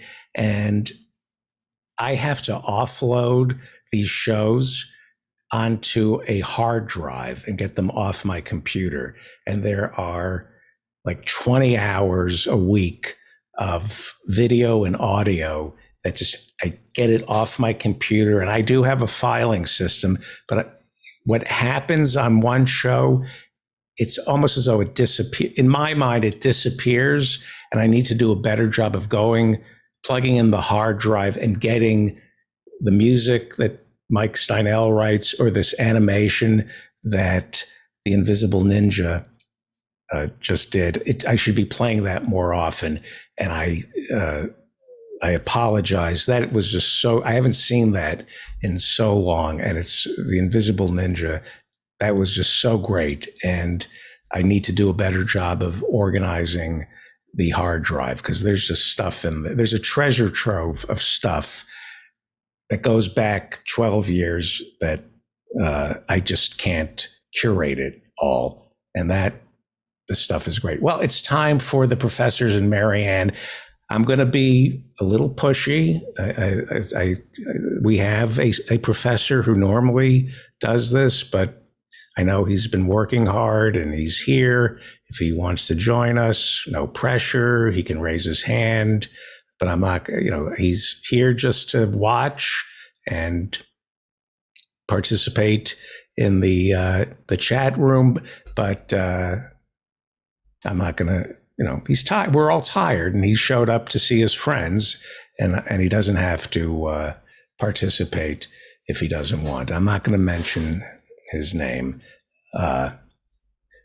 Professor Ann Lee joins us. Hello, Professor Ann Lee. Professor Jonathan Bick joins us, and Professor Marianne Cummings joins us. I always start, here's what I do. I always end with Professor Marianne Cummings because she's on Monday's show, but she gets shortchanged on, I feel shortchanged. So let's start with Professor Marianne Cummings. What is on your mind, please? Well, I just came from a friend's house where I was watching Alec Baldwin being interviewed by George Stephanopoulos. Did something happen with Alec Baldwin? Yeah, wait a minute. What was that? Oh, yeah. 2 people killed. Like he was the first thing he said was, I want to remind everybody, there are real victims here and I am not the victim. And I'm going, no shit, you're not the victim Right. because you're sitting here like It's like Jay alive. Leno when he said, "Don't blame Conan for all this." Remember that?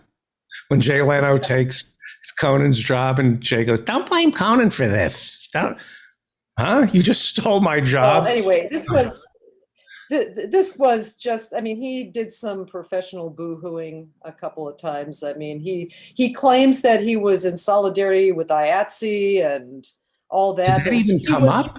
Did that come up? That came up. You should watch this because he claims, I mean, this was something crafted by his lawyers, I'm sure, because he said he was in solidarity, that he had nothing to do with the finance or the business. He was all about the creativity. Okay, you know. I mean, he told us so himself, right? Well, this is kind of important to me.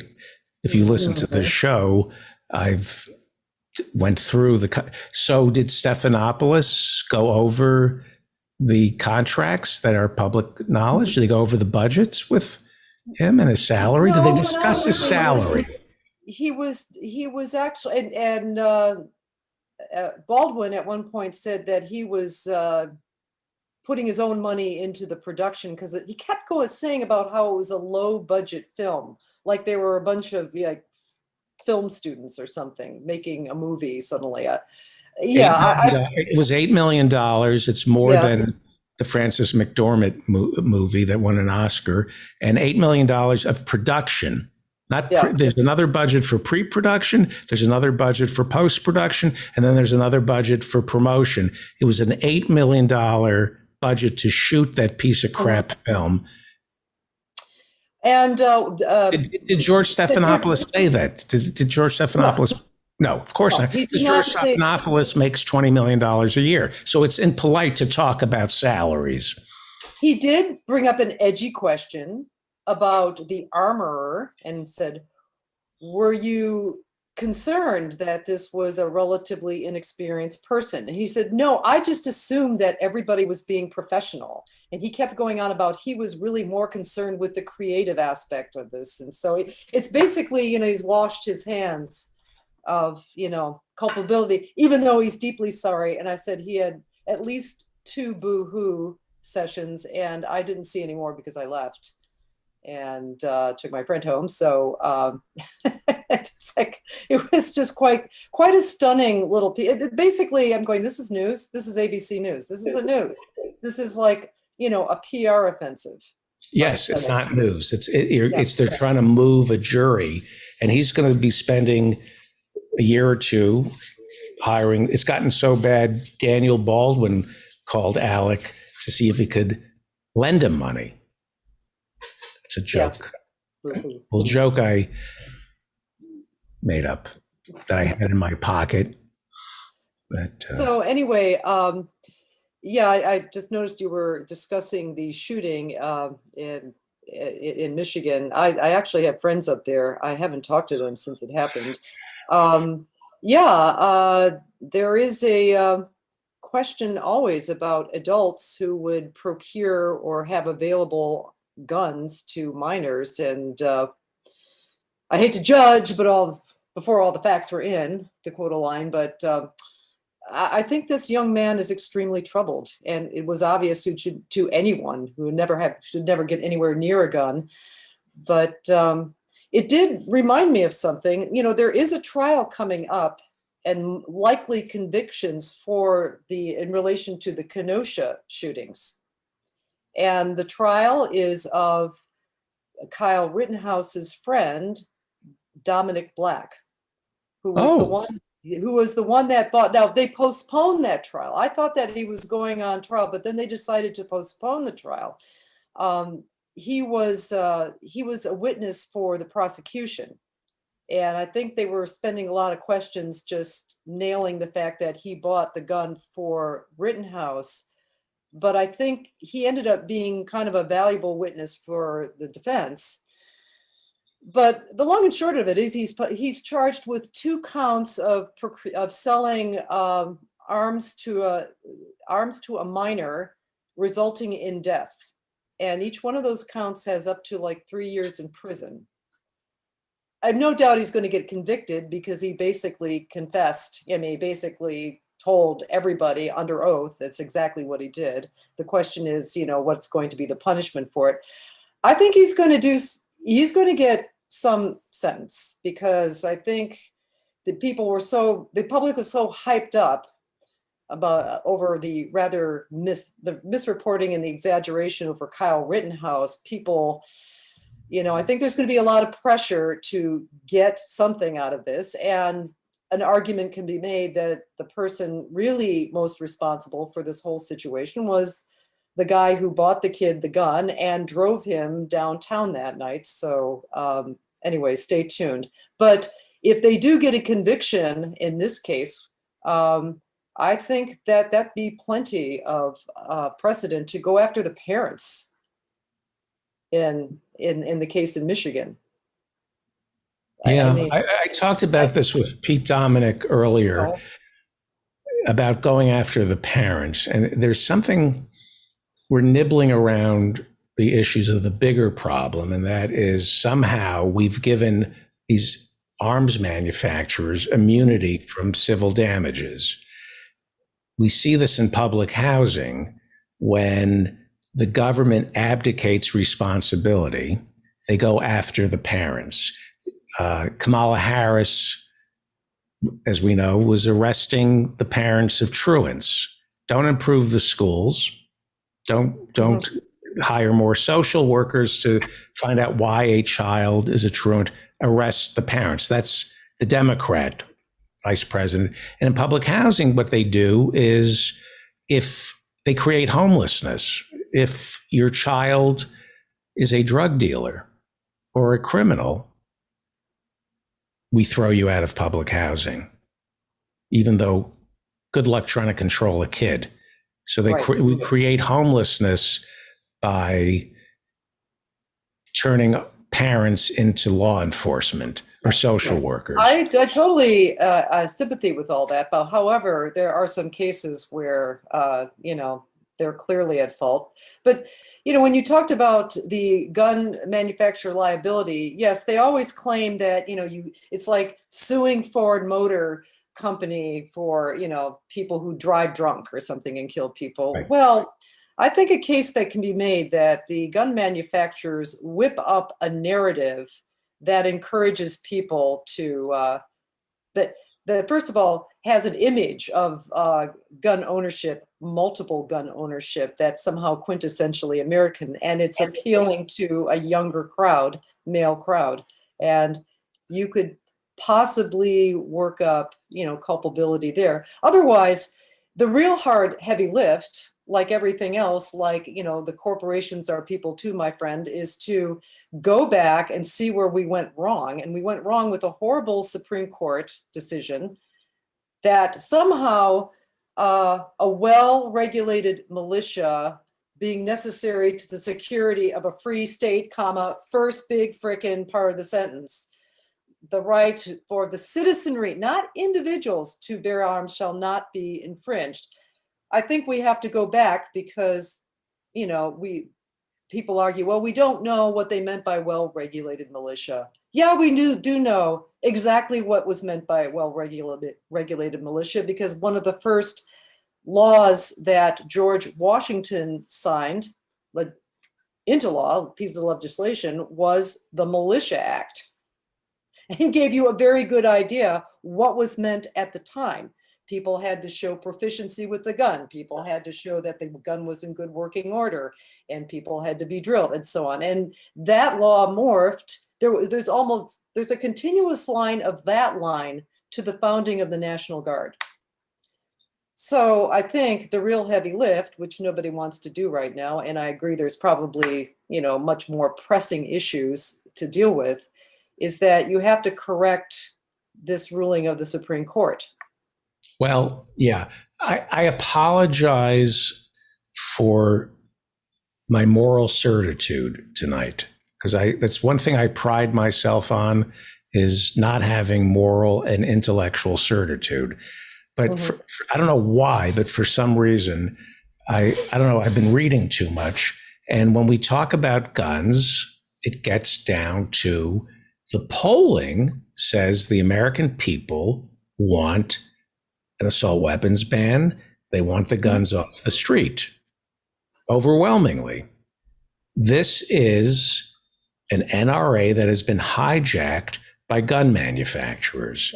There is money to be made in selling fear and weapons to the American people.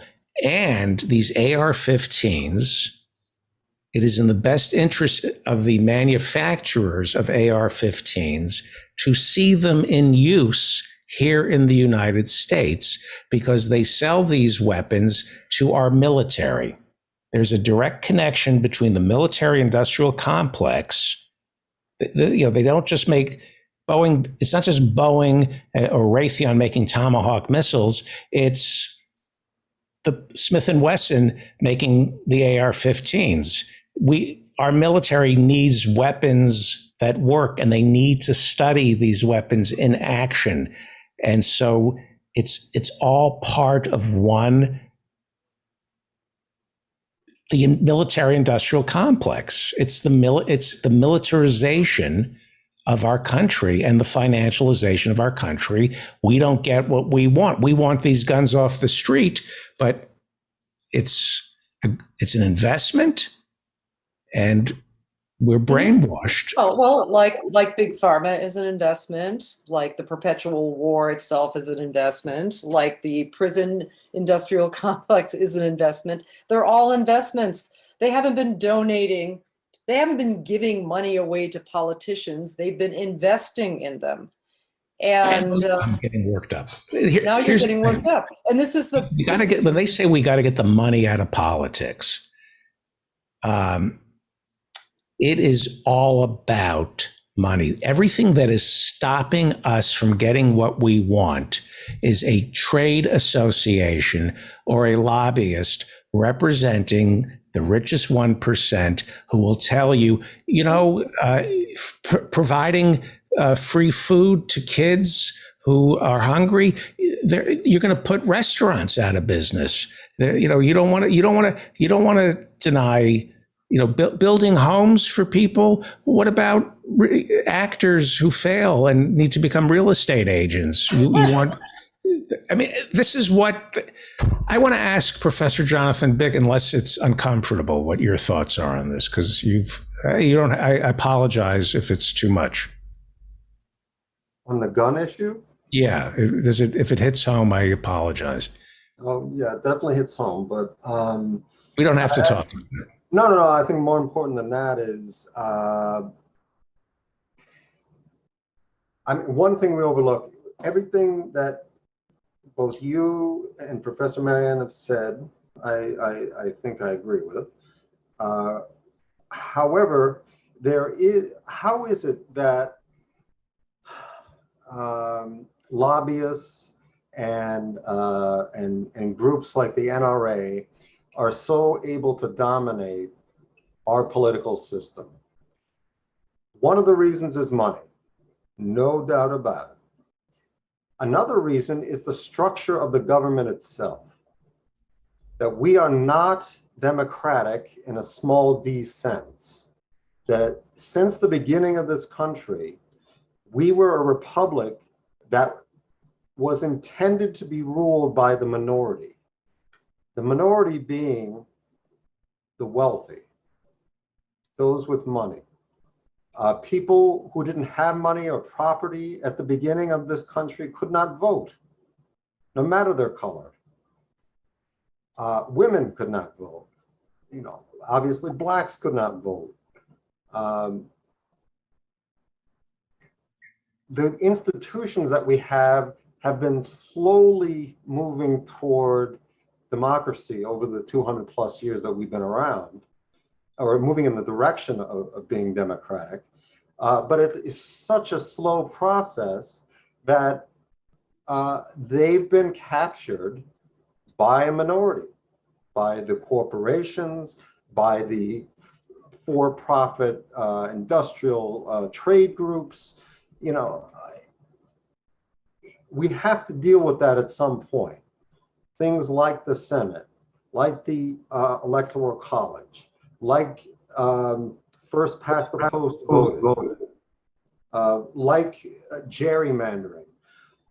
All of these things allow this capture to happen. So I don't think those things should be underestimated. Yeah. And the stupid constitutional amendment, the Second Amendment, which, as Professor Marianne said, was never interpreted by the courts to be an independent right, a right for individuals. It was always interpreted as a right for groups or militias, right? Until the 1990s, when Antonin Scalia and Heller wrote the decision that said, no, it's an individual right. So for 200 years, it wasn't, but he changed it. And this is the consequence, again, of an anti-democratic institution, the Supreme Court, overriding the majority will of the people, which has for a long time wanted some measure of gun control. Oh, no, we can't do it because Antonin Scalia says, the Second Amendment says this. Even though if you read the thing, it's quite clear that it is not saying it is an individual right. Yeah. That's my little take on that. Yes. I got a little agitated. Yeah, I don't know why I don't know what it is, but something in the air tonight. Yeah, what is it? Well, Professor Ann Lee, your thoughts on this? It's in the air. Are you? I'm ready to have Tom Morello from Rage Against the Machine arrested. I'm going nuts over what bullshit Tom Morello is from Rage Against the Machine. Go ahead. I'm sorry. It's the least of our worries. The real worries are, the clown show that's going on in government, in the legislature. You have just the most bizarre kind of acting out constantly that is really undermining whether real processes are going on. On the other hand, I still, and it is probably very naive, but I truly believe that the DOJ is working very hard to get an ironclad case to indict all the major figures in the insurrection. It now appears that way, particularly with coordination of the subpoenas and all that other clown show stuff. It's just going on and it's fine. There's all this acting out and blah, blah, blah. But I think they're using their time well, and the shoe's going to drop. It's just not going to drop as fast. It just hasn't dropped like we want it to drop. But if it doesn't drop, we're really screwed in 2022. I mean, if the GOP takes Congress, it could really be the ultimate clown show, and that is, my particular worry is making Donald J. Trump Speaker of the House in 2023. And they're going to sell it as innovative, daring, vanguard activity. This is a new way of doing government, blah, blah, blah, blah. And, it's just going to get worse. It's single party. Does he even know does he know how a bill becomes law? I mean, that would be the thing is, here's the problem. I remember Helene Olin from the Washington Post was on the show, and I asked her, what if he doesn't leave office? And she said, wouldn't that be fun?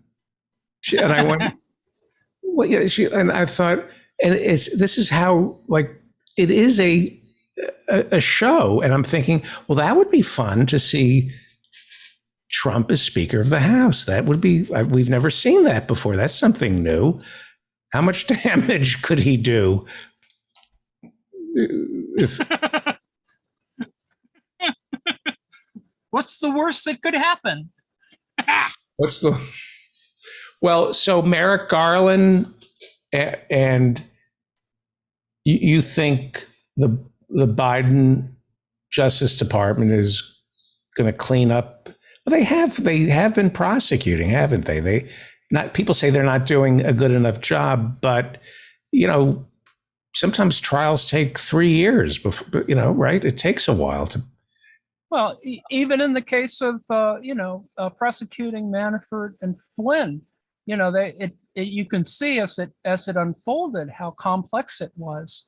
That they tried to get more out of them, but then there's a lot of maneuvering going on, and I think what they want to do is have something so ironclad that you can't have people back out of that crap. They're really screwed. They're gonna be really screwed. And I'd like to think that career, that there are smart people up there and they're going to do the right thing. But if they don't do the right thing, and that's within the next year, we're all screwed.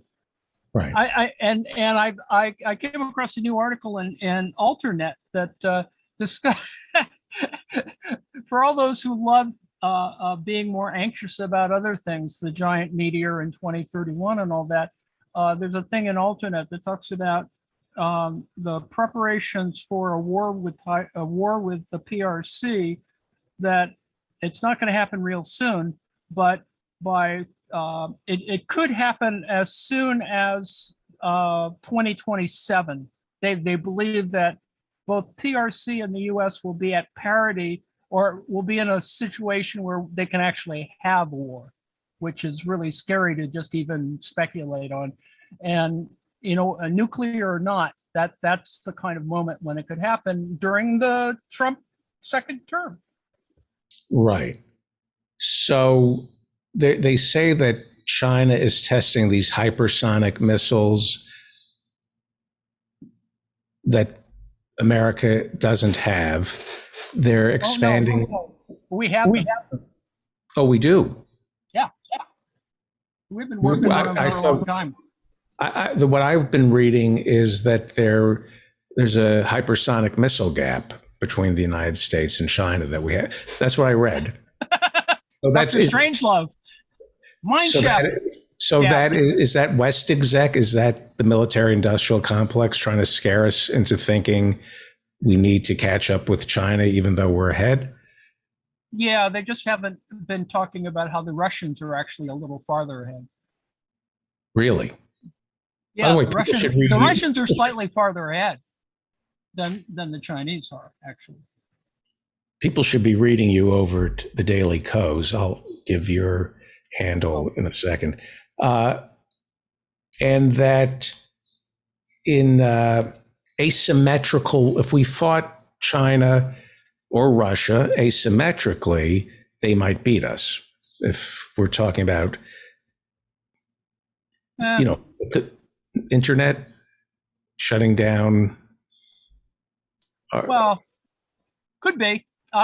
What's even interesting in the current sort of culture war in terms of the woman tennis player Peng Shuai, who's been incommunicado. The Women's Tennis Association has pulled all their events, and it may leak over into the ATP tour, also pulling their events, which aren't quite as many. But the issue is she got assaulted by he's a vice premier. He's a retired vice premier. And so the dude had a lot of power. And there's ugly stuff in terms of that. And my point being is that today, when CNN had a feature on that, talking to Patrick McEnroe, the PRC cut the CNN feed to China for that one sequence. All they showed were color bars for that 10 minutes. CNN made that comment. our feed has gotten cut kind of for this segment. It was pretty interesting. We would never do that unless it involved the governor of New York. All right. You know what the lesson from Chris Cuomo is? Don't be an a-hole. The only crime Chris Cuomo committed, the only reason Jeff Zucker is suspending and probably firing Chris Cuomo is because Chris Cuomo is a world-class D-bag. He could get away. That's the only crime he committed. Well, I mean, he is related to the ex-governor, so. That is a crime. It was interesting TV to have them sort of fight on the air. I mean, that probably was the best television of all. You're talking about when it was the COVID stuff, the playful banter about Mom loves you best. Well, even before COVID, there was this kind of weird bullying going on between Andrew Cuomo and Chris Cuomo. That was just made it more interesting, at least during that time period. Right. For me, but I thought it was playful. But now you realize that it's more than just being playful. Oh no, it's all about power. It's really, they're, trying to bust each other. It's sort of interesting. I mean, it had that familial dynamic going on, which I always found interesting, and probably CNN found it interesting too. Right. It's probably as close as they get to sort of Fox News sort of craziness. Right. Boy, Mario Cuomo did a piss poor job raising his kids. The values that he instilled, the quiet, contemplative poet of a governor was seething inside, the Hamlet of Albany. But underneath it all was this rage that manifested itself through his two horrific sons who will no doubt land on their feet, right? I guess. Yeah. They're, well, who knows? We'll Yeah. see. Professor John, what's on your mind tonight? Well, I received a request from a member of your audience to talk about the subsidization of fossil fuels. This was a report that was released by the IMF. The International Monetary Fund. The International Monetary Fund, and reported in The Guardian in October. This report says that the fossil fuel industry benefits from subsidies of $11 million every minute. Globally, fossil fuel subsidies were 5.9 trillion in 2020, or about 7% of GDP, and are expected to rise to 7.5% of GDP in 2025. And is that counting all the wars? No, not counting wars, no. So just 8% of these subsidies reflects undercharging for supply costs, that is explicit subsidies. And 92% are undercharging for environmental costs and foregone consumption taxes. So in other words, implicit subsidies. Efficient fuel pricing in 2025 would reduce global carbon dioxide. This is from the abstract of the study. Reduce carbon dioxide emissions 36% below baseline levels, which is in line with keeping global warming to 1.5 degrees Celsius, while raising revenues worth 3.8% of global GDP and preventing almost 1 million local air pollution deaths per year.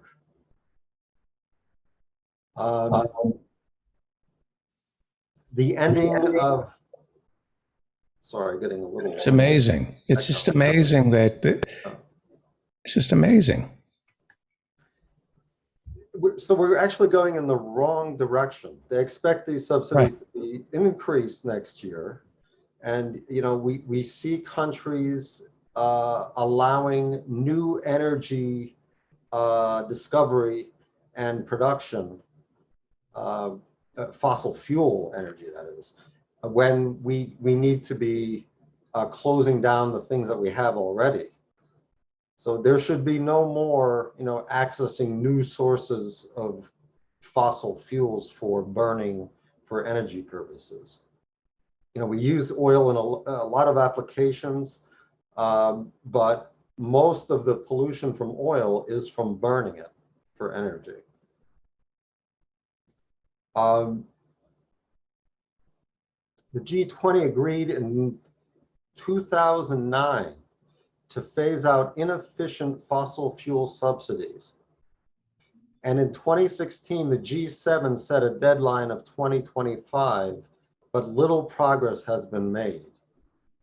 In July, a report showed that the G20 countries had subsidized fossil fuels by trillions of dollars since 2015. How much is that? How much? Trillions of dollars in subsidies. That, again, that's including direct subsidies, as well as undercharging for the damage that it does to the environment and for not taxing it sufficiently so that the price of the damage that the use of the fossil fuels create is reflected in the price. A senior analyst at the think tank Carbon Tracker said, to stabilize global temperatures, we must urgently move away from fossil fuels instead of adding fuel to the fire. It's critical that governments stop propping up an industry that is in decline and look to accelerate the low carbon energy transition instead. You know, we've got to get serious about this, and we just aren't doing it. I mean, well, it's because it's about profits. I've been attending a webinar by Resources for the Future, and this is on offshore wind. Those people who are interested in the technical stuff, there's the second day of it tomorrow at Resources for the Future, and it's really interesting how far behind they are on U.S. offshore wind development. There's a ton of projects. There's a lot of projects that have now been greenlit now that there's infrastructure money coming in from the Biden administration. I, of course, got myself into trouble asking a question about, well, what's the difference between what you're doing now and what was being done during the Trump administration when they didn't give a shit about wind? But where they're lagging is in areas like what are the labor impacts of all these things? And, you know, there's only, there's something called the Jones Act, which requires US flagged ships to be part of the installation of new wind turbines off the coast. And the problem is there's only one ship to do that right now. That's a US ship. So they've got to work out whether they're talking about building another one. In other words, this stuff has been on, because I've been watching this for the last decade or so, and it is just incredibly slow. So most of the time today was talking about buzzwords, about sustainability, about a blue economy, about appeasing fisheries. It's quite amazing to me. And their target does not even predict anywhere close to helping towards net zero. We're talking 30 gigawatts, and that's a really good, a thing to try and pursue. But I think we're really falling behind when you consider that there's only one or two demonstration projects that have only a few wind turbines, and it's I mean, it could really take off. But the fact of the matter is, if you only have one ship, because the Jones Act requires American flag ships for installing these darn things, you're really not building a lot, even though you've predicted that, well, we were going to build turbines on this, frontage, and it's all divided up according to congressional districts. So for example, in my state, Bridgeport, New London are going to get something out of it, but it's still all pork barreling, and it's a little scary that it's just not really happening as fast. I mean, we're in a place where Europe was 10 years ago. This is like it, and it's not getting any better. Well, John Kerry just announced today that he has total confidence that the private sector will be solving the climate problem. Really? Yes. I listened to a flack from Dominion Energy today talk about how wonderful Virginia Beach was. It was like Chamber of Commerce stuff. It was the, and you've got there are federal agency guys there, and it looked like 20 years ago in terms of procurement. Anyway, wow. Gloom and doom. 5 countries are responsible for 2/3 of these subsidies: China, the US, Russia, India, and Japan. Mm-hmm. And without any action, these subsidies are going to rise to 6.4 trillion in 2025. The IMF report found that the prices for fossil fuels were at least 50% below the true costs for 99% of coal, 52% of diesel, and 47% of natural gas in 2020. Wow. Unbelievable. Well, I want to show you a picture of Alec Baldwin's wife. This is Hilaria. This is a picture of her stepping out with Alec after his interview with George Stephanopoulos. This was just sent to me. She is in metallic leggings and a 1900 gold Montclair vest. I hope it was bulletproof. This is what she wore outside. Now, if your husband is facing numerous lawsuits, the first thing you do with lawyers and plaintiffs is not try to present yourself as having deep pockets. So, I can't think of a worse move for a wife to make to undermine her husband than wearing a $1,900 Montclair gold-leafed vest to grab coffee in Manhattan. I almost forgive Alec Baldwin with his wife. I almost forgive him. Something's going on. That is just grotesque that she would step out like that right after he's asking for sympathy.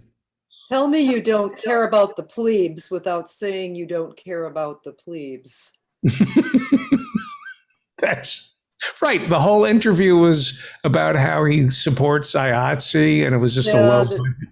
It was just a complete PR exercise. It was shameless. You sort of have to admire it. And she also has the 4.5-inch, power heel look. Good Lord. So she's checking out. She's had it with him, right? She just wants, she wants out. She's standing by him, but she's high. He's got a lot of money. Yeah. And he doesn't even know. That's the thing. Oh, by the way, he was the one, speaking of the Cuomos, he was the one who he went out of his way to contact Governor Cuomo and said, I will advocate for you. I think the cancel culture has gotten out of hand.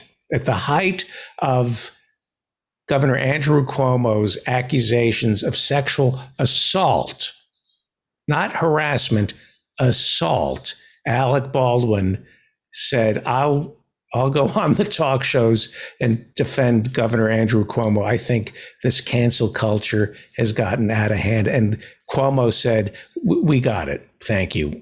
We're okay. And Alec Baldwin went off the reservation, a reservation he wasn't even on. And I think I just said the wrong term, right? You're not allowed to say off the reservation. So I apologize.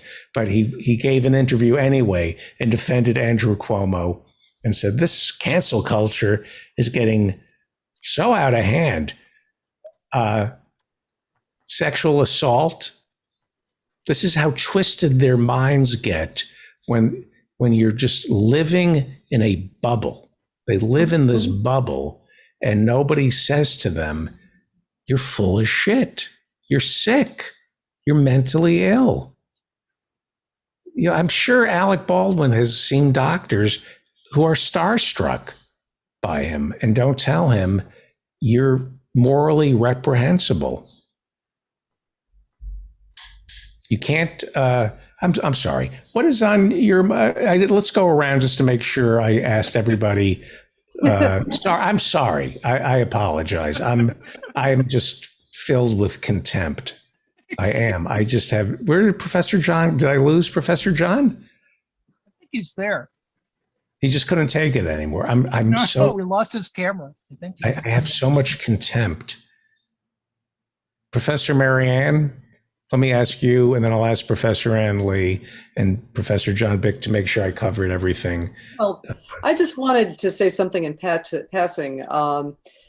Similar to that law in Virginia, where we thought that, remember, friend of the show, who is it? The socialist was one of the people leading the charge in the Virginia State House to cap Carter. insulin. Yeah, cap Carter, insulin prices. the Uber driving Iraq veteran who ran for governor. So anyway, and then our friend of the show, Jim Earl, had pointed out that really that's not what it was at all. Well, I was the New Republic had an article about what this copay, what this cap really means, and I remember mentioning to you that I read it and there was some fuzzy wiggle words that I just picked up on that I was a little concerned about. Well, in fact, it isn't a $35 cap on insulin.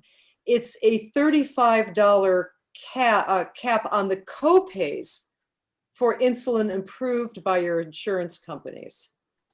Now, that is a vastly different thing than a 35. Explain cap. that. Explain Okay, that. so the copays, so basically there's two things. First of all, this is just for people with insurance. You know, you have copays for your drugs, and oftentimes they can be pretty steep. And this would limit the copays to $35 a month, on the approved insulin that your insurance company approves on. Now, of course, that doesn't solve the problem for the worst. These people who die of rationing of insulin are people who don't really have insurance. And second of all, insulin and diabetes, this is the perfect marker for our healthcare system, because unlike other drugs, which insurance companies also will deny their patients, if you're denied insulin when you need it, you have hours often before you're in the hospital, before you're in a coma. You know, that's how desperate it is. I had a case with a friend. We went to pick up her drugs for anti-seizure medication. And the pharmacy said, oh, your insurance company didn't approve of it. And she says, well, I need this drug. Why don't I just pay for it? And they said, no, we can't give you this drug. And so she went a few days before she actually contacted her doctor, and then had another, what do they call, trans-ischemic event. And when she finally got a hold of her doctor was furious. Why didn't you call me immediately? But this is the problem. So yes, again, this is, it's an achievement, but in the framework of keeping the insurance companies firmly in place. And this is just the kind of thing that, money, this is the money in our system talking, but it's more than that. The partner to the money is the people currently in power, who are only in power because of their fundraising ability. If we drastically change the system, Nancy Pelosi and Chuck Schumer and a whole lot of other people would not have their jobs. Yeah. That's the conundrum, and maybe our friend Alan Minsky can convince his group to start using a lot of pressure on these people. If we withhold our votes, it's going to hurt you guys. So unless force is used, I mean, not violent force, political force is used on these people, nothing is going to change. There'll be window dressing, there'll be some things around the edges, which for people affected will be significant. But in terms of the entire system, no. We lost that. They would prefer violence. They would prefer smash and grabs and looting, because then they can militarize. Yeah. Oh, that would be great.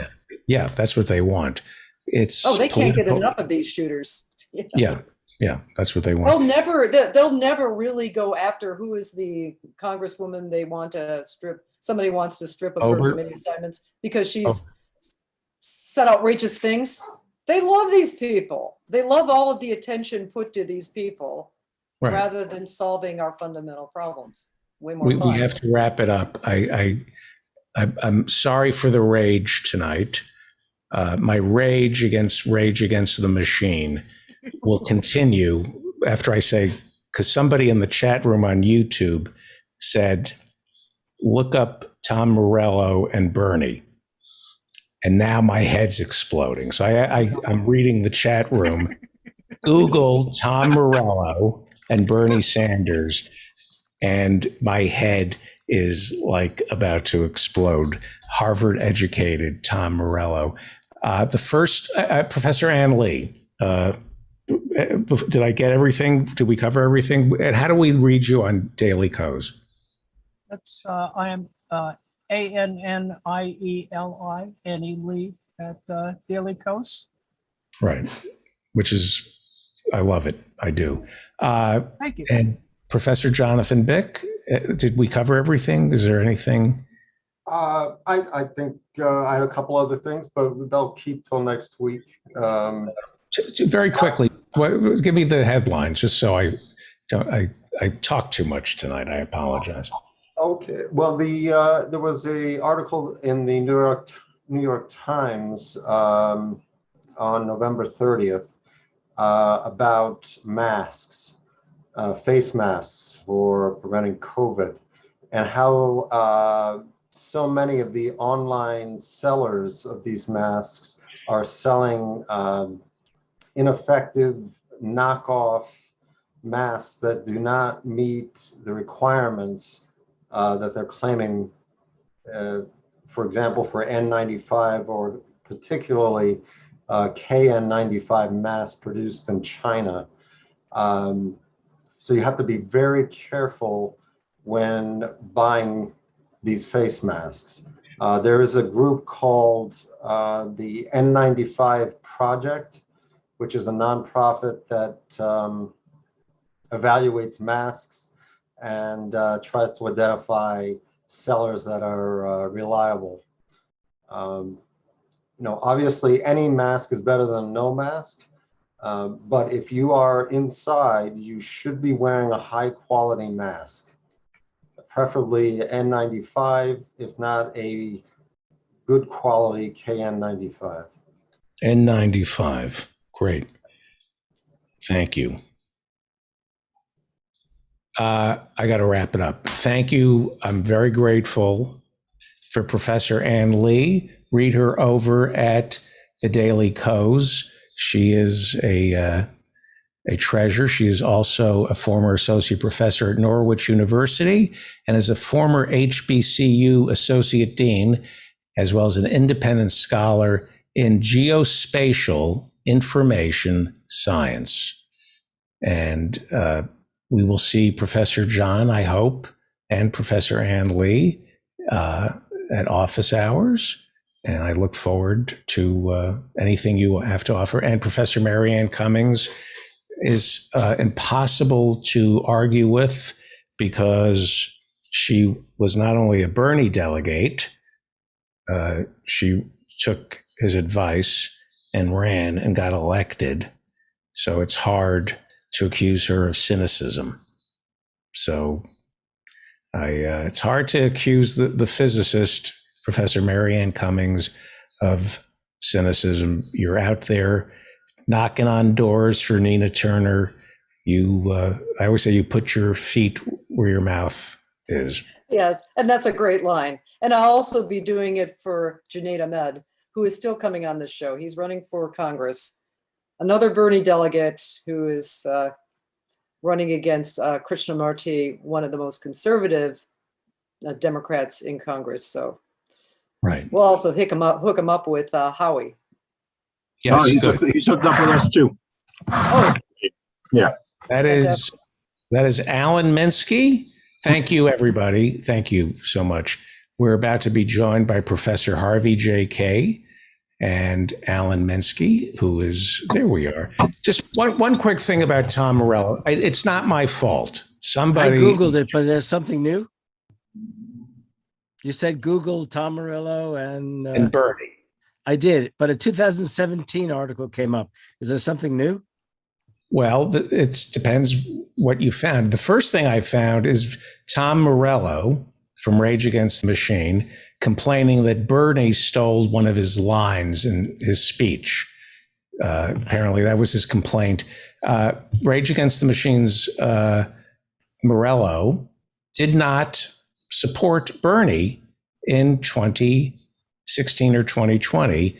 This is the column, the Harvard-educated Tom Morello, Rage Against the Machine. Have you read his columns, his self-aggrandizing columns in the New York Times, where he compares himself to Joe Strummer, that false humility? This is what Rage Against the Machine's Morello, according to Rolling Stone, said.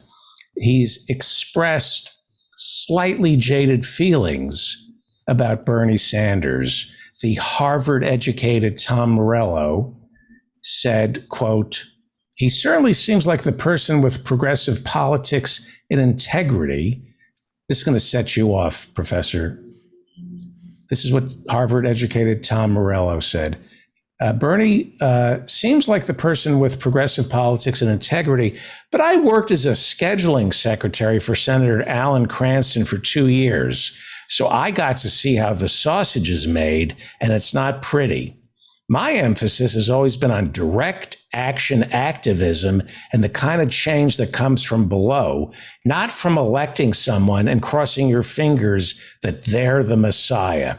And then his bandmate, Tim Comerford from Rage Against the Machine said, "Electoral politics is all bullshit, and Bernie Sanders is no exception." That's your Rage Against the Machine, who I saw Tom Morello in 2014 performing at a private party for a hedge fund manager with his little guitar that says, "This machine kills fascists." And he's got these coke-addicted male and female models and hedge fund managers bouncing up and down to the ghost of Tom Joad. And I thought, maybe Tom Morello from Rage Against the Machine is full of shit. Maybe. Okay. I just love walking into the Lions Den here. Why, is he a donor? Tom, I was the producer of Tom's radio show for years. Tom Morello from Rage Against the Machine? Yeah, him and Serge Tankian. I'll tell you, when you get to the pearly gates, you have a lot to account for. Yeah. You gave us Jimmy Dore, too. And me. You're responsible for, that's your biggest crime, me.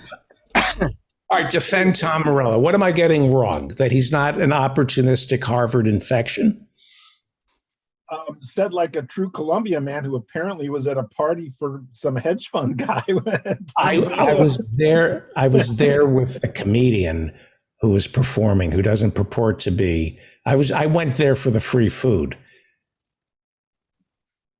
So defend Tom Morello. Tell me how somebody who. You didn't ask me to defend Jimmy Dore. I'm just. I just sort of wanted to walk into the Lions Den and just confess. Well, defend Tom Morello, please. I'm not accountable for my friends or my former coworkers' politics, am I? I mean, he should defend himself if he needs defending. Tom, here's what Tom would say. I don't know what Tom would say. Okay, first of all, I knew he didn't endorse Bernie Sanders. Obviously, I differ with him on that. And Tom I just feel like I'm just going to set him up for more, negative things. But I think he sees himself in a kind of more of a revolutionary Marxist communist type of politics than American politics. From Harvard. I didn't even know what the role IATSE plays. I spoke to him. He couldn't tell me the role IATSE plays in rock concerts. Mr. Harvard educated. Let's get saved by the products of the oppressor, Harvard. I know that he has a family background where his relatives from Kenya were revolutionary anti-colonialists. So he has a sense of entitlement. So he thinks he's like born into the revolution. I know he doesn't have to work hard. His mom met his, I believe the story is, look, I'm not defending him. You can take this information and redeem it. Don't expect me to defend Tom. I'm just giving you information. I did work with him for 4 or 5 years, maybe 6 or 7 years. You lose track of time in Pacifica Radio Land. It was a really positive experience working with Tom. Obviously, he was very rich. Really? Yeah. What the Rage Against the Machines, Tom Morello, who went to Harvard and is now a columnist for the New York Times, is Professor K. I'm shocked to discover that Tom Morello is rich. Yeah. Have you read the shit he's written for the New York Times? I'm ready to cancel. I haven't read a word of it. What has he been writing? He writes about Pete Seeger or Joe Strummer and then plugs his own music. It is so self-serve. It is a master's class in self-aggrandizement and self-promotion. If you want to, no, actually, it's not a master's class. It's shameless and transparent. You would think at Harvard he would have learned how to be a more subtler self-promoter. Oh, yeah, They teach that at Yale, not at Harvard. They teach it at Yale. Yeah, maybe. All right, I apologize. Is anybody having trouble getting their pills? The supply chain. Here's one. Some people have been telling me they can't get their prescriptions filled. You may be looking at one that might be is somebody. All our drugs are not made in the United States anymore. And all those container ships that are piling up and there are supply chain issues. Are you having problems getting your pills? If you're having trouble getting your pills, let me know. I'm beginning to sense a supply chain issue. So I don't want to brag, but I don't take any pills. Oh. I don't either, but I want to go back to Morello for a second, because here's the thing about Morello. Here's the thing about Morello. Seriously, and I mean this. The guy has his political convictions. He comes into the world. What? Has his political convictions, Rage Against the Machine, and all that. But here's the thing: the guy can play a wicked guitar. Yeah, so could Eric Clapton. Yeah, and Eric Clapton is an anti-immigrant, anti-vaxxer, racist. Right. So I know, but they both, we can agree, can really friggin' play guitar. Okay, right, and so they think they're better, and they won the genetic lottery. Or I practice. Morello says he practiced. One of his columns in the New York Times was how he practiced 15 hours a day. Just but he thinks he's earned the right that he's better than we are. He sees, classes. He sees, he thinks he's better than people. I guess he is. He writes for the New York Times. Yeah. Yeah. All right. Yeah. Yes. Here we are. Here we are. One of the things I can't stand about contemporary political discourse in America is the compulsion everybody has to want to be right all the time. And maybe I just don't fit in this regard, and maybe I shouldn't be the person who's the spokesperson for the organization that I lead, because I don't really have a compulsion to be right all the time. If Tom is writing really, ingratiating dross for the New York Times, I'm not going to defend him, Well, it's sad if he is, but I also I'm not quick to condemn somebody I know. I'm not going to condemn him. I am. I think we need, I'm being serious. That's totally cool too. I think there are charlatans who come from Harvard who pretend that they're on our side. You have no idea how many people are pissed off at me for going after Tom Morello.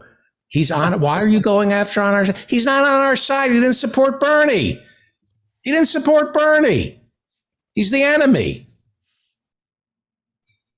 It's time for our side to practice the art of personal destruction, the politics of personal destruction. If you call yourself a Democrat and you're rich and you're saying, I'm for Medicare for all, but, we don't want to put the health insurance employees out of business, you're the enemy. You're a fraud. Help me out here, Professor Harvey J. Kaye. Did you see that piece? I think I sent it to you in a text. It's actually not a piece. It may well be a piece as well, but it was a video editorial by two New York Times, in fact, two New York Times writers on the liberal hypocrisy. I thought that was good. It's Yeah, rare tell that me I about like. it. I It's try rare to that play I. it. It's rare that I like anything from the New York Times as much as I like that. People were shocked. I was shocked, not by the argument, but by the fact it was two New York Times people who did it. I know. What did they say about liberal hypocrisy? Well, their point was that, they laid out how the Democrats have in their platforms these kinds of initiative. They promise certain initiatives on housing, on taxes, and so on. And then they point out the housing crisis in California, the fact that Washington State, ranked above, it was like number one above Texas in not taxing wealth, right? Something like that. I mean, it was just these kinds of things. And what was it was something about New York State. What was that one? Jeez. Well, just to riff on the point too about California, people across the country, with all the things I'm on around California, they think that California is some kind of like liberal progressive paradise. And then you see the teachers strike in West Virginia, you see the teachers strike in Oklahoma, then you see the teachers strike in LA, and it's like, fuck yeah, California can underpay its teachers just like can match anybody. You match the cost of living in West Virginia and the cost of living in Los Angeles, where the pay grade is for the Los Angeles teachers, and they have it just as hard off here as you do in West Virginia, which is ridiculous.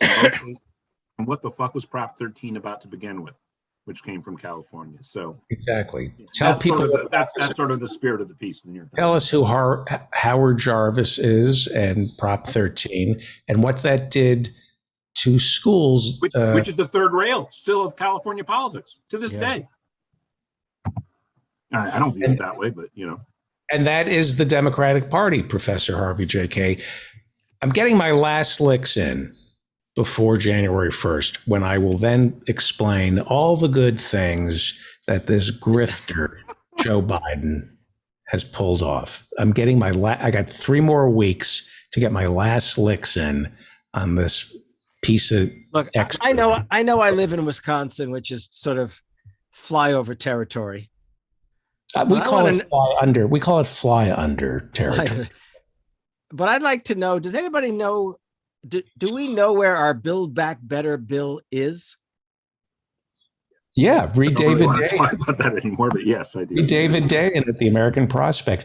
This great, how like Nancy wanted paid family leave? Yeah.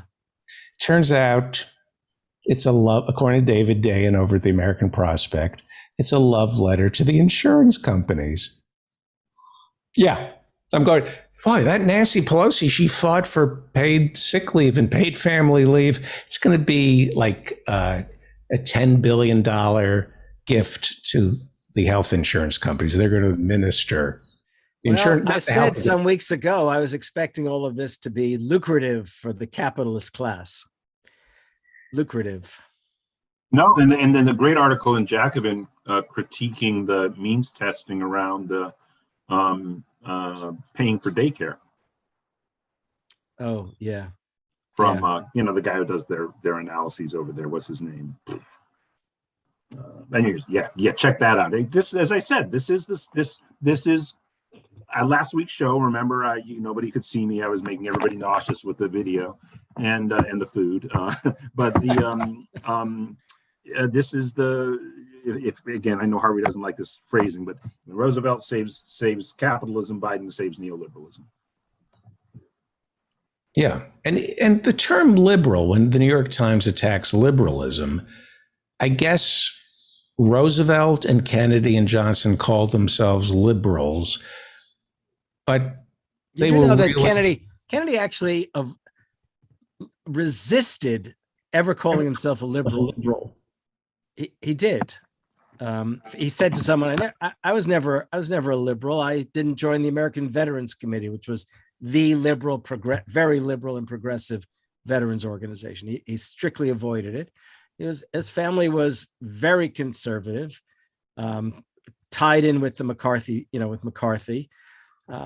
Eleanor Roosevelt did not want him at all. Didn't trust him and despised his father because he was basically willing to sell out to Hitler, in 1939-40. So hold on a second. I'm sorry. It was, and while he does it, it was Matt Bruning who did the analysis of the. Right. Okay. Yeah. And So then she wanted Adlai they had to talk her Stevenson. in. They had to have her meet with Kennedy, and she basically said, "Okay." In the end, she'd go that way. But of course, she also was willing to go with Adlai Stevenson, who was no real liberal, by the way. Right. That upset me when first you told me that Jimmy Carter was a bad guy. Was a bad guy, right? And then I told you that Adlai Stevenson. Oh, then you told me McGovern. Oh, was a well, bad that guy. one people take me apart for, but I was not a fan of. I didn't vote. I was my first time ever voting presidential. I voted for a socialist that year. Okay, this is what you've done to the show. You ruined Jimmy Carter for us. Then you ease into it with Jimmy Carter. Then you ruin George McGovern.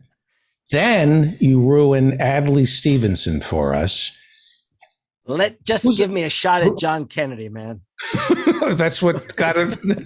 I've heard that before. A lot of people said Oh that. God! Oh, sorry about that. Oh, that was terrible. I didn't do that as a joke. Sorry. I walked into that one. I was the straight man in that one. Henry Wallace? You're going to go after Henry Wallace? No, well, I'm not as enthusiastic about Henry Wallace as my dear friend John Nichols is. Let's put it that way. Is that because Henry Wallace was another traitor? I think Henry Wallace. I think there was some reason to think Henry Wallace might have been a bit flaky. That's all. Well, the 1948 campaign would suggest as much. Yeah, it would definitely suggest as much. And also, I also think he made one. I think he made one big strategic mistake. He allowed the likes of Truman to drive him out of the Democratic Party. And he shouldn't have. He should have stayed in the party and contested what was going on from within the party and not sought that what is it? There's a name for that kind of thing when you go off and think you're going to run in what's that? A Peter Pan fan? Yeah, I was about to say Peter Pan, but there's another term for the people who go off, in some kind of illusion to run in some third party moment. He was a brave guy in some ways. He went south and attacked Jim Crow and segregation. So I have mixed feelings. I admire him in many ways, but should he have been president? People on the left get very upset when I say it. I'm not so sure about that. I don't know. I don't think so at times. Well, what did he do? I have two questions. One is, what did Henry Wallace do in 48 that was flaky other than a third party run? And it was a campaign that was basically taken over by the Communist Party. Did he know that? He had to. He couldn't. If he didn't, then he really was flaky. Yeah, that's sort of my point on flakiness. Yeah, would have been based on that. And so was he, as many were back in 48, was he a communist or? I don't believe for a moment that Henry Wallace was a communist. But he had he was a great vice president in the years 41 to 40. Well, sorry, 41 to 40. That's right. Though he would have been a bitter vice president after the 44 convention. Yeah. And what would have happened had Roosevelt not left it up to the smoke-filled room and said, I'm keeping Wallace. What kind of president? Wouldn't there have been like that proverbial halo effect that would have turned Henry Wallace into a right-wing asshole? Wouldn't he have given us a national Look, here's security the state? thing. It's very hard to find people you can really embrace in politics. Let's face it. Okay. You sound like Tom Morello. No, I embraced Bernie Sanders. I've liked Bernie Sanders since the 80s. And my only thing about Bernie is that for all of that which he accomplished, I just wish he had done something more. And I've always said this. He brought back social democracy onto the American agenda, but he probably should have left us a legacy of speech making that would have then propelled the movement all the more effectively. I'm saying a cranky Alan Minsky tonight, which I like. I've never seen. I'm not that cranky, but it's Bernie. I like it. Bernie. But hang on. Can you control? Hang on. Your sound. You are you produce radio for Tom Morello, Ralph Nader. You run radio. When are you? Why is your sound so crunchy? He's in a different room. I should go get my better mic. I moved. No, just don't touch the computer. No, this mic is a janky Dell. No, it's just don't touch the keyboard. That's all. Sorry, I'm not trying to. You need a better mic. No, can I just say, Alan, you're wrong. You're wrong. Sorry, not Alan. Sorry, David, you're wrong. He's usually in a room that's more conducive to broadcasting. Number one. Number two, he doesn't have the right mic. And number three, he's in a cranky mood. He's in a cranky mood. And tonight, he didn't show up wearing the BBC bow tie and black jacket that I demand of all our guests. Boy. Go ahead. I apologize. I think that. By the way, Alan, it's good to see you. It's great to see you, Harvey, and David too. Nice to see everybody. And, but I was serious. So I know it sounded humorous, well, maybe quasi humorous, but I just don't even know where the Build Back Better bill is. Yeah, where is it? Oh, it's getting stripped apart by Joe Manchin. It's supposed to come forward. Schumer's supposed to bring it forward next week, and we'll see what shape it's in at that point. I mean, I definitely met with the Senate office that told me changes are happening. That means it's going to have to go back to the House. And once changes happen, we'll hope to see a few things happen to the bill that won't happen, and it'll get worse. And will Bernie support it? What Bernie is going to, right? He's going to have to. Bernie has been frustrating me a bit over the past, week to 10 days. Nobody's perfect. It's a tough situation he finds himself in. Look, the truth of it is we can gripe about the Democrats, but when it's 50-50 in the Senate and you have Democrats like Joe Manchin and Kristen Sinema, Bernie Sanders, and even Joe Biden are not to blame for what this end result is going to be. Maybe I think some of the blame really comes with the idea that it was going to go through at what was it, 3.5 or 3.6. They really sort of had us believe that for quite a while, that it was going to go through like that. And I really think Pelosi even there is as better as she is at organizing her caucus than Chuck Schumer at his much smaller and what should be easier to organize caucus. She definitely had us believe it was going to go through at 3.5. Yeah, she did. You're right. And that was very disappointing. But I definitely spoke to a very good Senate office, one that's very much allied with us on so many of our issues. And they said, look, they are powerless to block Manchin from doing stuff. And then we did concur that the person this hangs on now is not Schumer as much as Biden. Biden really should be doing more and as much as possible to say, I'm the president of your party, and what you're doing now is not acceptable, and it has to be like this. And he should have been saying that 10 months ago, 9 months ago. Well, you know, I read Jonathan Karl's book, which is pretty good. And according to Manchin's people and Biden's people, Biden did call the bill. What was the bill in March? That was to extend unemployment. It was the Relief Act, I think it was called. Yeah, and Manchin wouldn't extend the unemployment benefits, and Biden said, according to Jonathan Karl, "I'm the president of the United States. I know how this works with people like Manchin. I have one call in me on this bill to him," and he used it. And Manchin was like, "I love you, Joe, but I don't work for you. I work for the people of West Virginia. And the people of West Virginia," this is what Manchin said, "the people of West Virginia, I cannot go home and explain to them why people are getting paid not to work. That the people of West Virginia would be appalled that people are getting paid not to work." Do you think the people of West Virginia would be appalled? No, absolutely. Well, it's not. great to know that Joe Manchin supports a government full employment program then. Yeah, thank you. Exactly. Thank you. Yeah. Okay, President Bernie Sanders. We're now into alternative history.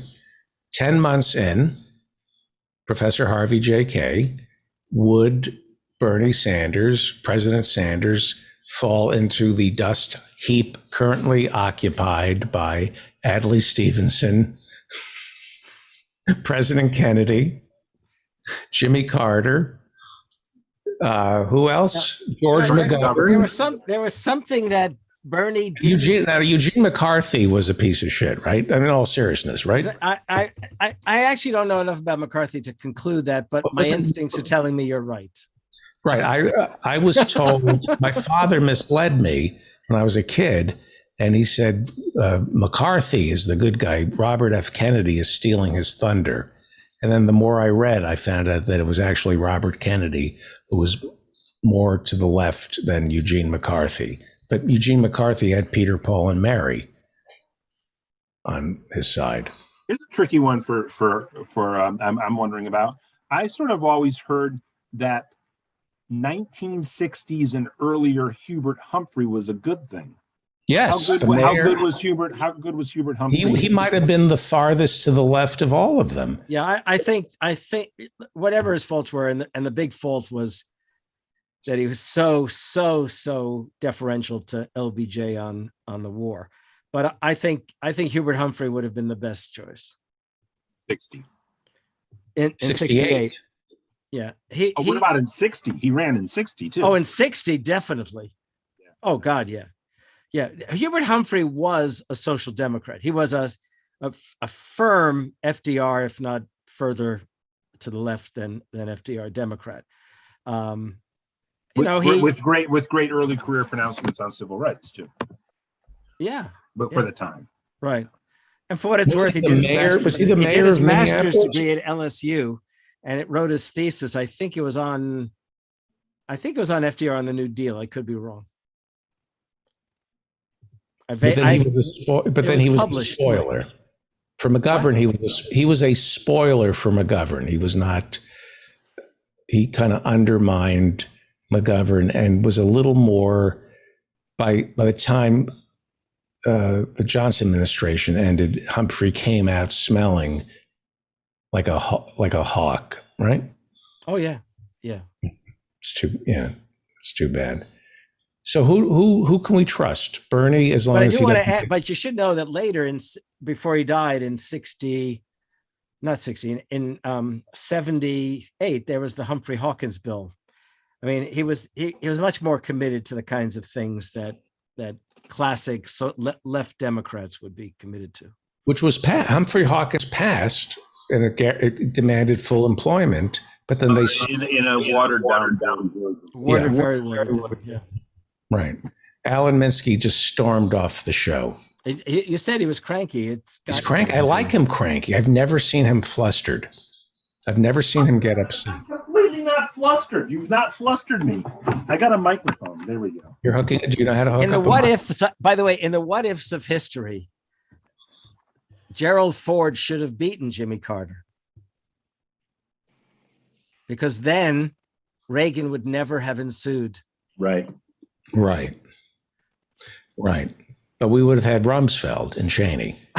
We would have skipped right to 2001. They got it would have just, they cut out the middleman and we would have gone right to it. You bet. Right to it. Yeah.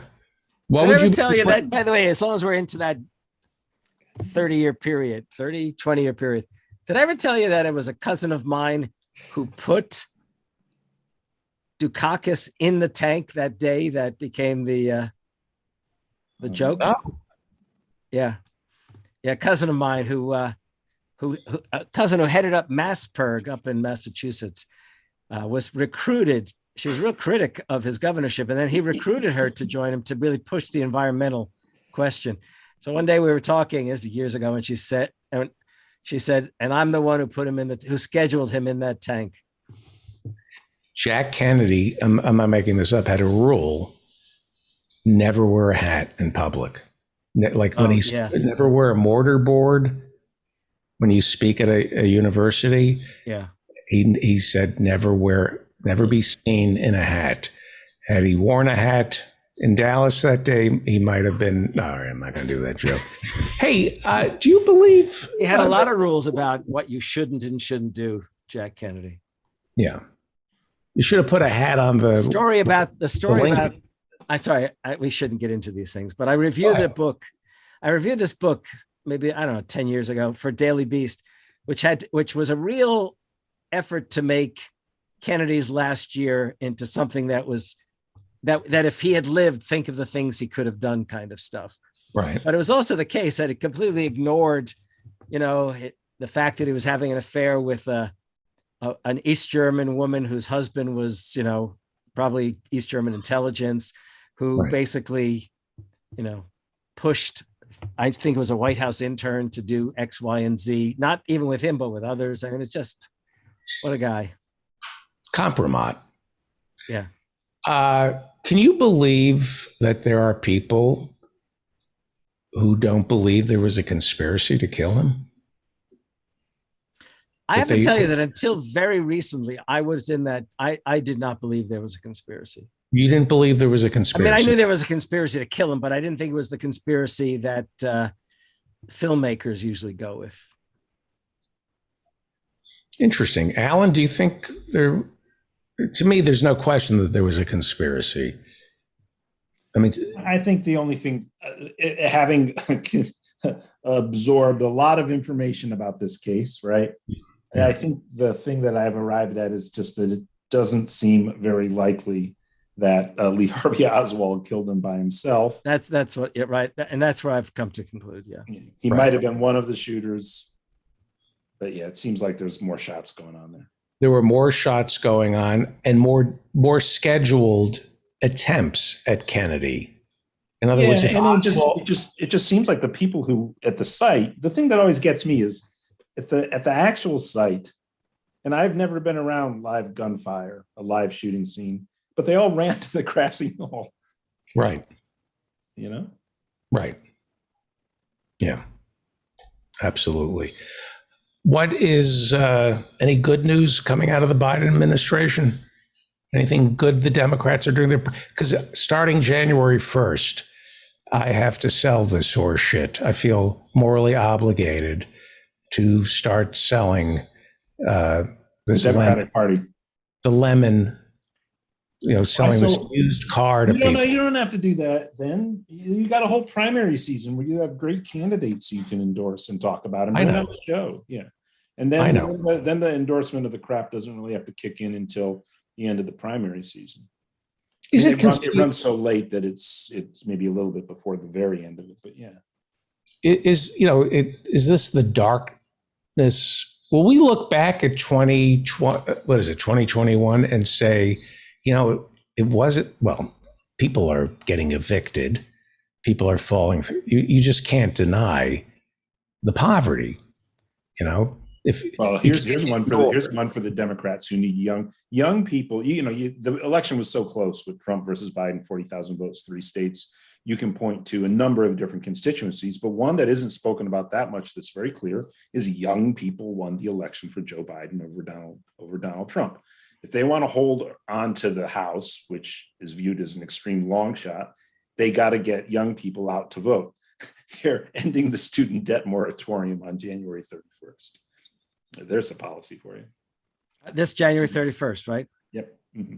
Yeah, I have this I have this other theory that when push comes, that Biden is actually going to sign off on eliminating the student debt. That will help him with a lot of people's votes. I mean, or he really does want the landslide next November to the Republicans.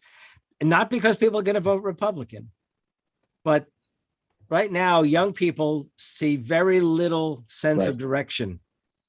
And as a consequence, they probably won't turn out to vote.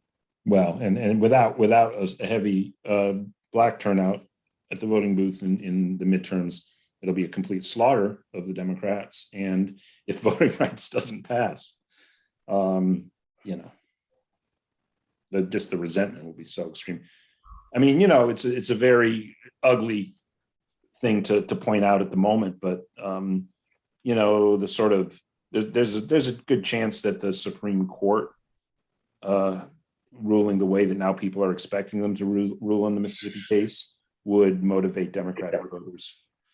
Yeah, I mean, I see Marianne's hanging around, so I'll say this. But you need all three. Just before Harvey goes on, Marianne, you need all three of those groups. You need the coming out to vote to protect abortion rights. You need black voters, and that's the Democratic coalition. You get slaughtered. Right. Stacey Abrams is running against Kemp, right, in Georgia. Right. And go ahead. I interrupted Harvey. Yeah, Stacey. Let me talk about the Stacey Abrams thing. That came as a surprise to me, but I think that some very, very wealthy folks must have said to her, "Look, only way we're going to hold on to Georgia is if you run. You've got to do that." She always aspired to be the governor, but it's got to be the case that they saw the handwriting on the wall and said, "We've got to do something," and she was the way to do it. So there you go. And she never conceded. But I criticized her for giving up. I owe her as though she knows who I am, but rereading her speech, she did not concede. Yeah. I knew her for a while during that period of time. I mean, I still know who she is, and she knows who I am. But I remember you sent me a picture of her, and I said, I said something like she should have stayed in. But she's amazing. Yeah, I mean, she doesn't come far enough left, but yes, she is amazing. She is amazing. But what I was going to say is, for a long time, I've really kind of thought Marianne was exaggerating the state of Joe Biden's mental conditions. But when I look at him lately, it's you gotta wonder. There's just no energy there. There's just nothing there, and it's hard for me to believe he'll finish his term right now. It may be an advantage. It may be a feint. It worked for Reagan. It worked for George W. Bush. It worked for Eisenhower. There's something appealing about a doddering. I'm being serious. The American people see either their grandfather or I don't know, Maybe, but Reagan ran against a loser too. Reagan ran against Mondale. Well, wasn't Mondale a good? Don't tell me he was bad. What idiot goes on national television and say he's not going to tell you we'll raise your taxes? Well, an honest. I'm kind of an idiot, right? An honest man. No, he could. Not true. He could have said, in a Bernie-like fashion, "We're going to raise the taxes on the billionaires." All right, that's better. But he was a A simple No, man. he's a good. Sure, he was a good guy, but he was a loser. And then what happened? Remember, he lost the Wellstone election too. He lost the Wellstone election? When Wellstone died, Yeah. he was put in as the replacement candidate. Oh, I forgot. Boy, here I am in the next door state, and I completely forgot. Well, hang on. Given that Al Franken was against Medicare for all and a big proponent of Obamacare, hence a disappointment, was Wellstone? How good was Wellstone, Professor K? Well, I actually You're not going to ruin Paul Wellstone for us, are No, you? I'm not going to, but I vaguely recollect he was still very much alive and in the Senate when the USA Patriot Act came forward, correct? Am I right? Yes. And there was only one no vote on the USA Patriot Act. Russ Feingold of Wisconsin, not Wellstone of Minnesota. Okay, ruin Russ Feingold for us. Okay, I'll ruin Russ Feingold. Russ Feingold. We should do a show called Russ Harvey Feingold. K. Ruins. Russ Feingold, who I would not hesitate ever to vote for. I wish he hadn't. Even now I can't figure out how Ron Johnson beat him. And was it? Well, I guess it was was it 2010 that time? Or maybe it was. Where was I going? So, do you remember when Ashcroft came before the Judiciary Committee? I believe Feingold voted yes in committee to putting the name forward. And I thought, what the hell is he doing? Yeah. Yeah. So before you go, this was fun. Before you go, the Great Resignation. David Dayen has been writing about the Great Resignation. I thought you were going to tell me he resigned as the editor of. No, God. God. That actually was the worst thing of the day. I thought, oh no. No, not. Everybody should read The American Prospect. David Dayen is just incredible. I'm reading about the Great Resignation, but I'm also reading, and this is how I want to end the show with this thought, that because of COVID, because people aren't going out, because of the government sharing some of the largesse, there is $1.6 trillion in excess savings. Americans have banked $1.6 trillion in excess savings. This is the best savings rate that Americans have exhibited since World War II. The best savings rate. Yes, right. Best savings rate. Americans are saving money and they're quitting their jobs. And so my proposal, strong correlation there. Yeah, go ahead. Right. And my advice to America is the Great Resignation should also include resigning from Hanukkah, Christmas, Kwanzaa, when it comes to buying all this crap. You've saved $1.6 trillion. Keep it. Don't buy crap. Don't participate in this economy. This is an immoral economy. You're being sold stuff that's either bad for the planet or bad for labor.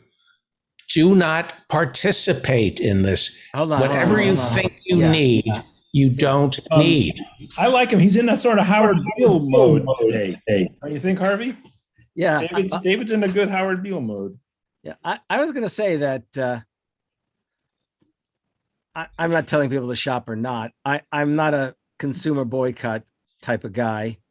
Okay. But I've never shopped in Walmart. Let me make that clear. Okay.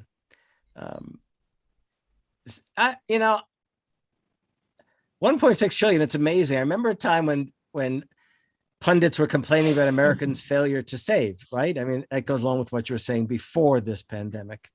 And now you really have to think, wow, 1.6 trillion. But the question is, they probably had a lot more saved, and thus they went out and have already been binge shopping, and that's why the supply chain can't keep up.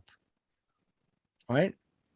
I guess so. Yeah, we're buying stuff that we don't need. Alan, don't you think? Do you waste on crap that you don't need? Oh, yes.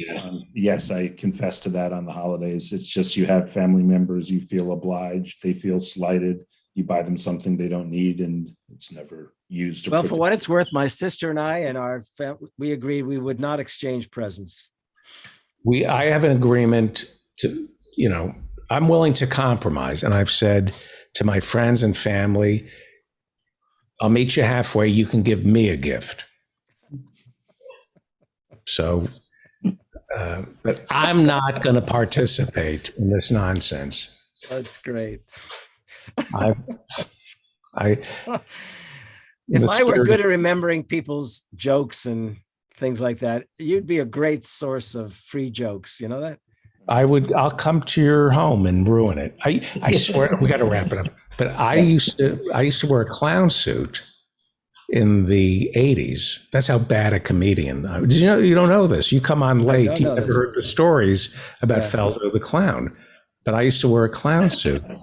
And for 3 years, picture me in a bozo outfit. I got paid to ruin adult birthday parties. I would show up, and I was drinking at the time. Were you expected to take your clothes off then? No, I would show up as bozo, like a bozo the clown. I was Feldo the clown. I was drunk, smoking a cigar. Jesus. Reagan was president. And rich people would hire me to come to their home, and I sing would the ghosts of Tom Joad. And sing yes. And said, "Hey, this seltzer bottle kills fascism."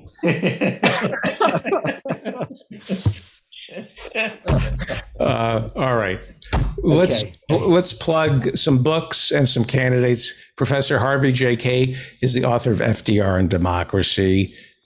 Not only a stocking. But David, I got to interrupt rudely here and say this. I did adopt the strategy around buying people, family members, gifts.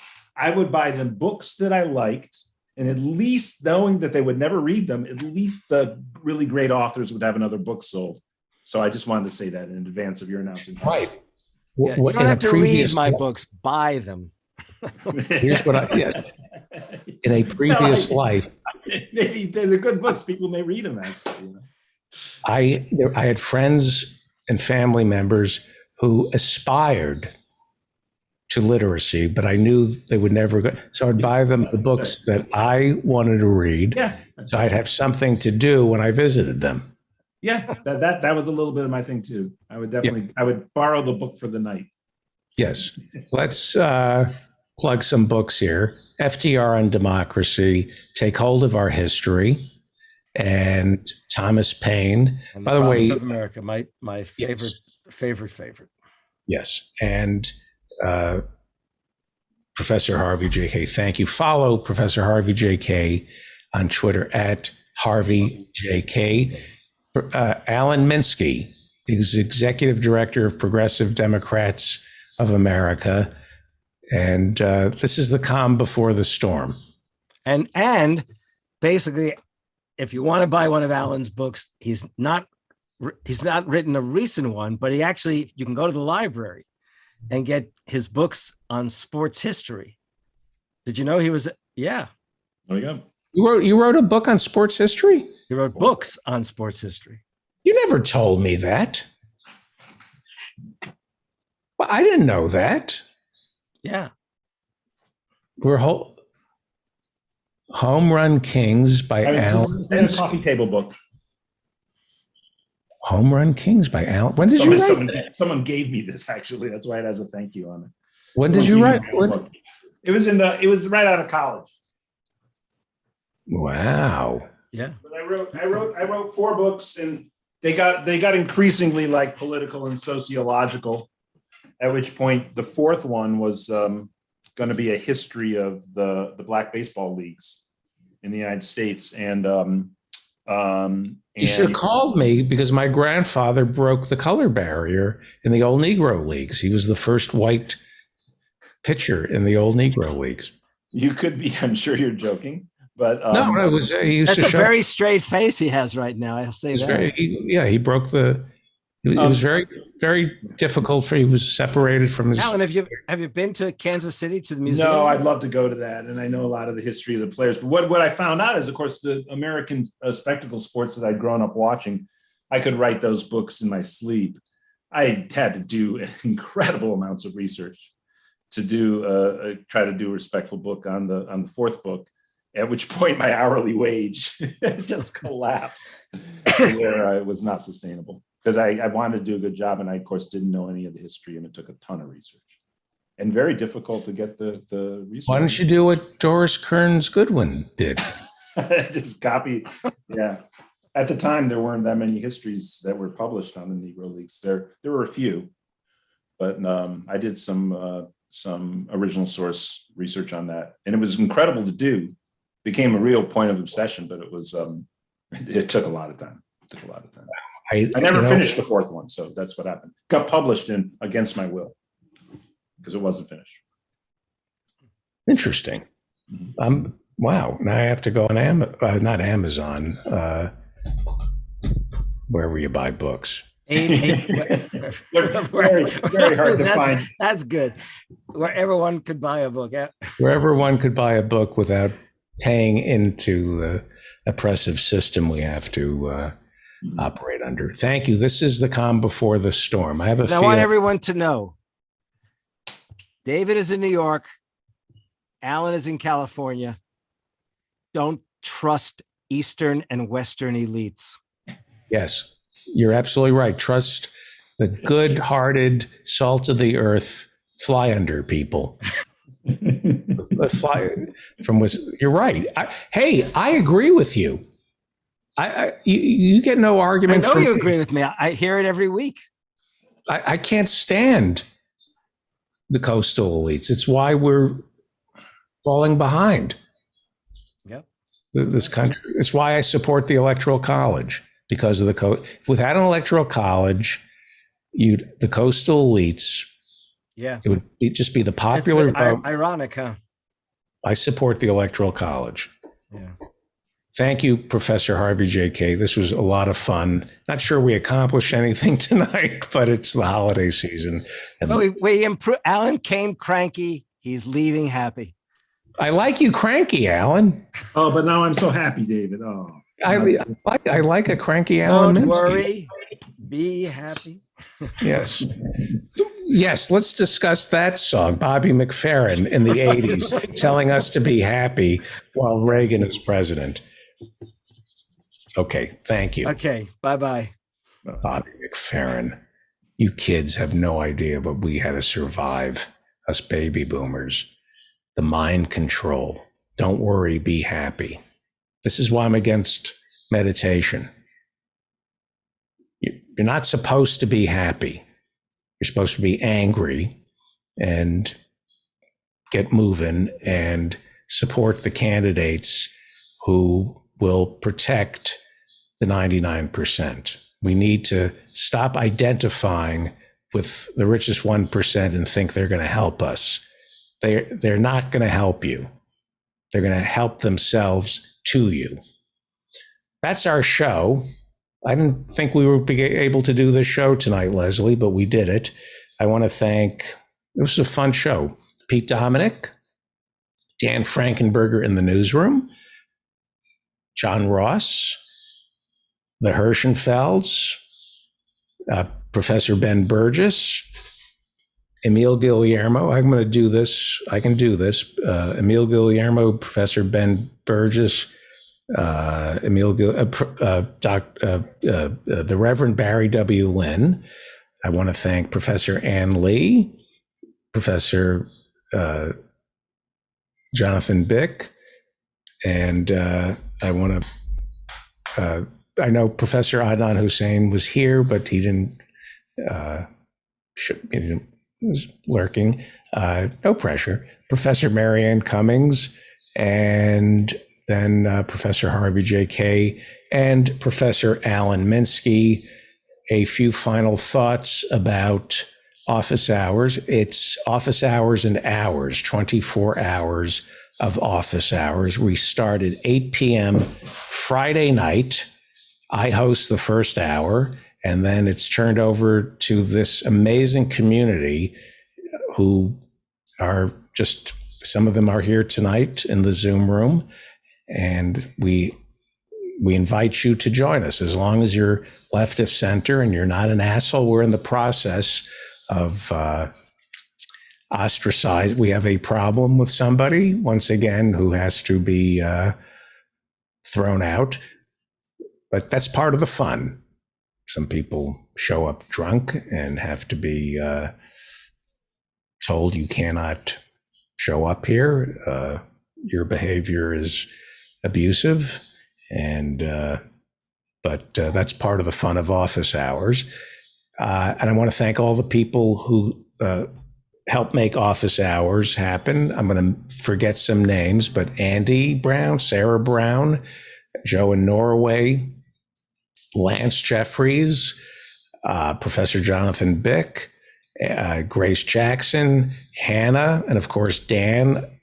There are moderators who keep office hours going. I'm going to get a list of their names, but I urge you all, if you're listening right now, to go to my website and sign up for office hours. All you need is Zoom, and you will meet interesting people like, whose hands are, oh, Bernie Ho. What? Yes, Bernie Ho. You were right, Faldo. Yeah. Jennifer Jason Leigh was his daughter. She wasn't she wasn't in Howard the Duck, though. That was Leah Thompson, who's like a similar type. Right. Vic Morrow's daughter was Jennifer, one of the greatest I have actors. a question, though. Who was Well, hang on. who Hang on was for 1 Vic second. Morrow's better half? Oh, see, this is I gotcha. Fuck you. all right. Fuck you. Get it, better half? Yes. The 99%. Jennifer. All right, I'm muting you. This is an example of the bad behavior that we don't allow at office hours, Bernie Ho. Yes, Jennifer Jason Leigh is Vic Morrow's daughter, and there was a conversation about how amazed. You're just jealous because I thought of that joke and you didn't. Okay, Bernie, how do I mute Bernie Ho? You don't mute me. What? I'll see you in your nightmares, Feldo. All right. All right. Velvet on fuckface. I can't mute her. I don't know how to mute her. Where's Jonathan Vick? Where's that handsome beast at? Come on, get naked. Okay. It's this kind of fun that you can enjoy at office hours every Friday night at 8 p.m. Tell Neil to stop. He has to talk about the tubes. He never talks about anything important. It's just he just runs his mouth. He needs to talk about the tubes. Yeah, he lived in San Francisco. All right, during the heyday. There's a mute button that I seem to have lost. Anyway, thank you, Bernie. You don't mute the Buffetidae. All right, hang on. I'm going to disable your. There, I did it. You're disabled now, Bernie Ho. I disabled your talking. How does that make you feel? I have power now. How does that make you feel? Huh? You can. Fuck you. All right, I'll let you go. Oh no, I can. It's okay. I can disable you. Look, I found the power. Anyway, subscribe to my newsletter. Go to my website, and if you would like to sit in our virtual studio audience here on Zoom, hit attend a live taping. Please subscribe to this show wherever you listen to podcasts. We're on every platform that provides this kind of nonsense. We also have a YouTube channel, which is growing somewhat. Please subscribe to it. We have 6,000 subscribers. I'm amazed that we have that many subscribers. So if you would like to watch us do this show, you can either join us in the Zoom room, or subscribe to this as a YouTube channel. Most importantly, tell your friends about all the wonderful guests we have on this show, and buy their books, attend their lectures, and thank you all. Remember to stay strong and protect the weak.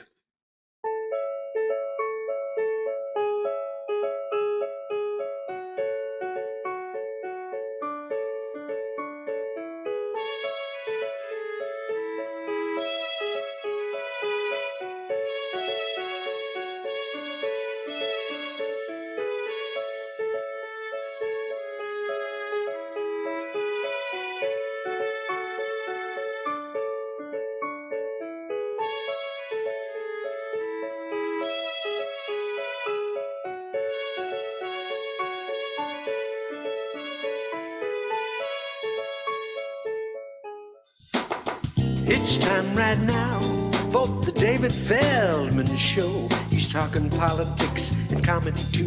To tell a dirty joke, he knows quite a few. He's just a lefty from way back. He's a union man with an enemy for writing. Some days he's mad and he feels like fighting.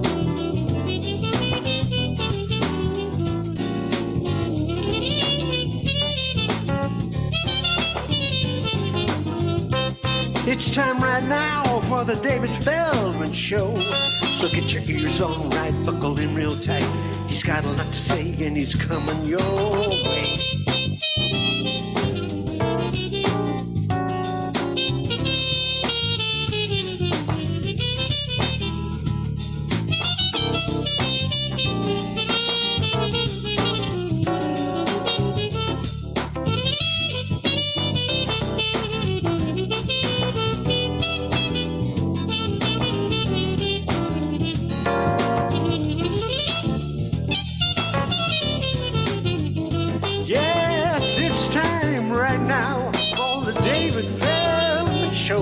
Get your ears on right, buckle in real tight. He's got a lot to say and he's coming your way. He's got a lot to say and he's coming your way.